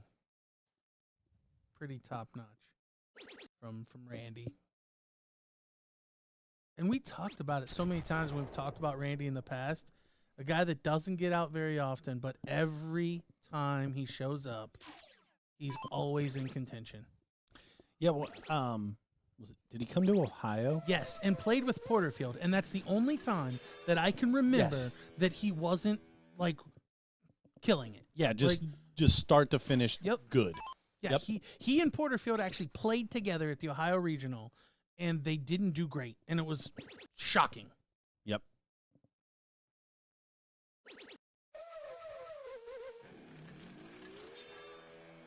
See another 1080 from Fern. Nice setup there on 81.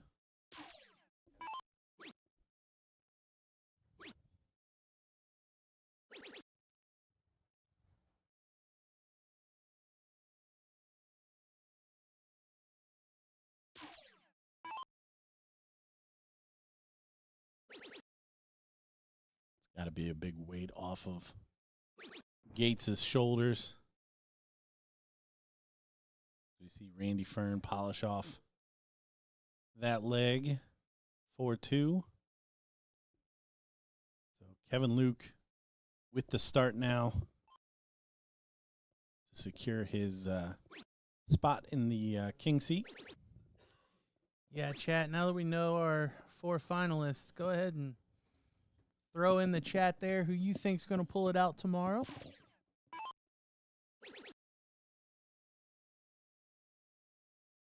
Yeah, ESPN 2 tomorrow morning, 10 a.m. Eastern time. Eastern Standard will be at the Rock Hill Cornhole Center. I don't know what it's actually called. It's like the event center or something like that. But yeah, if you're anywhere close and you want to come watch, we do have a nice setup down there. The Cornhole World Championships is going on this week as well. You can watch some of that, and then all the other Ocho events are held in the facility as well. I'm not sure what we have on the front or back end. I did hear something about some table tennis. So yeah, I know last year we had axe throwing on the backside of us, and then break dancing. I think. Oh, do we have a schedule? Ooh, look at this. Well, all right. What is the marble run? So 5 a.m. kicks. This is 2019. This is some old stuff. Where's the? We're rerunning the 2019. You remember the finish of the 2019 marble run? I do. How'd I forget? But no. So it looks like 9 a.m. is the Fling Golf All-Star Skills Challenge. And then we're at 10 a.m. Omega Ball at 11. That was pretty interesting last year. It's kind of like three-way soccer where you can score on either of your opponents. The Papa Shot 2024 National Championship. Definitely want to get in on that. Dad, I need the same energy for our sport. I've had it all day. What do you mean? But yes, if you're in the area, lots of cool events. Come down, check it out. The Rock Hill Sports Complex. We will be there talking about the darts.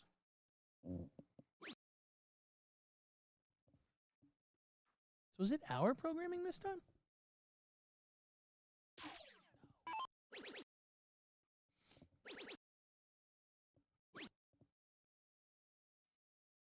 Randy Fern to pull another one back. 60.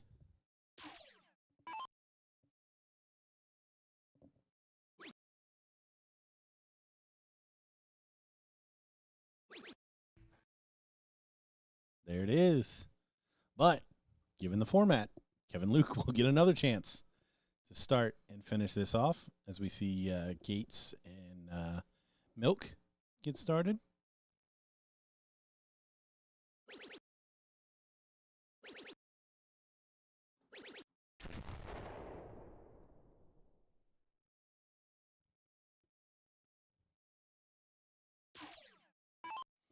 When you did ask for who was going to win, there was definitely a lot of Kevin Luke and Fern, and then some smatterings of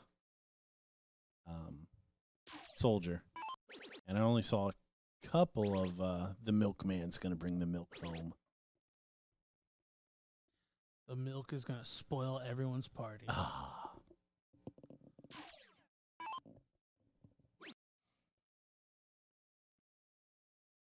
Yes, Kathy. Tomorrow will be exclusively on ESPN2.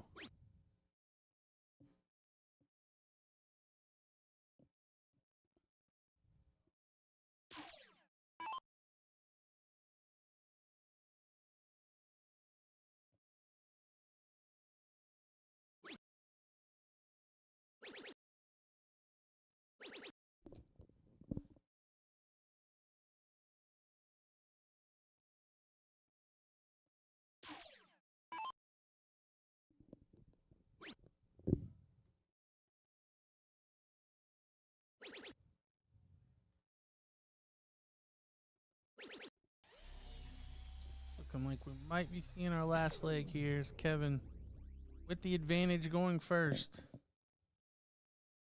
Throwing for the match.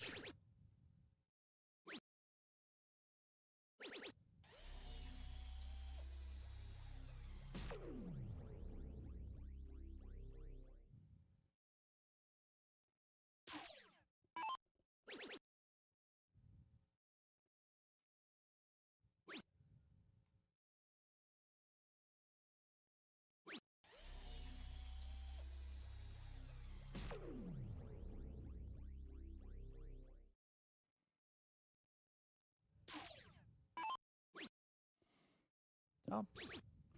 There it is. So Kevin Luke does win the king seat. And we've got our fourth place match going on. Looks like Milk just threw a high ton. 171 to leave 36. Can Gates take out? Going for the bull route? And he hits it. 155 on the bull, following a 171 to take leg number one for a 15 darter. Okay. Just in time to witness that.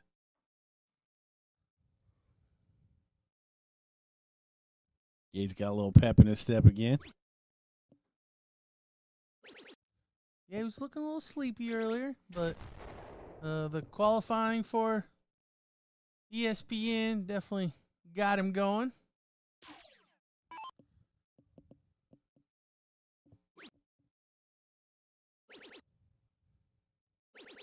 And truly now the pressure's off for these guys. And they can really just relax and throw. Job done. Yeah, I mean, whoever loses here is probably going to have to play Kevin Luke, but I don't think either one is that worried about that. I mean, and that's not to say anything about Kevin Luke. That's just all these guys are familiar with one another. That's what I mean with these 4. Can play at the level that they can. Yeah, I don't see any of these 4 being like, oh, that's the guy I want. Like, it's crazy.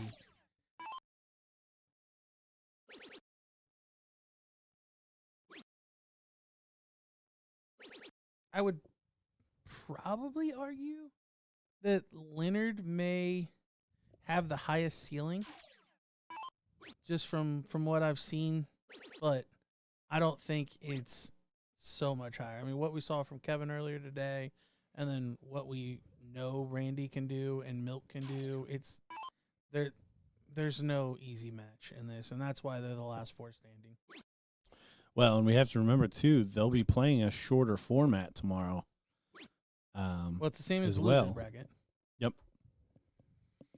And maybe a best of 7, depending on timing. That's always something that we can try to keep track of.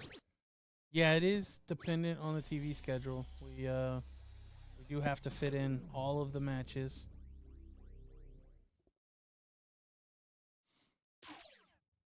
Plus, we need to get our TV time. We got to fit that in there, too. Oh, yeah. Forgot. The 12 to 15 seconds opener. Look at that. Interesting way to take that out. 95 starts on the bull. Don't typically see that on the soft tip side of things, but great shot there from Elliot. I like it. It's an old conservative way to shoot it.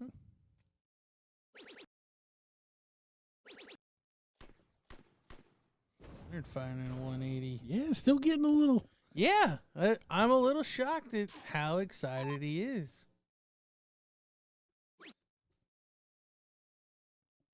Well, the demeanor for sure is 100% different than we've seen from Gates all day, which is understandable.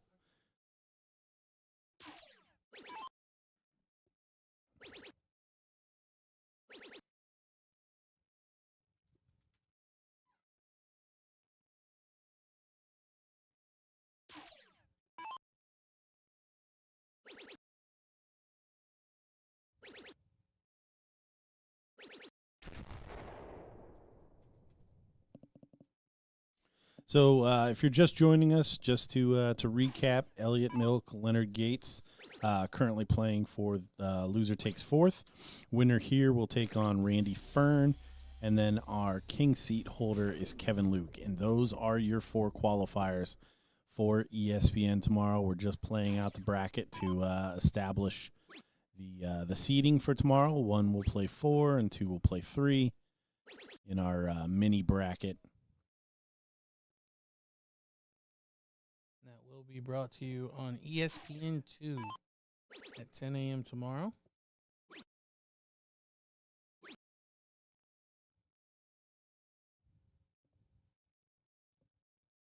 Virginia Higgins saying congratulations to the Final Four. Would agree with that. Pretty big deal. I know a couple of them have already experienced that, but any difference in money today between these 4? So no, it is all dependent on how they finish tomorrow. So all of these gentlemen are now guaranteed $3,000, and if they win tomorrow, they'll be guaranteed $7,000, and then the winner's check is $12,000.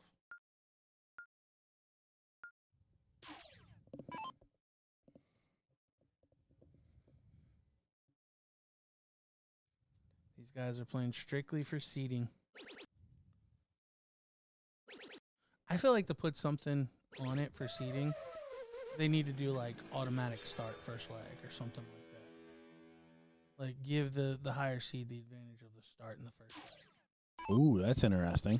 It would definitely make today have a little bit more emphasis. So if you've got the 1 seed, you know you have the start in both of your matches.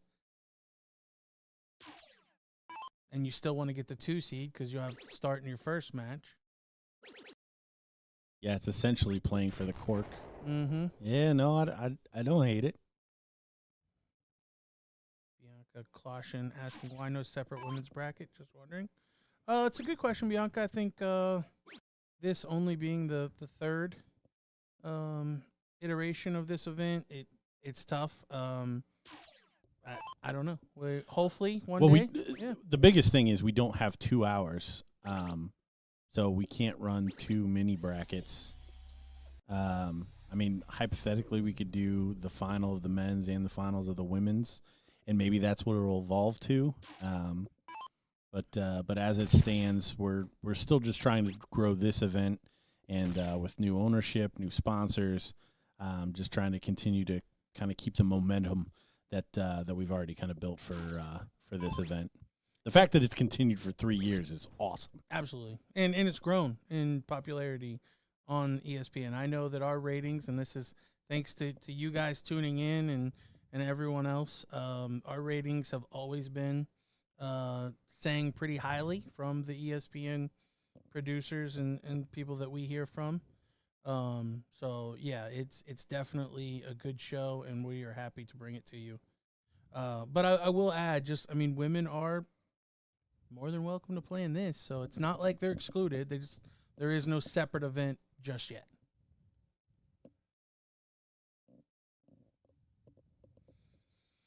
As we will have a decider.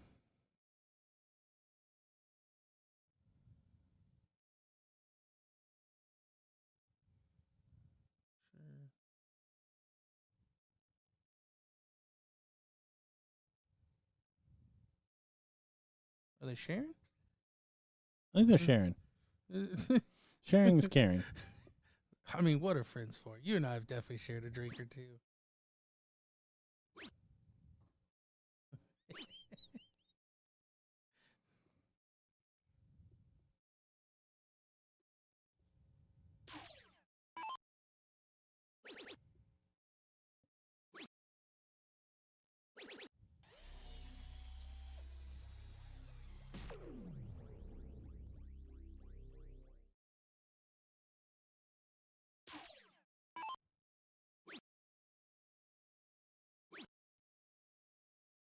So while we're talking about formats, Yep.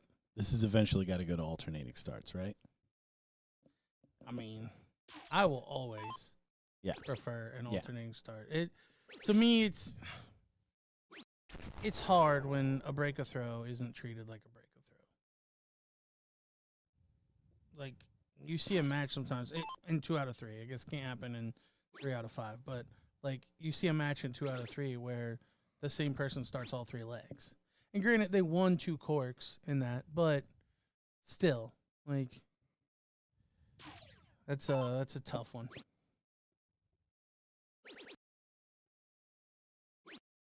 Yeah, looking like one-way traffic here in the decider. Big shot from Milk could put some pressure on there, but he's going to have to fill it up, I think.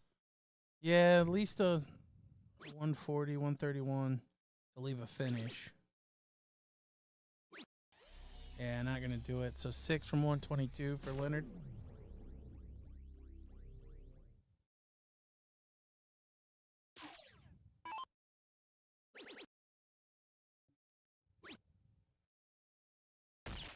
Oh, We went for it. he's been hot on that bull. He has. I didn't think he would actually go that route, just knowing that he'll be back. Now going to have to clean up 25. I think he wanted to get it done as quick as possible.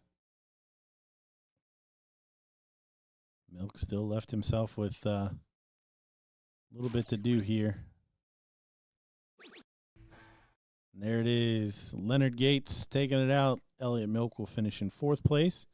So we will see a match between Leonard Gates and Randy Fern for loser takes 3rd. Don't go anywhere. We will be right back here at Rock Hill for the conclusion of the BullShooter Invitational qualifying round for ESPN tomorrow.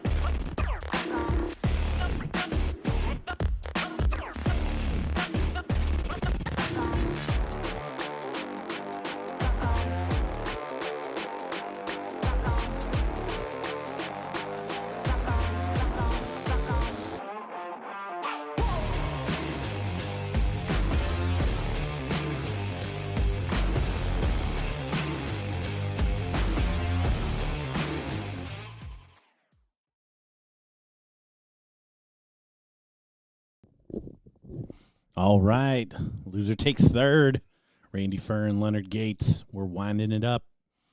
Finishing the seeding portion of our qualifier. We do know our 4 seed. That's Elliot Milk. Now we just got to figure out where the other 3 will lie.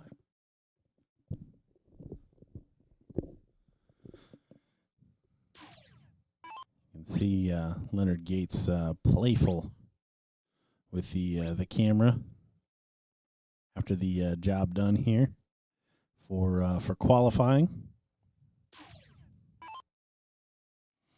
And this may be a preview of one of the first rounds tomorrow. Yeah, if everything holds the way that we think it should, this will be a rematch tomorrow, unless someone can double dip Kevin Luke.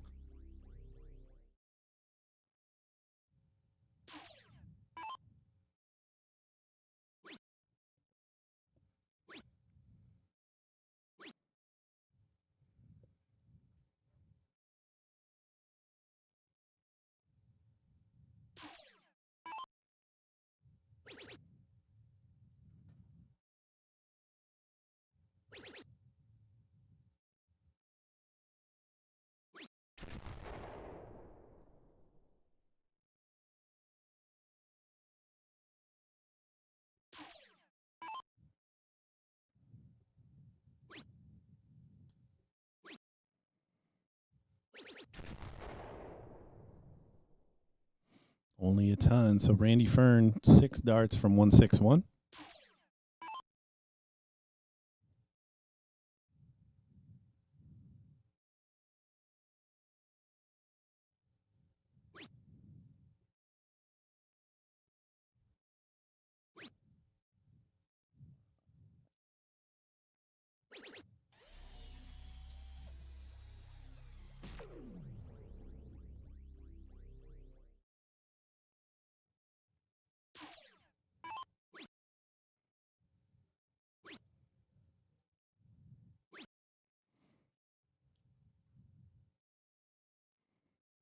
Leonard just not in the races here in the first leg.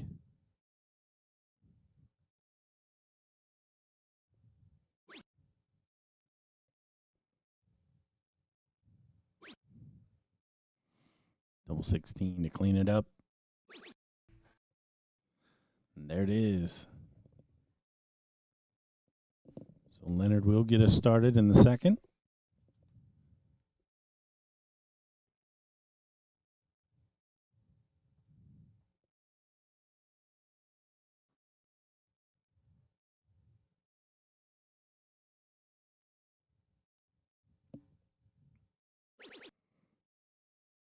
Appreciate that, Colin.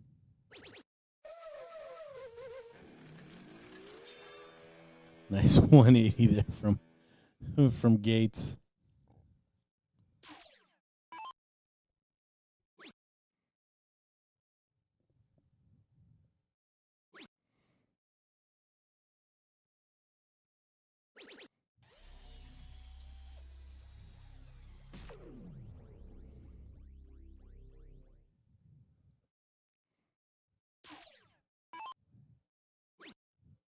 I know when we were traveling a lot, we almost exclusively listened to comedy albums. In the car? Yeah, in the car. And then we would have like a 20 or 25 minute like song remix that we would play like as we got close to the tournament. Yeah, because usually we're driving in day of. So we'd head out on a Friday morning. You get in there and there's usually a pro shoot or something on Friday. But yeah, we kind of stopped playing the like pre-tournament warm-up playlist towards the end of our traveling days, and I think we blew it getting away from that. Yeah, it hurt our performance. I'm not gonna lie to you. Yep.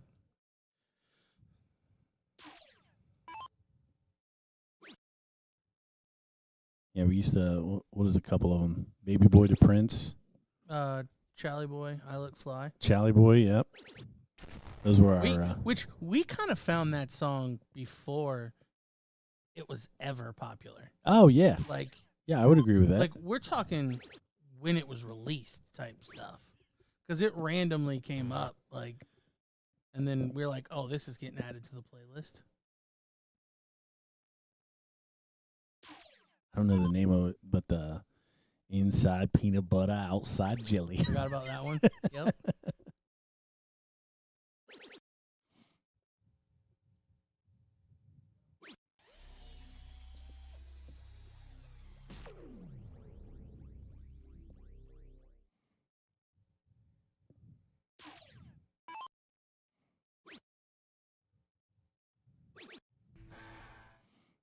One apiece.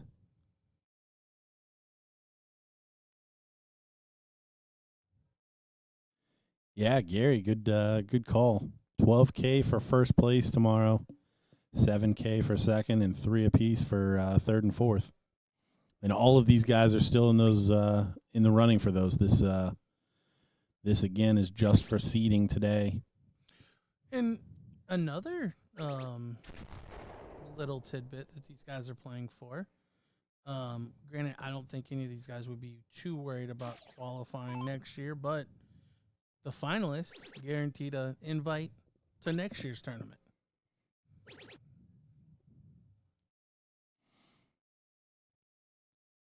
Yeah, I don't think any of the top 4 are qualifiers or anybody that had to do anything outside of the regional tour. But I mean, that takes a little pressure off of you if you have to get first or second in an event to qualify.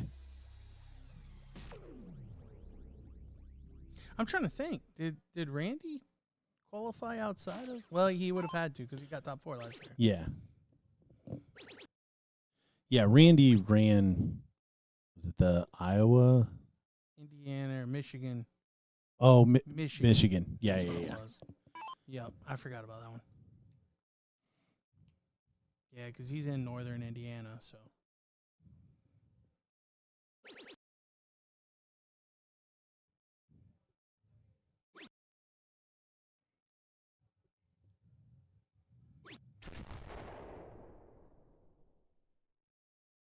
Big shot needed here from Leonard to bring this one back in focus. It looks like it's coming. Yeah, big shot. Needed all 3. Just ask the question of Randy. Oh, how about this? Trouble 17? No. Oh, he misses a big number. Maybe a big fat bull. Tried for it. 50 if he comes back.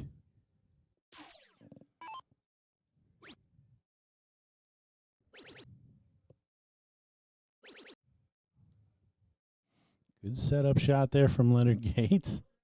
Pumped about it. 50 to take a 2-1 lead for a rematch. The king seat. Oh. Oh, he doesn't do it. So Leonard Gates to go 1 away.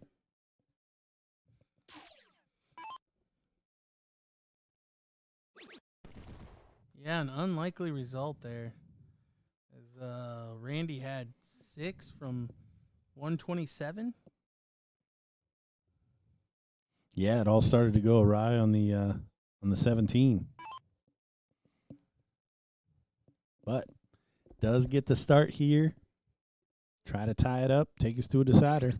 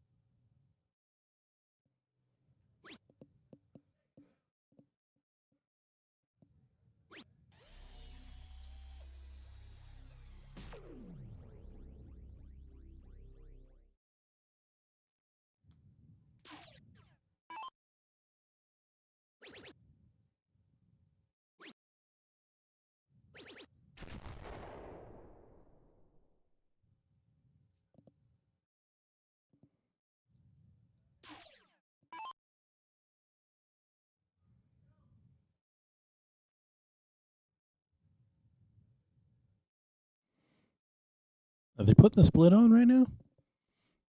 You don't do it right now.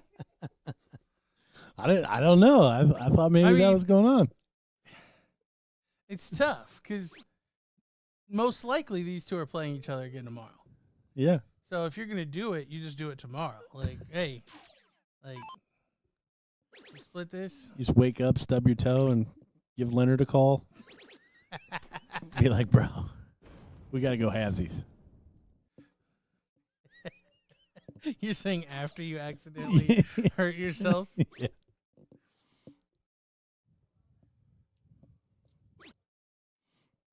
I know I said no yesterday. Good last there from Randy. Don't 100% get it, but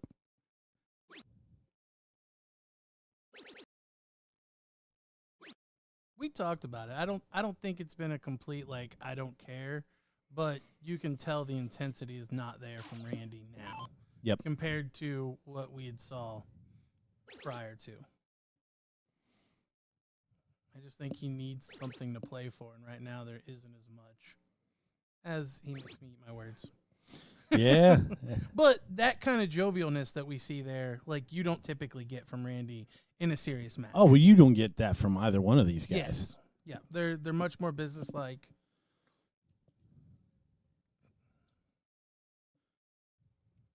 They're going to cork. Yeah, game 5 should be a cork. This is Randy's first match in the loser's side. Probably doesn't realize it's 3 out of 5.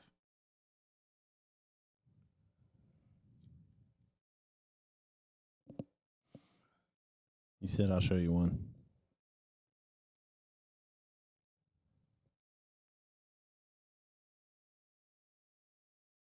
Pretty good cork. See if Randy can come inside there.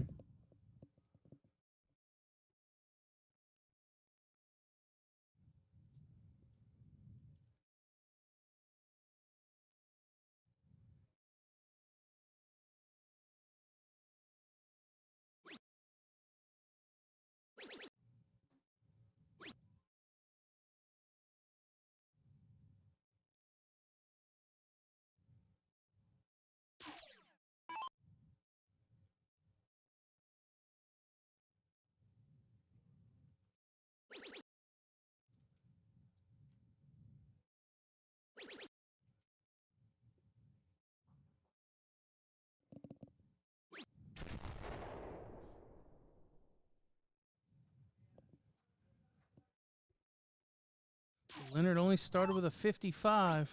They need to find the triples here. Earn the right to go first with that good cork, but already Randy has stolen the darts. 1 point advantage plus these. Yeah, this would be big. I mean, honestly, Randy probably should have been in the pole position after the third leg. We see a nice 180 there. Again, looking like a rematch of the King Seat match brewing. Well, and this a rematch of our winner's bracket semifinal where Randy beat Leonard. So if Randy does pull this out, he'll be the only person to beat Leonard today.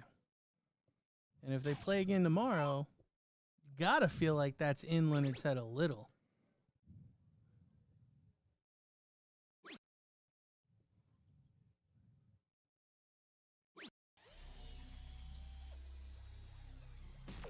Only a ton. Leonard could leave a one-darter here.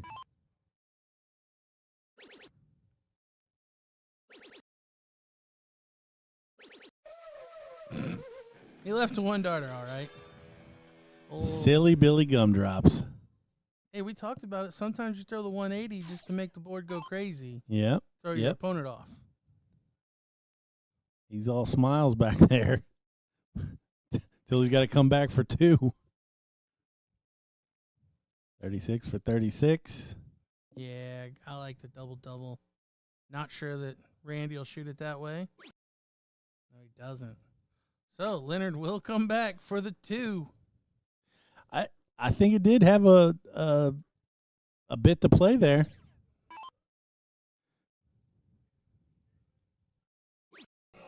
But that's why you don't do it. Yeah, and that's exactly why you don't do it. Look at Randy.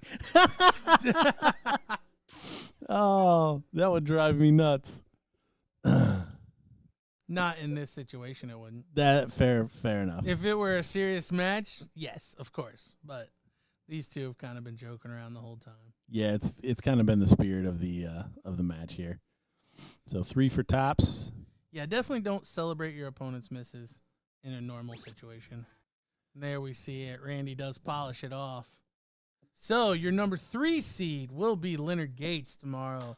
All we have yet to decide is our 1 and 2, as Kevin Luke will have to be double dipped by Randy Fern. Otherwise, he will be the 1 seed.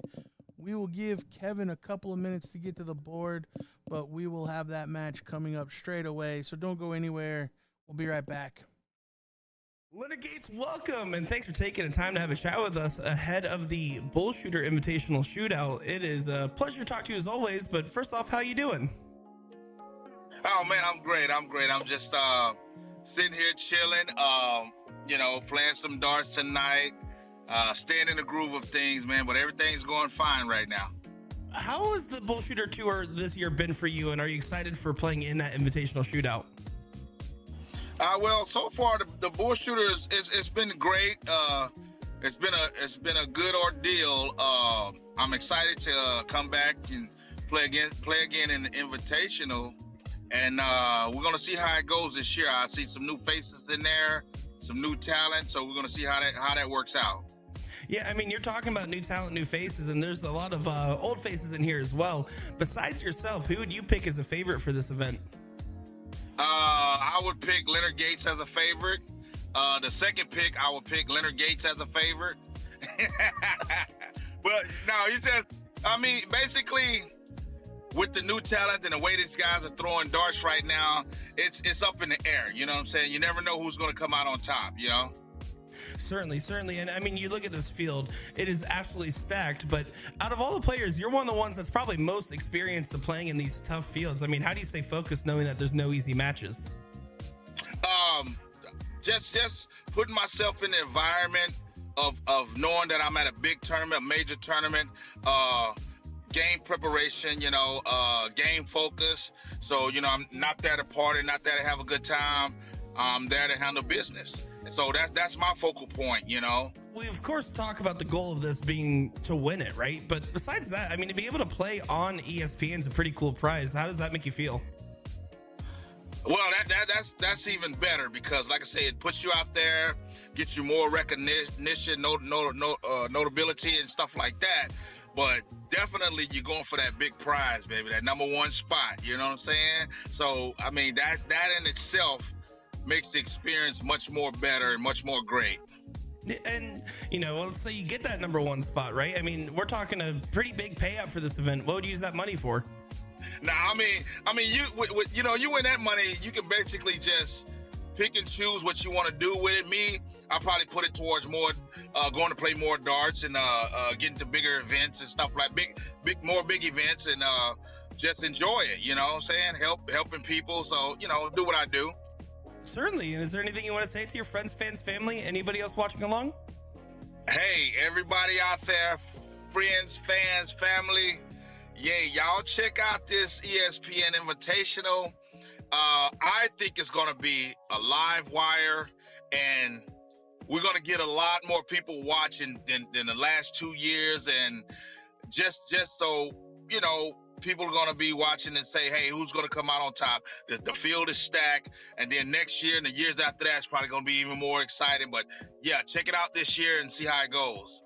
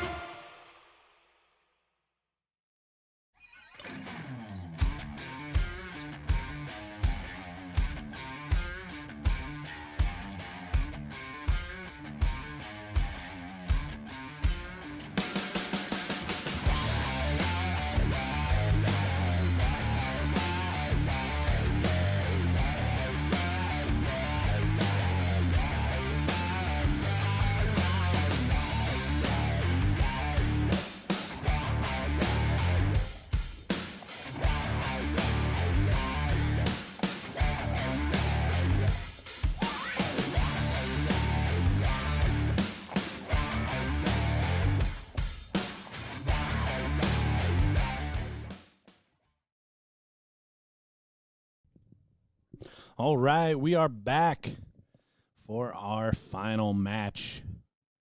Kevin Luke, the king seat holder, taking on Randy Fern, who we just saw dispatch Leonard Gates.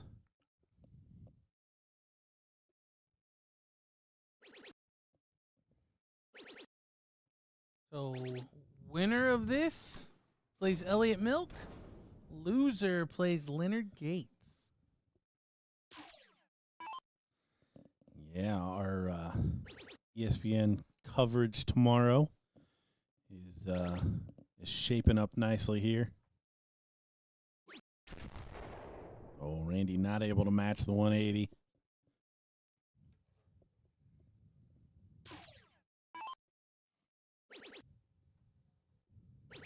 Uh-oh. I had to even insinuate that it was a possibility. How dare you? Yeah, we already got one. We called there would be one. We got one. Randy's thrown one on our stream before, too. Last year. In a deciding leg against, is it Juan Carlos? Hey, if you can remember that good, cheers to you. I don't even dare to begin to try to remember who it was against.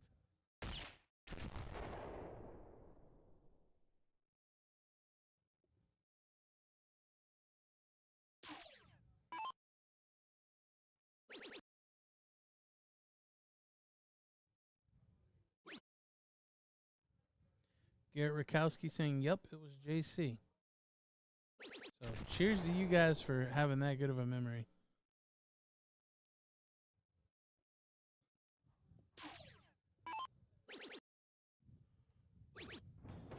Little 11 dart leg to kick us off here for Kevin. Well, if there was any question on how Kevin stayed warm or if he stayed warm, looks like it was yes.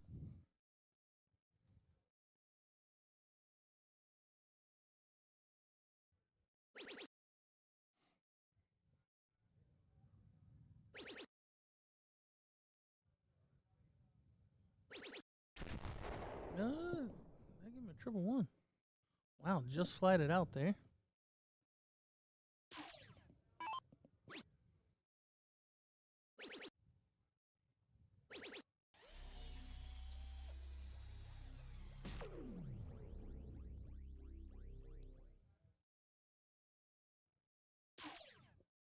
We also need stats. Like post day. I agree. Like match yeah, somebody mentioned tournament stats. Someone mentioned that in the chat earlier. And do you have the league leader access? Oh my goodness. It looks like we are getting those from our producer. Not sure how he was given this and we weren't, but So in 5 hours with fun information that we could have used. right? The entire time? The entire time. Like, hey, who's been leading our stats all day long? Not once were we given access to the league leader. Nope, still hasn't come to my phone.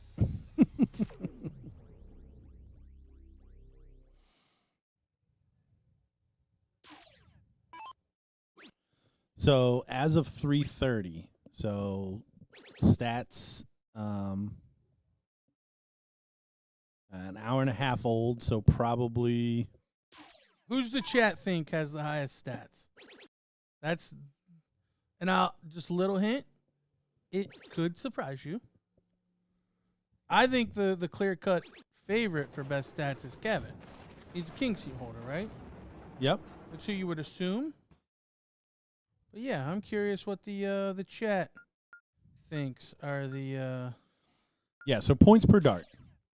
And this was as of 3:30, but that's probably post the match where Kevin went ham against Alex. Oh yeah, it was definitely after that. I mean, you got to think in the last hour and a half. It's probably right before they started playing some of these like more jockeying for position matches. Sounds right. Porterfield We've got a Fern vote. I can tell you they're both up there, but they're not the highest. You named 2 of the top 7.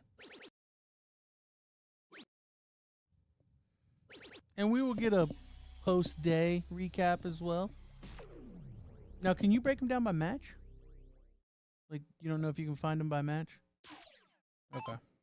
Because that would be cool, too, to see, like, the best performance in any singular match.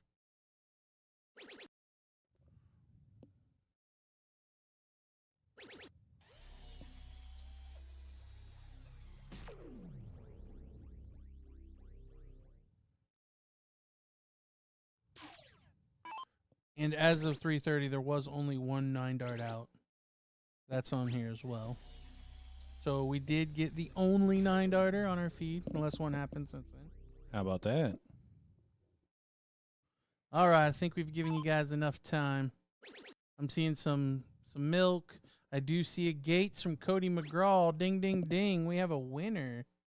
So, yes, as of 3:30, Leonard Gates had a 39.85. He was leading the way. Second place was Randy Fern, 38.69. Kevin Luke at a 38.64. As we see Kevin take a 2-1 lead here.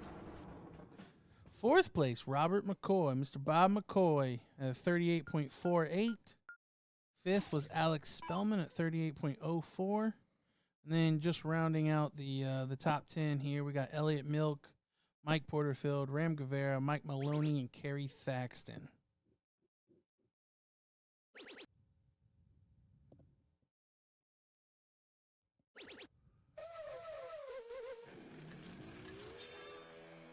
Jonathan Foster asking, is laughing and cutting up gamesmanship from Randy? I wouldn't classify it as gamesmanship. I think Randy's a pretty intense dude, and we've already talked about it. He seems to do this year in, year out once he gets qualified. It's just not as serious to him at that point. Not to say that he's gonna miss now, but it doesn't feel the same level of intensity from him. I think it's more him hanging out and just going through the process, if you will. Yeah, don't disagree at all. And there's certainly no intentionality behind, like, hey, it's your turn. Hey, Yeah. like, I'm going to throw you off. It's just the pressure's off of him. Yep. And that's how he's approaching it from here on out. Battery's sly like a fox.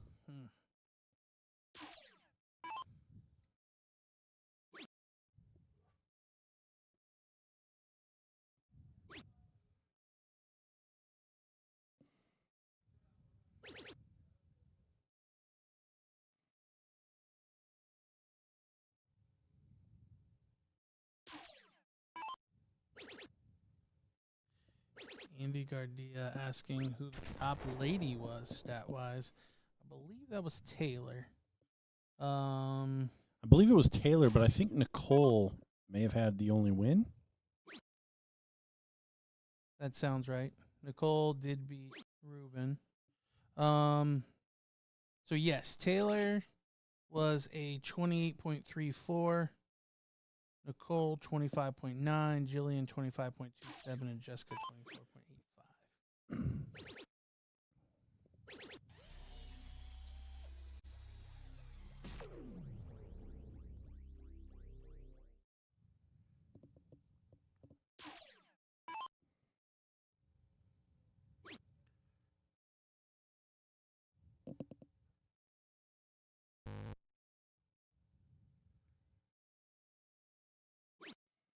Most 1080s. Again, this is as of an hour and a half ago.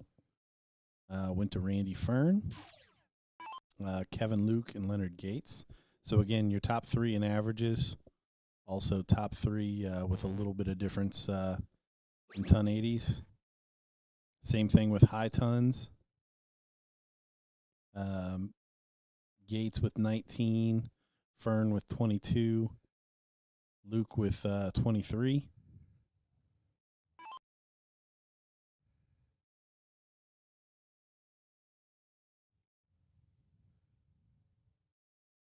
Looks like 160 was the highest out at that point. which we also caught the tail end of.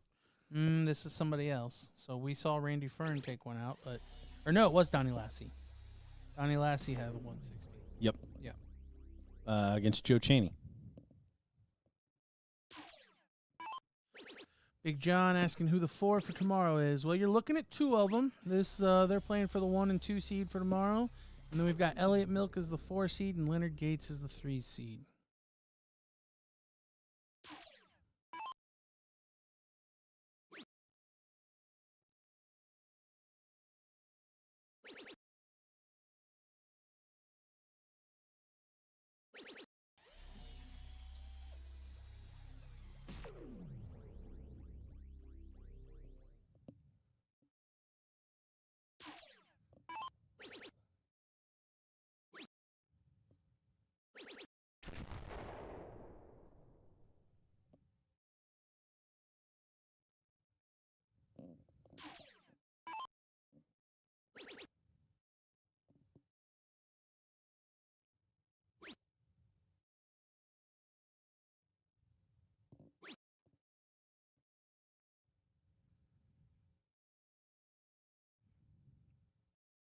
And he's still in control of this leg so far. Yeah, you see the reaction there. Kevin was looking at it like an opening, as he should have. Big shot. If he could have put in a couple of big triples there, could have set himself up. It's not going to happen. Milk and Gates both hanging out back there, scouting the competition for tomorrow, trying to figure out who they're going to play. I think they may be sticking around because there's some player obligations, but we need photos and whatnot. But it's more fun to say that they're scouting the competition. So 86 for Randy, another 18 for the Bull, triple for double 7. He hits it. What a finish. Couple really big double bulls throughout today. You see Randy going to celebrate at the board a little bit.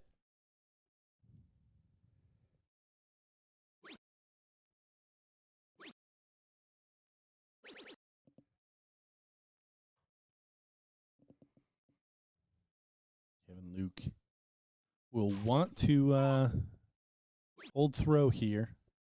So he'll go one away. So even if Randy holds throw, he'll get a free shot to clean this up without winning a cork. That is one of the advantages of going 2 legs in front.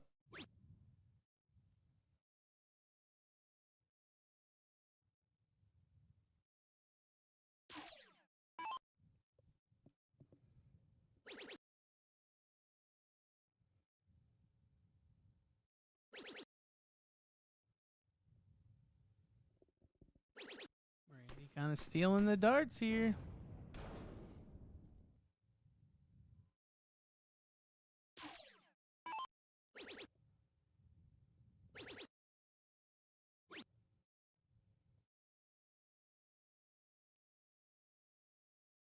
Not what Kevin was looking for there. Commiserations from Randy.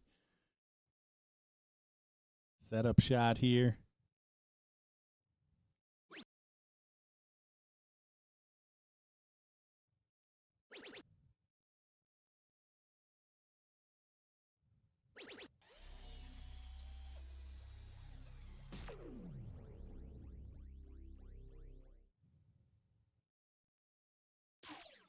Kevin Luke still shaking his head.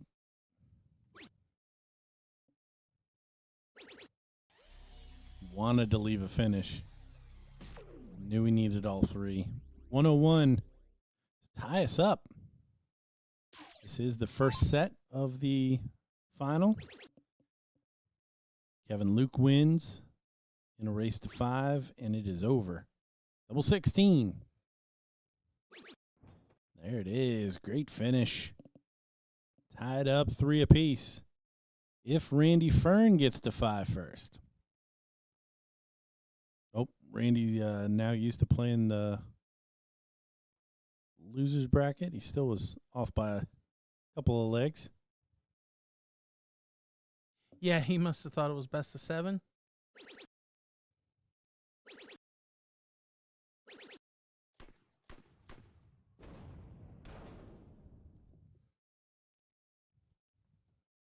Big open, big open.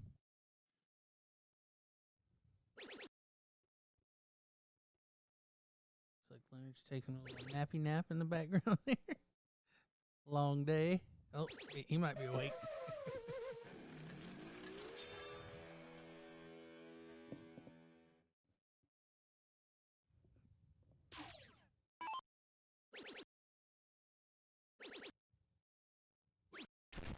I didn't say a word that time. Not me. I blame Milk. Milk was the one with his hand up back there. Yeah.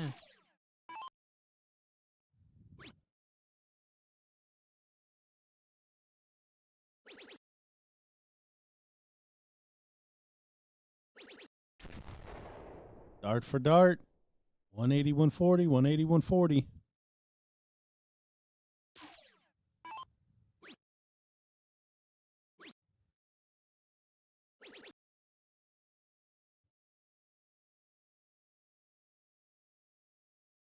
Kevin Luke leaves a 2-darter.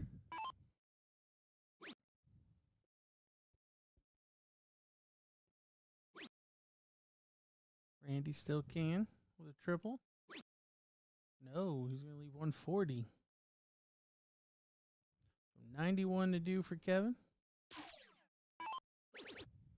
Tops. Double 10. So 4-3 advantage for Kevin. Randy must win this one to force a decider. I feel like Elliot and Gates are back there like betting per leg. They're just trading back $5 bills.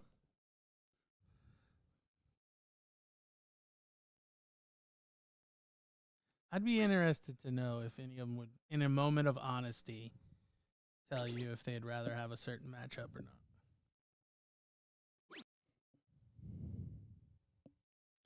I mean, even from a third party,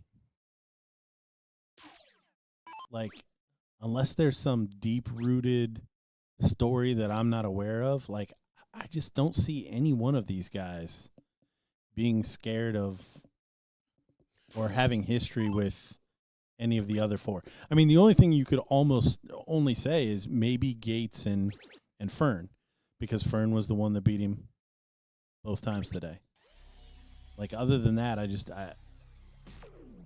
can't even come up with something.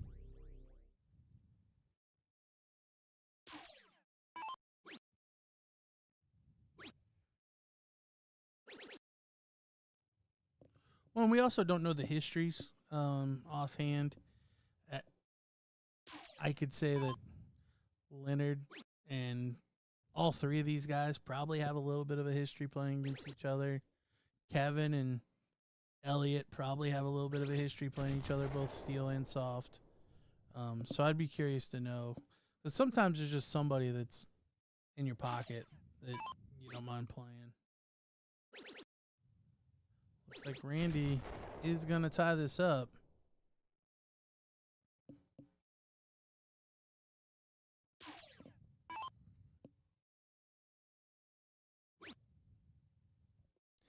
It's not going to be a 12-darter.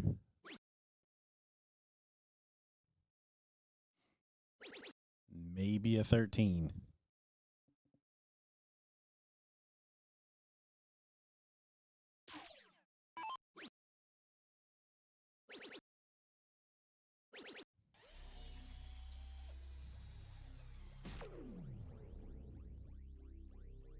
So tops to take a decider in the first set of this final. There it is. So we're going to cork.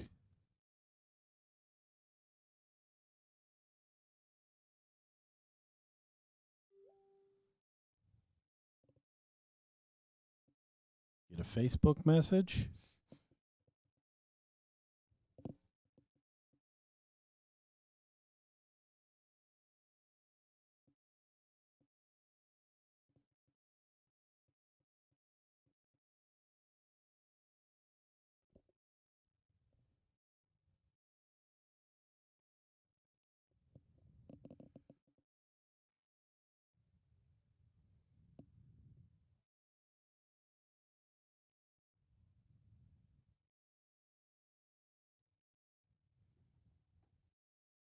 All right, it's going to be Randy Fern to get us started.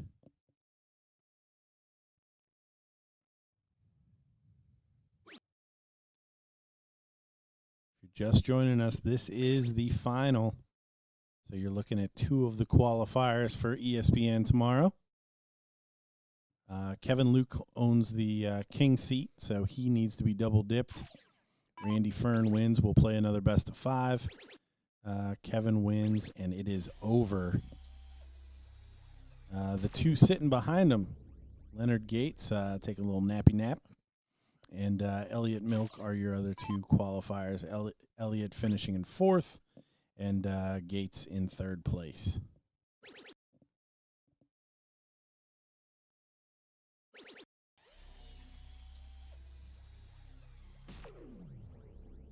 Shake of the head from Kevin Luke.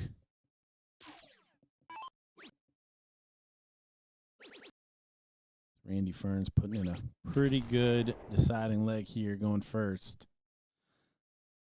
Slight lead, but a couple of triples from Randy, and he's going to be first to a finish. You see, as soon as that first start went in, Kevin immediately knows that this is probably Randy's to lose. You're kind of hoping for just a ton there from Randy if you're Kevin. Put him on 176. No finish, but instead, Kevin probably a 140 plus. Big shot. And still needs Randy to miss 136. Yeah, the way these guys have been hitting triples in this leg, got to expect both to get a shot, but it's not going to happen for Randy.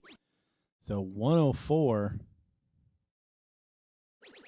for Kevin Luke to polish it off and be the number 1 seed, play Elliot Milk in the first round tomorrow on ESPN. 104. Double top. Look at him. Wow. What a finish. Done in style. 104. Kevin Luke puts on a show today. Absolutely. Wire to wire. Yep. 9-dart finish. Big outs. Your number 1 seed going into tomorrow, where the winner's check is $12,000. So we have our matchups. Kevin Luke, Elliot Milk, and Randy Fern, Leonard Gates. Yeah, a rematch. Randy, the only guy to beat Leonard today. Beat him twice. Both times. So that'll be interesting to watch. But that does conclude our coverage from today. So please join us tomorrow, ESPN2, 10 a.m. Eastern Standard Time. We will be joined by the man that's always with us, Evan Bujervik. And naturally, thanks to Nick, always helping out on the 1s and 2s. But, yeah, we will talk to you guys tomorrow. Take care.